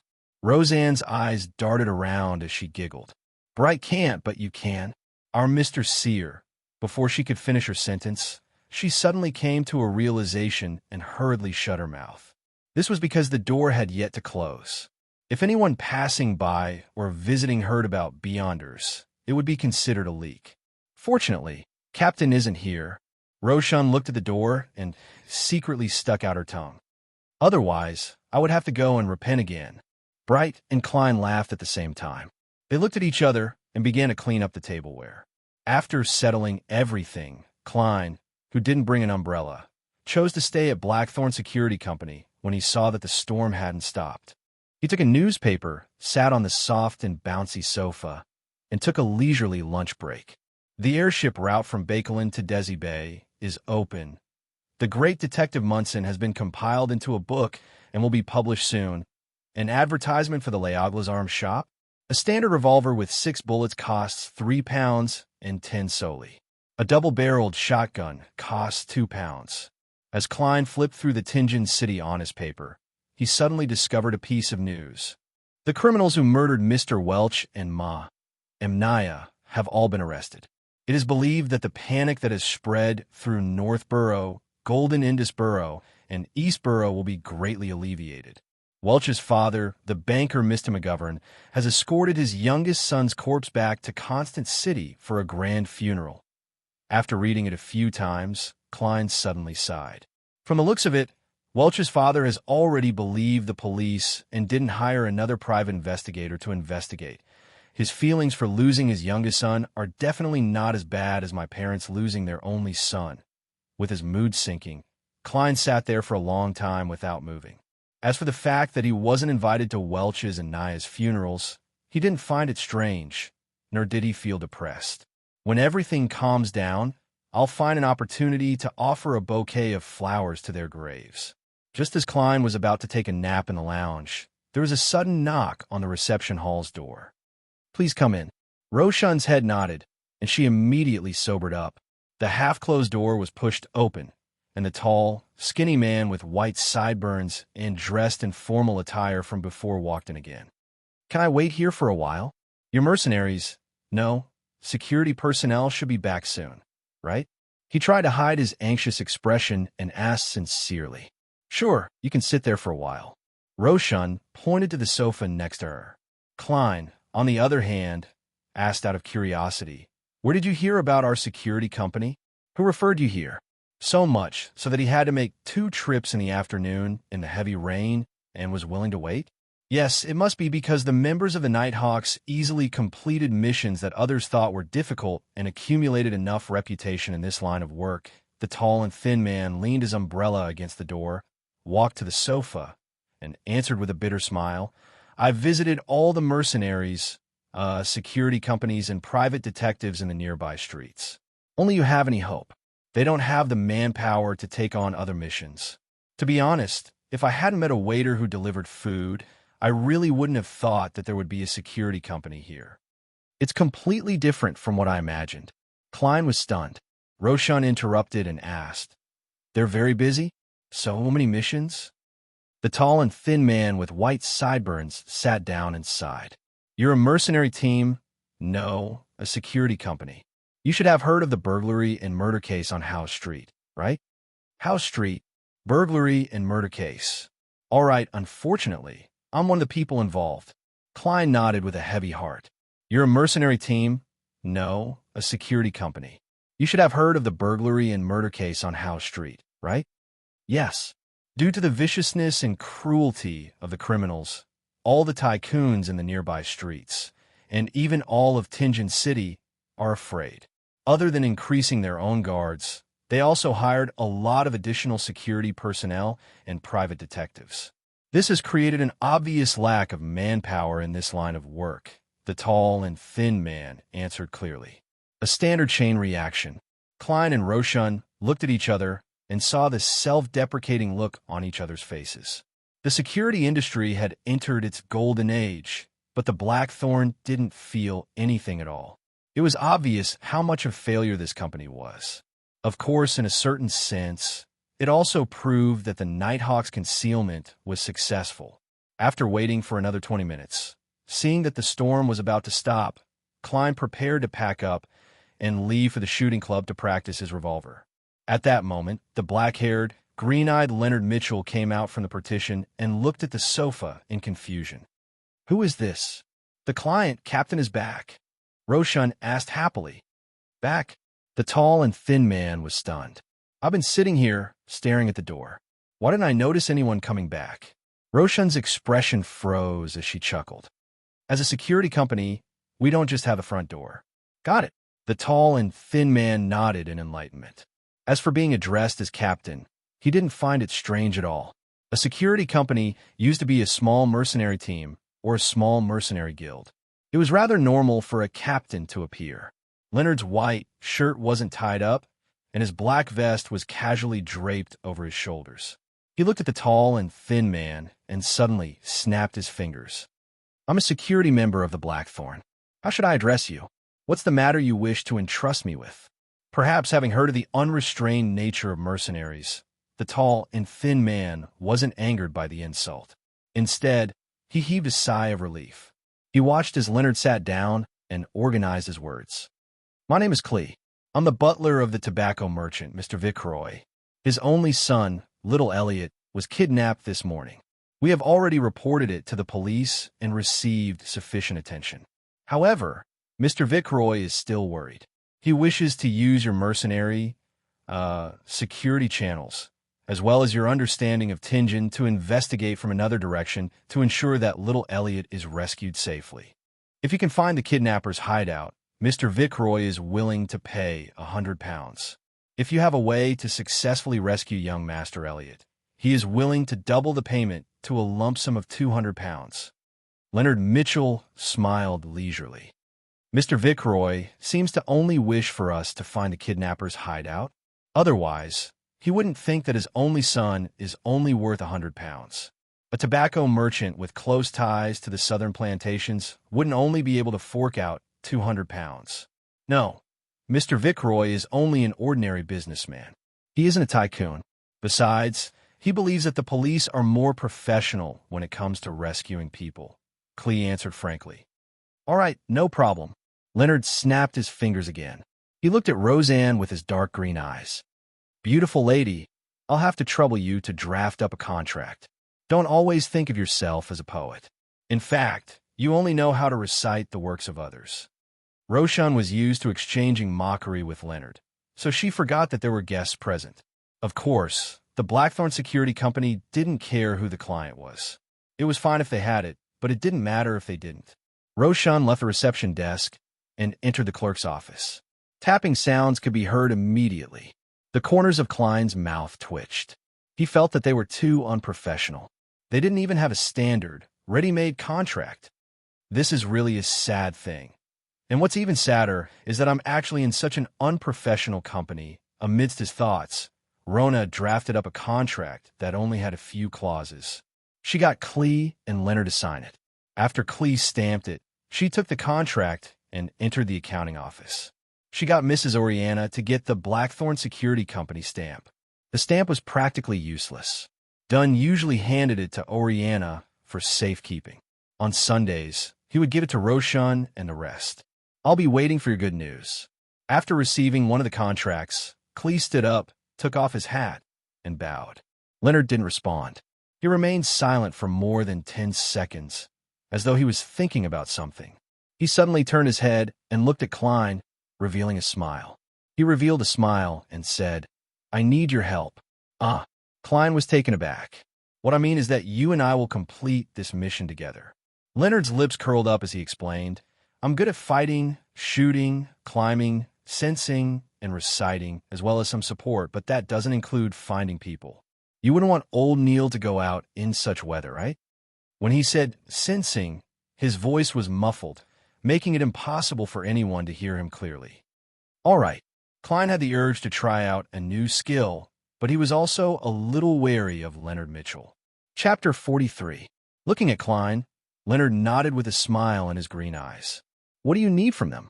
He had worked with old Neil and the others many times, so he naturally knew that divination needed a medium, especially when the protagonist wasn't around. Klein thought for a moment before looking at Butler Clee. I need clothes that Elliot has worn recently that haven't been washed. It would be even better if there are accessories that he used to wear. He tried to choose the normal medium, and not the kind of thing that would arouse the imagination of ordinary people. But even so, Clee still had a puzzled expression on his face. What? After asking, he added, I have young Master Elliot's photo with me. Why?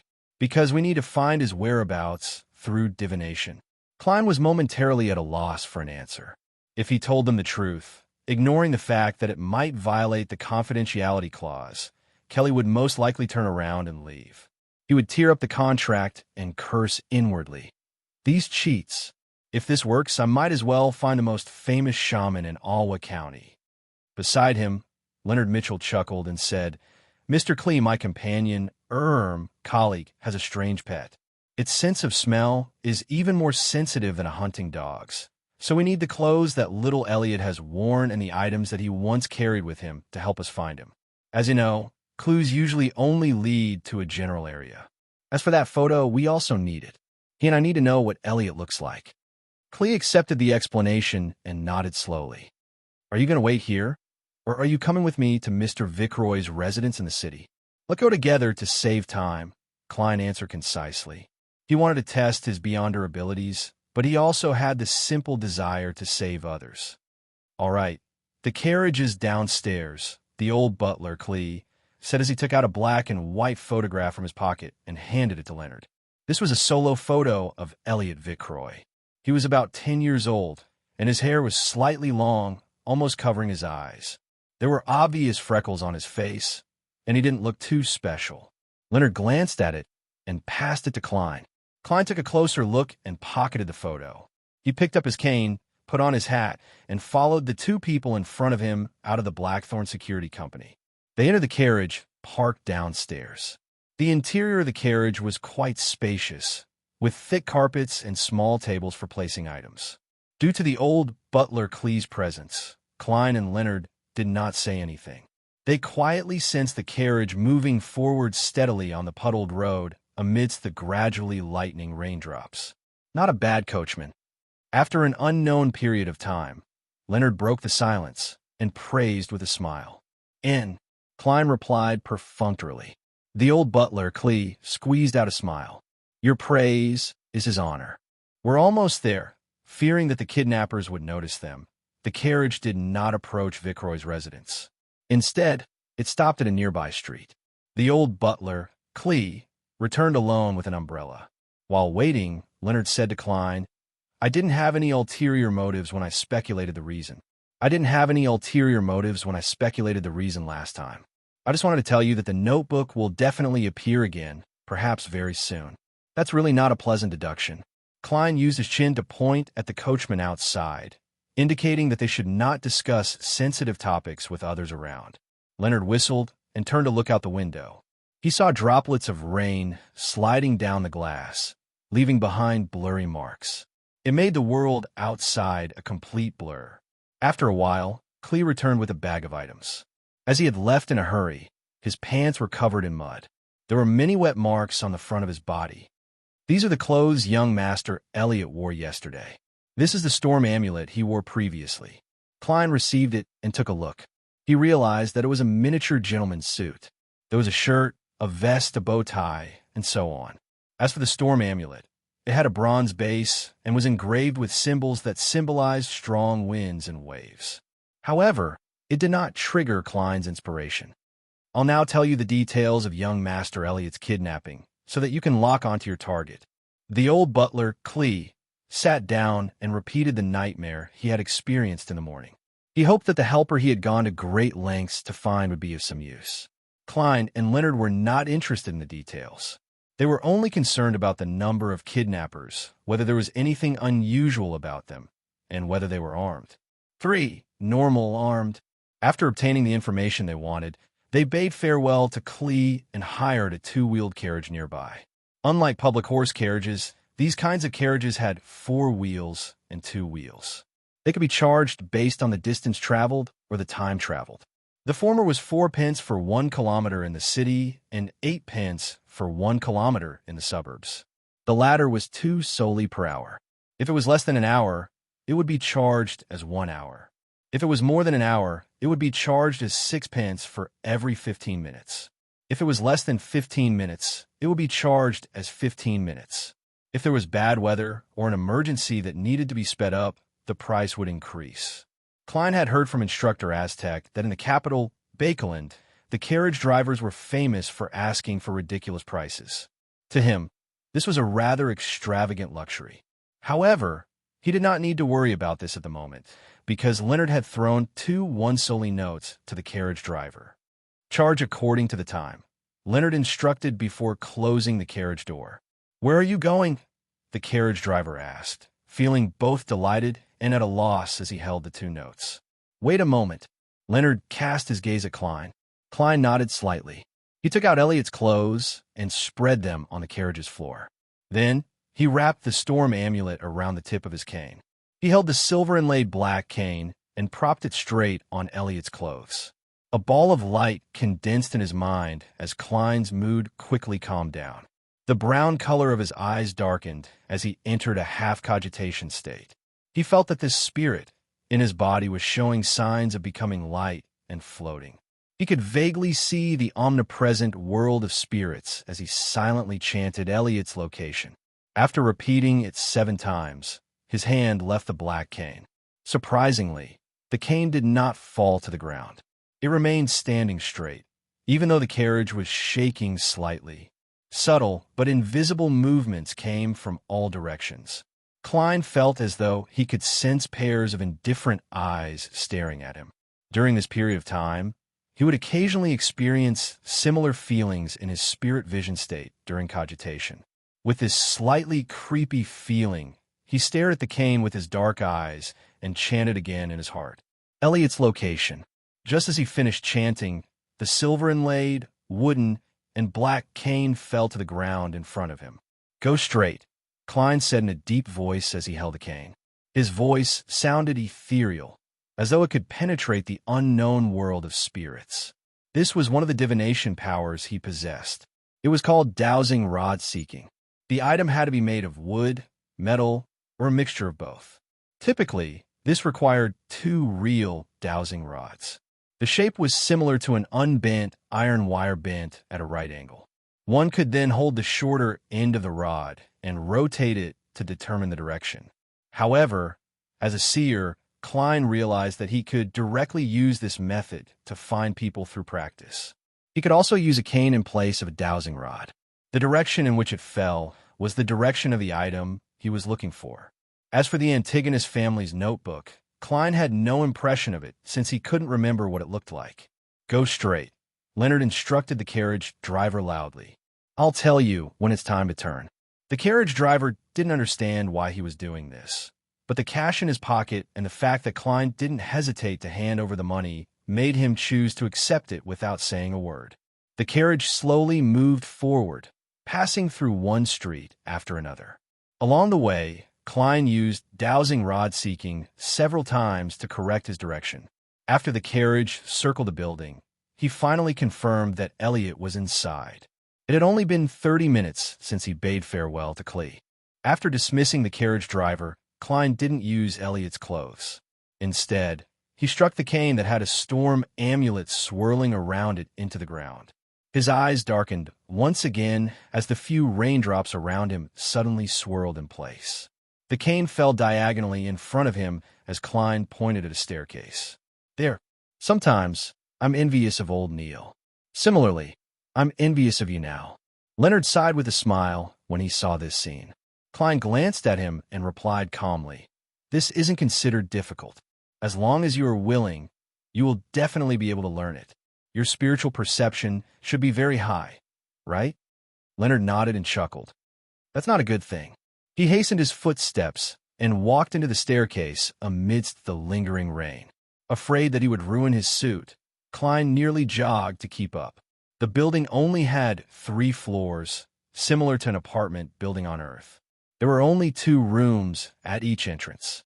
Klein used dowsing rod seeking on the 1st and 2nd floors, but the cane remained stationary as it pointed upwards.